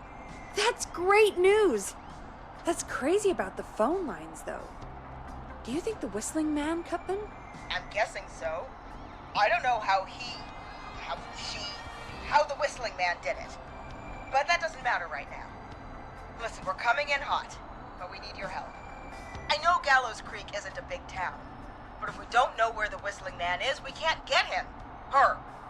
That's where you come in. You can count on us. What do you need?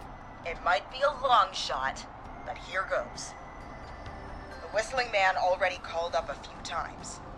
I bet she calls again. We're still a little ways out of town, so if she calls, stall her. Buy as much time as you can for us to get in. And while you're talking to her, try to figure out where she is. We'll be listening in, so once her location is known, we'll head straight there and end this nightmare. I'll do my best. I know you will. Heck, I can see the headlines now. Forrest Nash's interview of a lifetime. Anyway, I'll radio the other cars and tell them the plan is a go. Hopefully the next time I see you, it'll be with our killer behind bars. Take care now. We'll see you soon, Leslie. Oh, thank God. It sounds like this is almost over. We're nearly through this. Alright. I hope you're right. The sooner this is over, the better. I am right. Trust me. Anyway, we should get you back on air. Taking callers is the only way to see this through. Okay, Forrest, shut the music off. Alright, so the cavalry is on the way, but they need to figure out where to go to make sure that they catch the killer. So if Dawn calls back in again, number one, we need to stall her, and number two, we need to try and get as much information as we can about where she is to narrow down where the cops are heading to. Oh, jeez. Just like the most mundane explanation everyone thought. I mean, it's a mundane explanation, but it still didn't solve the mystery by itself. So I'm glad they were able to there. A bean burrito, I love that. Yeah, that's just such a monumental task. I'm glad they were able to pull it off. Copper thieves and murders as a cover-up. Honestly, that seems like something that would happen there. Mina Bean, Mina the Bean, Mean Bean. Those are all adorable. String Bean. That's a good one. Oh man, my old roommate's cat had just an enormous amount of nicknames. I think my favorite one is, while she was living here, we played through the Mass Effect trilogy together.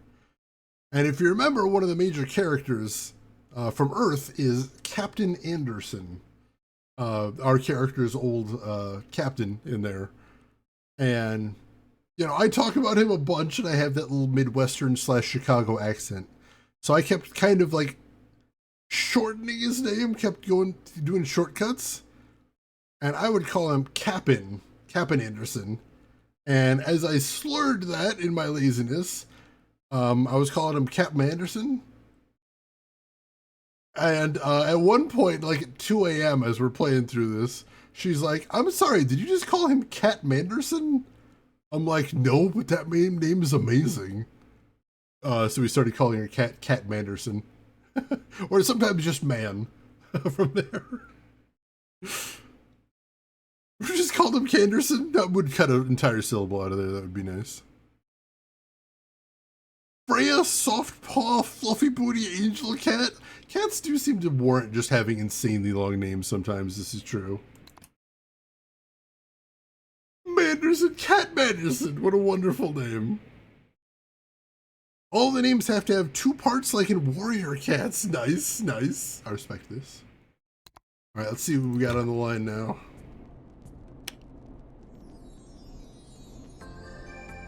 Okay, I'll stop the music. Bringing you back live now. Welcome back to The Scream with me, Forrest Nash. The line is lit up, but before I get to our next caller, I just want to say, things are looking up. It's almost over. But for now, let's bring in our next caller. Evening, caller. This is Forrest Nash. Hello, Forrest. This is John Hedges. I'm here with Casey. John! Wanted to give you an update on Jason. John, is he gonna be okay? He's a fighter. He'll be fine. Got him stabilized and resting in a bed. We're preparing to move him to the hospital. Thank you so much. If you hadn't been there, then... God, I don't even want to think about what would have happened. Of course, Casey. We're just happy he's okay. John, Casey, you two did all the work. Tell Jason to get well soon from us, whenever he's up for it. Well, why don't you tell him yourself? Is this Forrest? It is. I hope you're feeling better now. It's good to hear you, Jason. How are you? Oh, well, you know. I've got a hole in my stomach, and there's a knife in my leg, but John gave me something to take the edge off. So, I might feel even better than either of you. Oh. Take it easy until you get to St. Gabriel's. I will. But, before that, I needed to call you. I'm guessing the Whistling Man is still out there? Yes, the Whistling Man's still out there. Why do you ask? You know something about the Whistling Man, don't you? Yeah, I do. Can we talk about what happened earlier? Go for it. We spoke to Roller Ricky not long after you were attacked. You spoke to Ricky? Is he alright? He is now. I mean, he was attacked earlier, but this call came after. Hey, guys, I'm really sorry, but there's a call on the other line. I just need to make sure we don't have another situation brewing. You fill Jason in on what happened. I'll be right back. Sure, Peggy. Sorry, Jason, where was I? Yep. Ricky's fine. You don't need to worry about him. That's a relief. He told us about George. Sounds like everything's finally coming out now. It's been tough to hold it all in.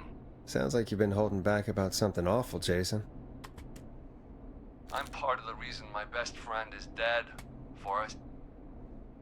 And the few who knew about it said if I ever said anything, I'd find myself in jail. For a long time. It was hell. And then the town just moved on. Like he'd never existed. What happened that night? I went along with the stupid prank, that's what. Whistling night. Some of the guys on the football team had an idea for a way we could haze the newcomers. We decided to plan a party in the woods. Have the Whistling Man crash it. It was stupid. We each had a role. I was the stabbed friend. At the party that night, I left the group for a second. Met our Whistling Man. Pretended to get stabbed in front of everyone. Started an almighty panic. Those screams. That was the last time I saw or heard George alive. How did George die, Jason? I don't know. I was playing dead. But when I heard her scream... Ricky mentioned a girl named Bean. Is that who you mean? Bean? Oh yeah. I guess George did call her that. Yeah. He called her Bean. I heard her again tonight, Forrest. Her name was... What? What happened? Are we still on air?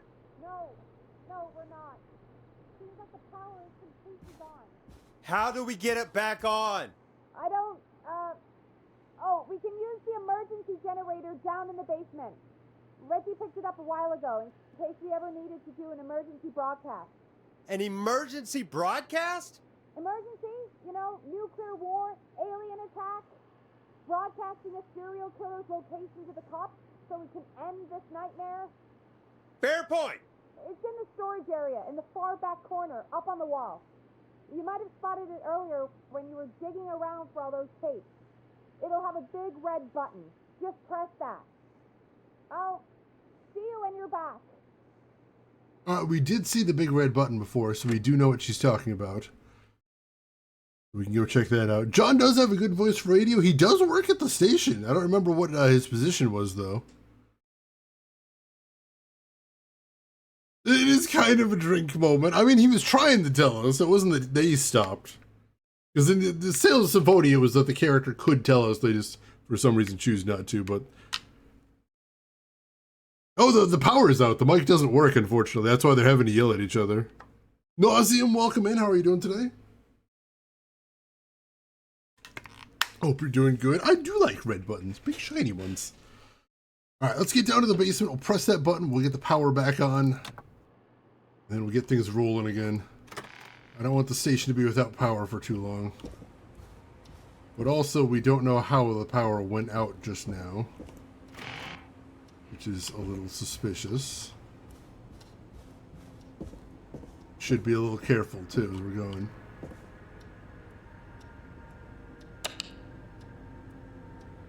Radio right there, but it doesn't seem to work. That radio here before? Interesting.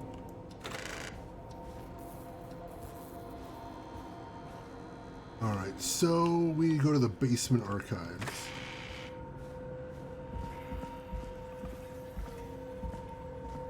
Let's remember where those are. Nothing here. Yes.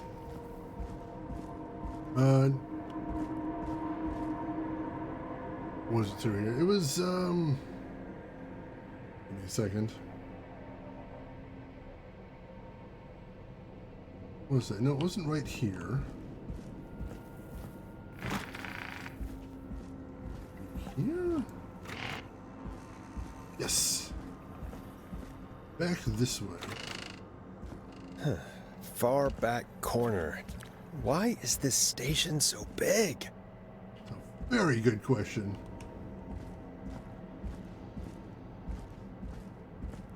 I think I remember where that was, but also, like, I can't see anything here again. That's really not going to help. That it's just all pitch black to me right there.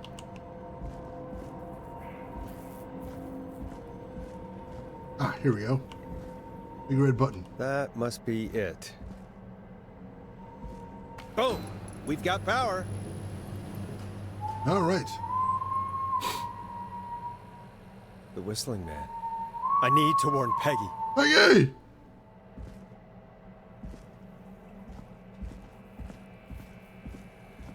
Peggy, he might be inside the building. Peggy! Shit. Oh, I can't remember the way back. Also I can't see anything. Dang it, Peggy! Not that way. I don't know what that noise was, but I don't like it. Peggy! There we go. Keep hearing noises and I don't like that. Peggy, I'm coming!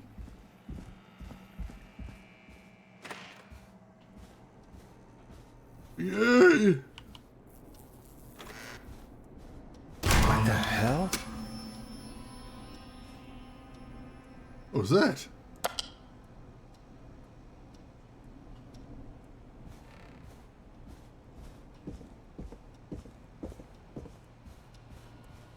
It says we're on air right now.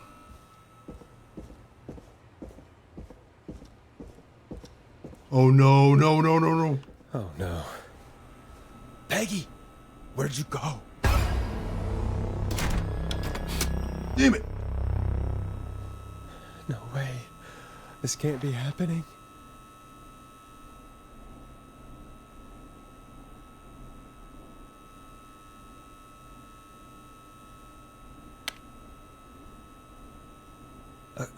A call. Where's Peggy, Don? Have some patience, Forrest. It's almost the end of the night, almost the end of the show. But it's not over just yet. Got a little time still. So let's make the most of it. What do you mean? Make the most of it how? Well, Huh? I thought we'd end tonight's Whistling Man special with a special guest. The one who started it all. Oh, let me take that out of your mouth and... You crazy bitch! Let me go! Welcome to the air, Mr. Teddy Gallows Jr. Wait, It's all gonna come out tonight, Teddy. Your daddy and his money saved you 20 years ago. But even if you crawled out of his coffin with all the money in the world... wait. Where the hell is Teddy? How are you talking to him if you're here with me? Because I'm not there with you, Forrest. I'm here with Teddy. And if he says where that is, well, he knows he'll get it. Wait, then who am I looking at? Forrest Nash, let me introduce you and all of Gallows Creek to my boy, Henry Barrow. Your son? You mean you... wait, that he... Yes, Forrest. He and I had a son. So there were two whistling men tonight. Of course! That explains how you were always able to get around town so quickly. And Murphy, he was right, wasn't he? He did fight a man. He did. I taught my boy to never run away from a fight. Hang on. Did you say Barrow? Then are you? Let me just get this mask off. Damn uncomfortable thing. No wonder Mooney went crazy wearing this. There we go. Marie Campbell?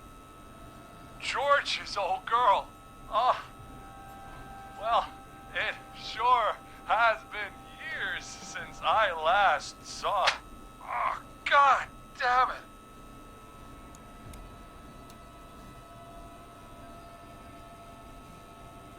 Where are you going with all of this?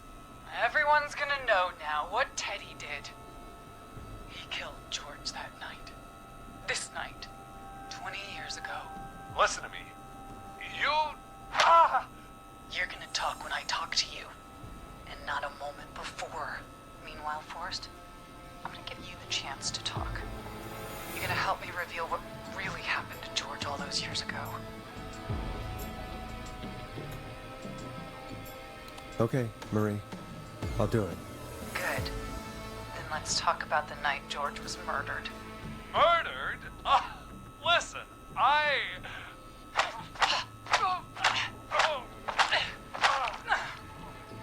said you speak when you're spoken to.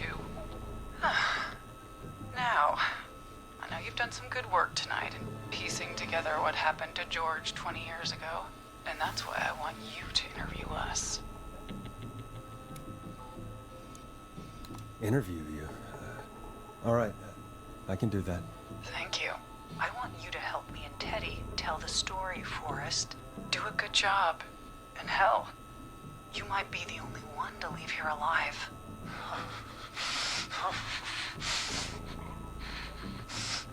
I need to drag this out.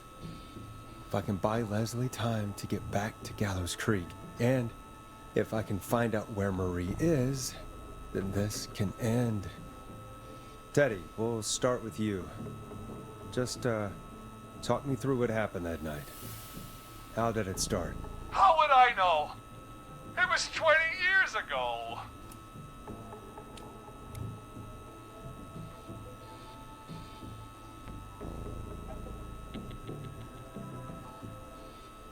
Teddy, be honest with me or we're both going to die.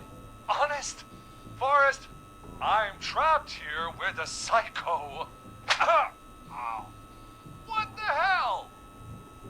God damn it. Okay. Our first team party was coming up. And when I saw the date it was scheduled for, I had an idea for a way we could prank the new guys.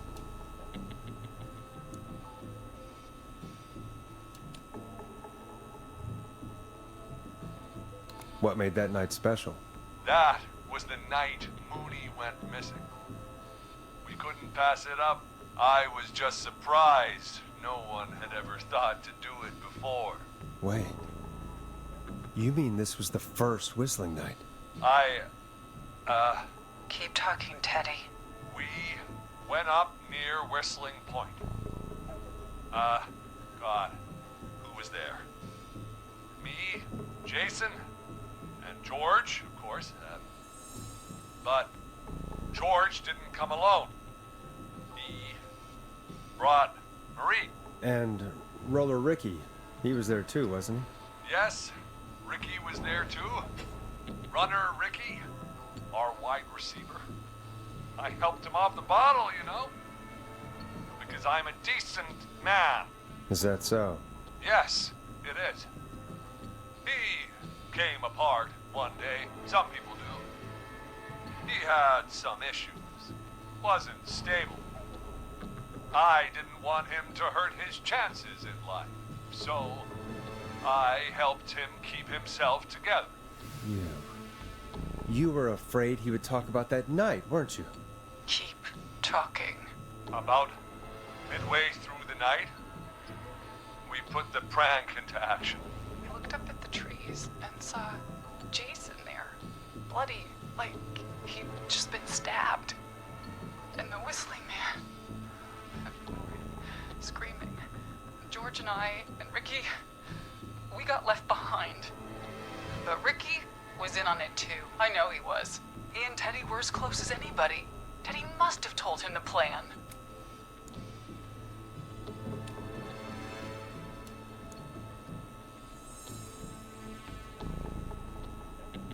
Did you ask Ricky if he knew or not? I didn't see any reason to. Why? Because Ricky phoned up earlier. He didn't know anything about it, Marie. What? He had no idea what was happening. He said he was as terrified as anybody. Isn't that right, Teddy? You didn't tell him, did you? Ricky never could keep his mouth shut. If we told him, he would have given everything away. But he... well... it doesn't matter. He didn't run his mouth enough to tell anybody about it afterwards. He's still guilty. It was just a stupid prank.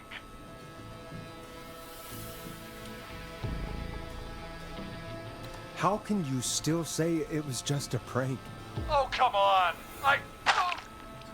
God damn it! You made George think Jason had been murdered. He thought his best friend was dead. And so tonight you stabbed him for real? It's the role he wanted to play. Jason's still alive, Marie. He was with a friend. We talked her through how to stop the bleeding and got him professional help just in time. Oh. Well, shame he didn't have the good sense to die earlier. He's gonna regret that. Enough about him. Me and George took off running, but somehow we got separated in the woods. I ended up near the bottom of Whistling Point, and when I noticed George wasn't with me, I panicked. And then, I don't know how he snuck up on me, but the Whistling Man grabs me. I scream, and he starts laughing, telling me it's just a joke. I can stall for time here.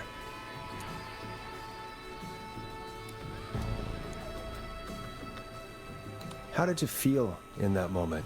I felt like nothing was real. I felt small and confused, and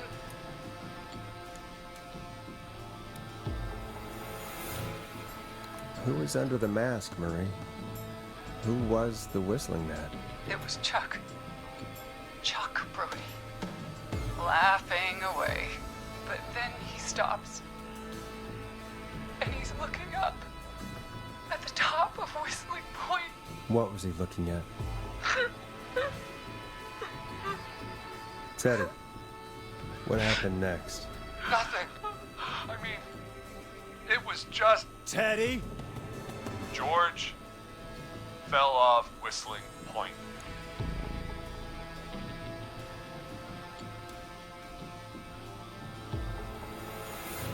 Where were you when it happened? You pushed him. You were up there. You were dressed as the Whistling Man too, and I didn't push him, God damn it! I just chased him up there, and he kept backing up. When I saw he was about to go over, I reached out, That's what you saw. You liar!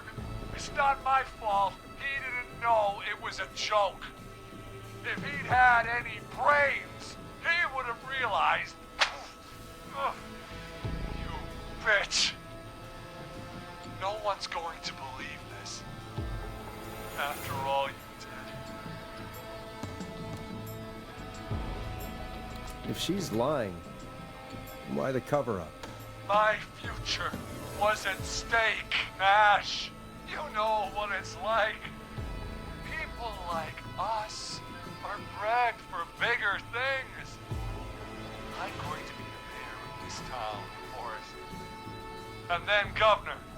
And then, who knows? What happened that night was tragic. It should never have happened. But it was a mistake. It was just a stupid joke gone wrong. So my father sent Clive out to clean it up. Why should a blip ruin my future? George was a blip? He wasn't a blip, Marie. His father covered it up from there. I searched for George's body all night, but Sandra found him the next morning while out jazz running. she found him in the river, but she lied about that to protect Teddy. She said something about her rent going up, unless she... Teddy, did your father own Sandra Sharp's dance studio? It's Gallows Creek, not Sharp Creek. I'd answer the question if I were you, Teddy. Yes, okay. We own most of the town. That's it then. Your father was going to run her out of business, unless she lied and said she found him in the reservoir instead of the river. What my father did in his business dealings is nothing to do with me. The false reports. That's why you killed Sheriff Matthews, too, isn't it, Maria? Not just to get him out of the way, but... Everyone was in on it, Forrest. Even the coroner wrote a fake report. Said George was drinking. That he just got himself into trouble. And... I saw. I'm sorry. For all it's worth, Virginia didn't have much of a choice. She had a sick sister whose treatment she couldn't afford. She played along with the gallows to save her sister's life. And her own. Even still, she should have told the truth. I did my part. I tried everything I could think of. I even went to the newspaper, but no. That coward killed the story. But Maurice Russell is dead now.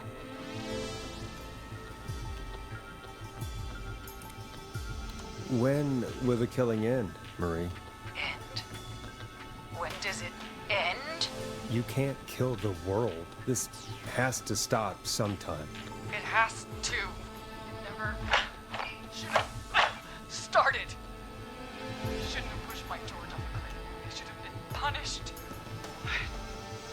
It's coming to a stop. At least for now. Here. Where George and I first met. Before he joined your football team. It was right after he shot the winning throw. Wait a sec.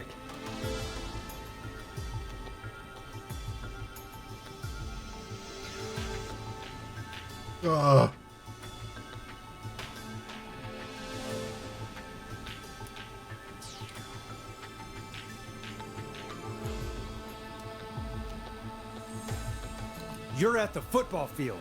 Jesus Christ! Forrest, you idiot! We're in the gym at Gallows Creek High! I told you not to do that. Wait! He's dead too now, isn't he? He is. Anyway, I think that about wraps up the interview with Teddy. So... Marie? Where? Oh my god. Peggy! Teddy! Peggy. It's been so long since I've seen your face. I worried you wouldn't come. And here I was, thinking you'd forgot me. I'd never forget my own sister. Sister? Peggy, what's happening? Why are you even there? Wanna explain, Peggy?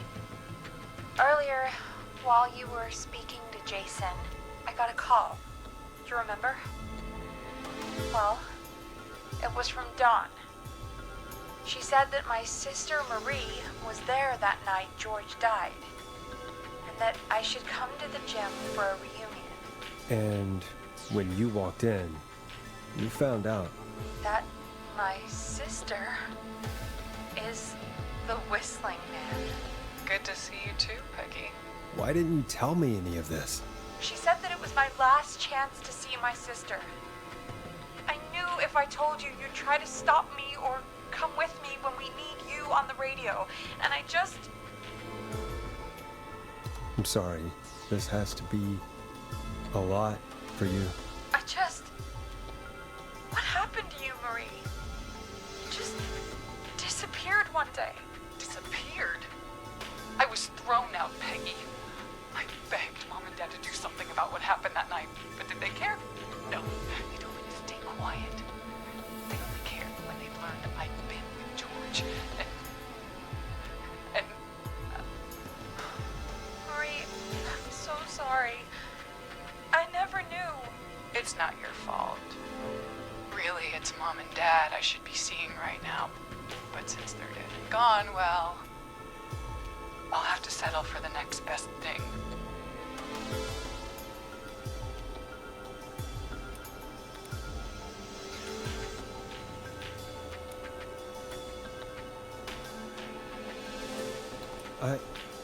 Wait.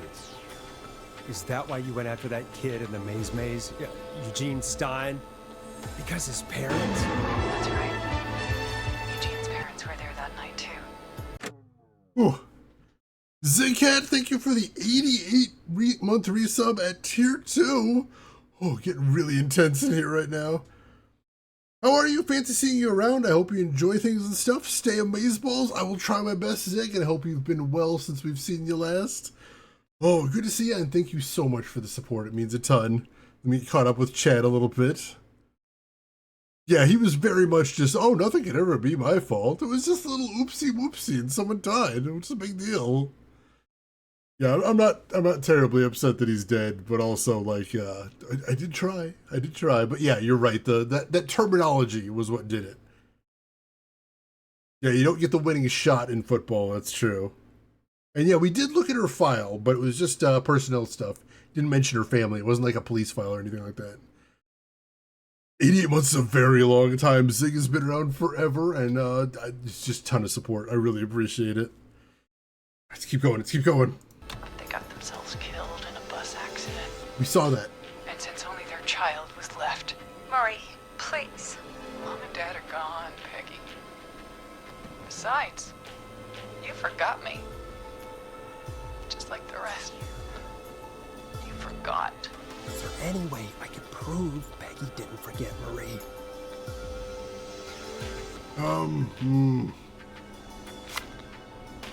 Gotta be a way. Let's look around. There's gotta be something. Card here, what does it say? Happy birthday. Marie, Peggy never forgot about you. Keep your mouth shut. She kept a card from you. She kept it here on her desk. What card? The card you made me for my 8th birthday. What does it say then? Happy birthday, Peg. Now you're great and 8. Love, M.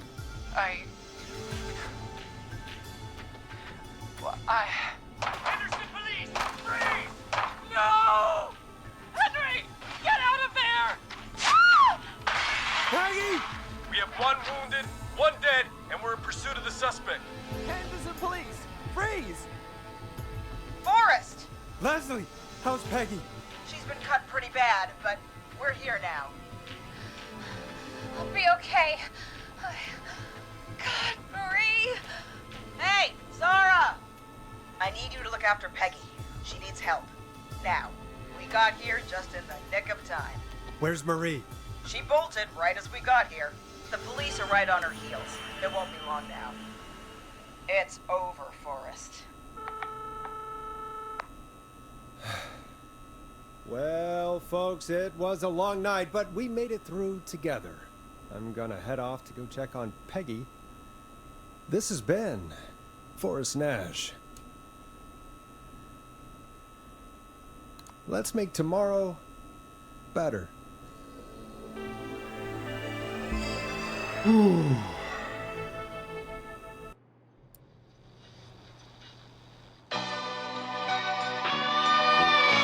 And there's the credits. Very loud. I'm going to turn that down a bit because, oh my god, that's loud. But I do want to hear that. Oh, and ladies and gentlemen, that is Killer Frequency. Whew. Yeah, it looks like they've got a thing up on the board that shows who lived and who died. So yeah, we'll take a look at the board too. I want to watch the credits though as well. Thank you everybody for the GGs. Oh, even that's still pretty loud. Oh my god. All right, I'll turn it down a little bit more and then we'll go. I turn it down for myself too. Holy crap. It's so loud.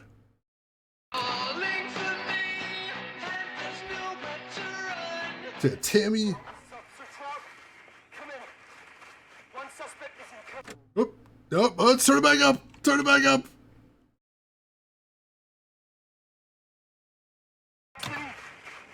Trailed the other suspect into the nearby woods.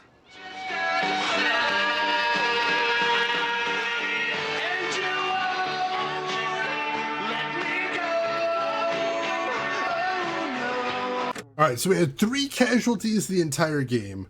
There was Maurice, who we accidentally jumped the gun on with the plan to trick the killer, and he got caught. We've got Tammy, who was the bait in the teens plot, but she was a bad actress, so she got attacked. And also we've got Teddy, who is not a huge loss. That's fine. Teddy's fine. We can deal with that. Never be able to recapture the fire that was tonight's show. Whew. A pretty good score overall. I'm pretty happy with that. Oh, man. Let's see if there's anything else. And while we're listening and watching the credits, what did y'all think of the game? Tell me all your thoughts. I want to hear everything. Here in the darkness, I've got this feeling. It's growing stronger inside of me. It's a killer frequency.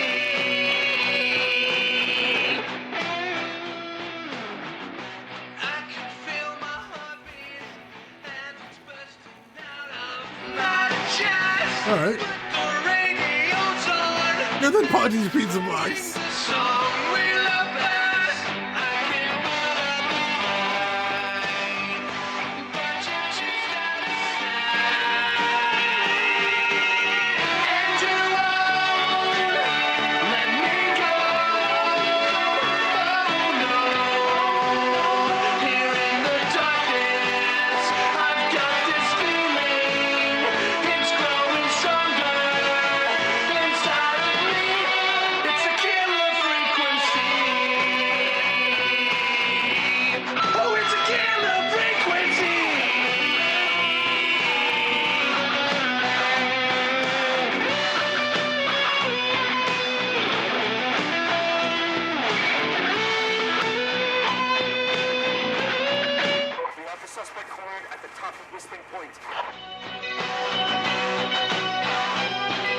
That's the same place the killer was originally cornered.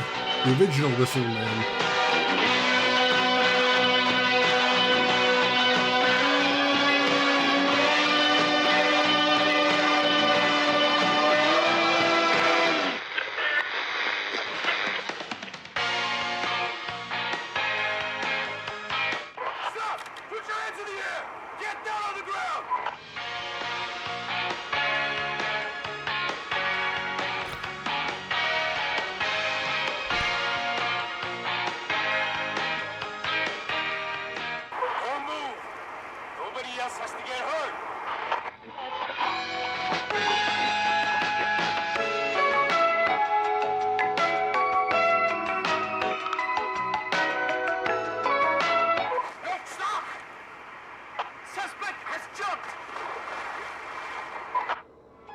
This is exactly what the original Whistling Man did at Whistling Point.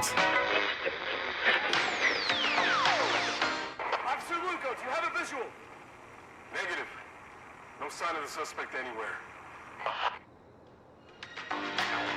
And just like the original Whistling Man, he has disappeared.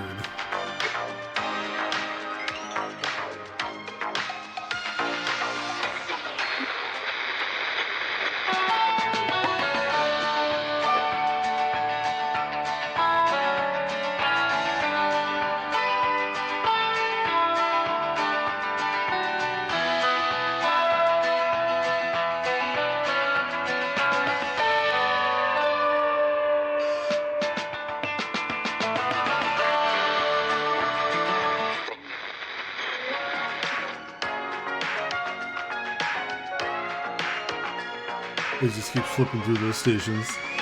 Let me get caught up on chat real quick. Emperor, that was a blast. I think we can only pick up the pizza box because we were able to do that before. We didn't do that for a puzzle earlier, but I'll take a look. Manipulated the upcoming election for the position of Mayor Ponty's place. Oh, God. Better be pineapple. It could be. You never know. EP loved the aesthetic, and getting to see Shane's Boy Scout at work is always a good time. Oh, I tried my hardest. I did. Oh, I tried. Congratulations on your detecting skills being tested. I think overall it did pretty good. I'm pretty proud of the Keep Talking and Nobody Explodes puzzle. That was a tough one. I'm pretty proud of the Eugenie the Maze puzzle as well. That was also very tricky. So I feel very good about that one. Let's see, Simdust, even though I'd already watched somebody play it before, it was fun watching you play also. I'm really glad. And it's always a pleasure having you here with us, Sim. All right. We're almost done with the credits.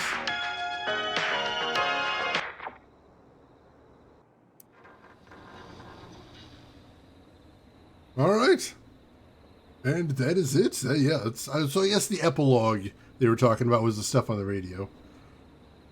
Oh, man. So I did look this up because I was curious. And there is about 3 endings to this game. Let's see, EP, last streamer I watched play this got all but 2 people killed. Not their proudest moment. Were they, like, trying to get them all killed, or were they just not having a great time with things? I'm curious. Because that's... God, there's so many people. How did they get that many killed? Oh, my goodness. So yeah, there's 3 endings to this game. We got the standard ending there, which is, basically the common ending. It's basically you don't save everybody, but some people survive. That's pretty much all it is. So 90% of the time, that's probably what you're gonna get. Let's see. They were trying to save them. Ouch. As the phrase goes, don't quit your day job, I guess. So yes, the other endings are, there is an ending for saving everyone, and there is an ending for getting every single person killed that it is possible to get killed. Apparently there's a specific order to the Carrie and Friends puzzle that gets them all killed. I bet I know what that is. Because the paper we used to solve that puzzle, it says who would be best at certain things, but it also suggests who would be worst at certain things. So I bet you could use that paper to determine how to get them all killed. Because honestly, if you think about it, for stuff like that, getting everybody killed is basically as difficult as getting everybody to survive. So it's kind of just a different puzzle, which is interesting. I like that. I do like that. There's also a little bit of a secret ending, I'm told. It's not a huge difference, but there's a chunk of dialogue that you don't normally get. And to get that, you have to have between 1 and 3 people die during your playthrough. But they have to be specific people. Only 1 to 3 people, but it has to be very specific people. I won't say anything more if anybody wants to try and get it themselves. But that is the secret ending. It's functionally the same as the ending we just got, except there's a chunk of dialogue that appears that doesn't normally appear. Since Forrest was on the board, I guess that's the bad ending. Oh my god. I mean, we did have the killer in there. Ooh, you know what I bet, Emperor? I bet if we didn't stall. I bet if we didn't stall and we bulldozed through that interview as quickly as possible, the killer that was in the booth would have come in and killed us. I suspect so. I suspect it. Next scene, stream killed the entire town. Oh god, I couldn't. That would hurt so bad. Genocide route has difficulty to it? Yeah, it sounds like it. It sounds, to specifically make sure everyone fucks up so badly that they end up dead. Yeah, that would be a lot. Oh, jeez. So I know you usually get 100%, but this time you got 0%, but all your answers were one to the right of the correct answer? Oh, I see someone else answered every question the same as you. Oops. So yeah, I liked this a lot. Let's see. Now that Cat and Run, this was different than I expected, than I thought it would be. I was expecting a big zinger involving us. I mean, involving us, no, but that makes sense because we're outsiders of the town. But involving Peggy? Oh yeah, Peggy was tied up in all this. Most definitely, which I did not see coming. I was surprised. I saw there was a lot of people in town that knew things, but it seems like Peggy didn't know, which she didn't know about the whole prank and things, but she knew about her sister. So that's interesting. I like this game a lot. Like I said, I played the Game Jam version of this game on stream before, and I enjoyed that. That was a lot of fun. This was amazing to see how they expanded it. I'm going to go ahead and go out a limb and say every decision they made in expanding and lengthening the Game Jam version was correct. I don't feel like the game was overly long. I feel like it still said what it had to and then got out of the way, which is the golden rule for innovative games. I feel like all the puzzles were different enough that everyone was a unique challenge. I liked that a lot. That was really clever. Loved all the voice acting, loved all the writing. I thought the pacing and how they parceled out the mystery was good, especially in retrospect. Seeing how they laid all the pieces out to later tie them together, that was clever. I like this a lot. I think this is a really fantastic game, and just seeing how they went from a quick concept to really bulk it up. I wasn't sure they'd be able to bulk it up like this. I was really worried it would get repetitive. I was really worried it would feel like a challenge run of Five Nights at Freddy's, where the story is just stripped away and you're just taking call after call to help people. But no, the story was a constant throughout, everything tied back to it, and that was awesome. That was really neat. So yeah, good job on the team for making this, and should they ever make anything again, I will be very interested to see it.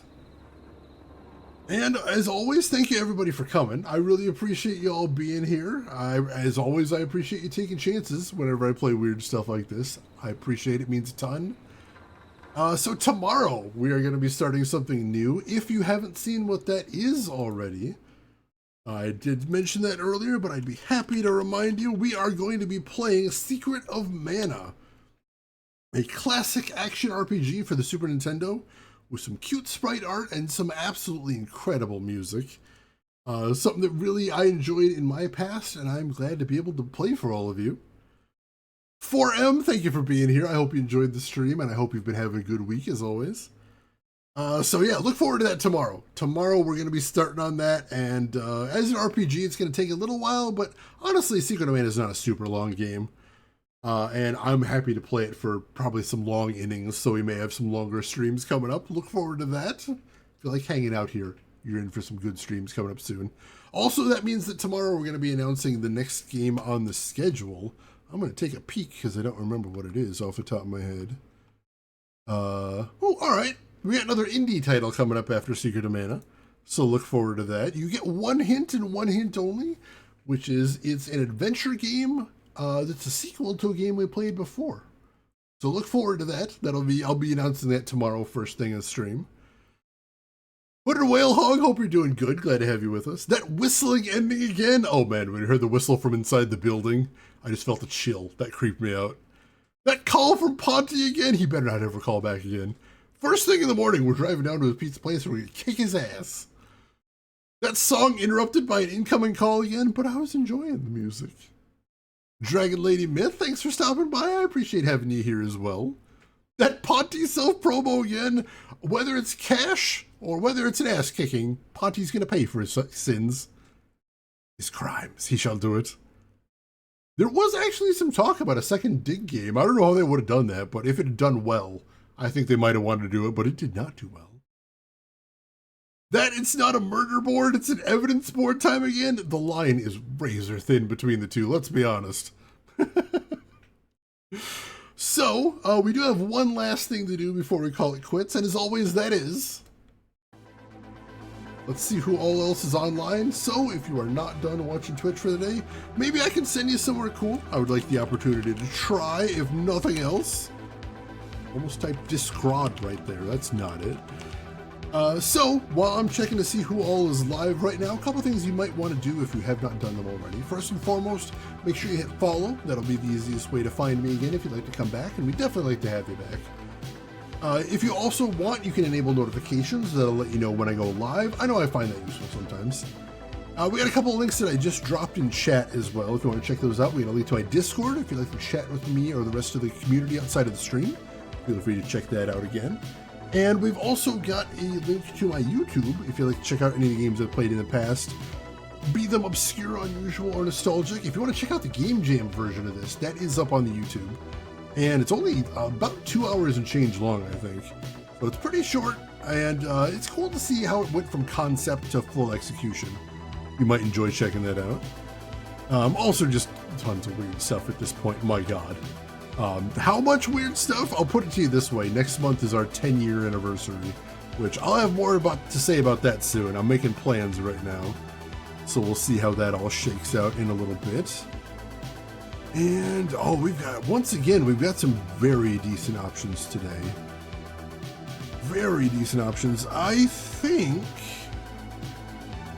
we are going to go over here, because this is a game I am not at all familiar with. For a console, I don't have a ton of knowledge about, in fairness. By a streamer I know is always fantastic.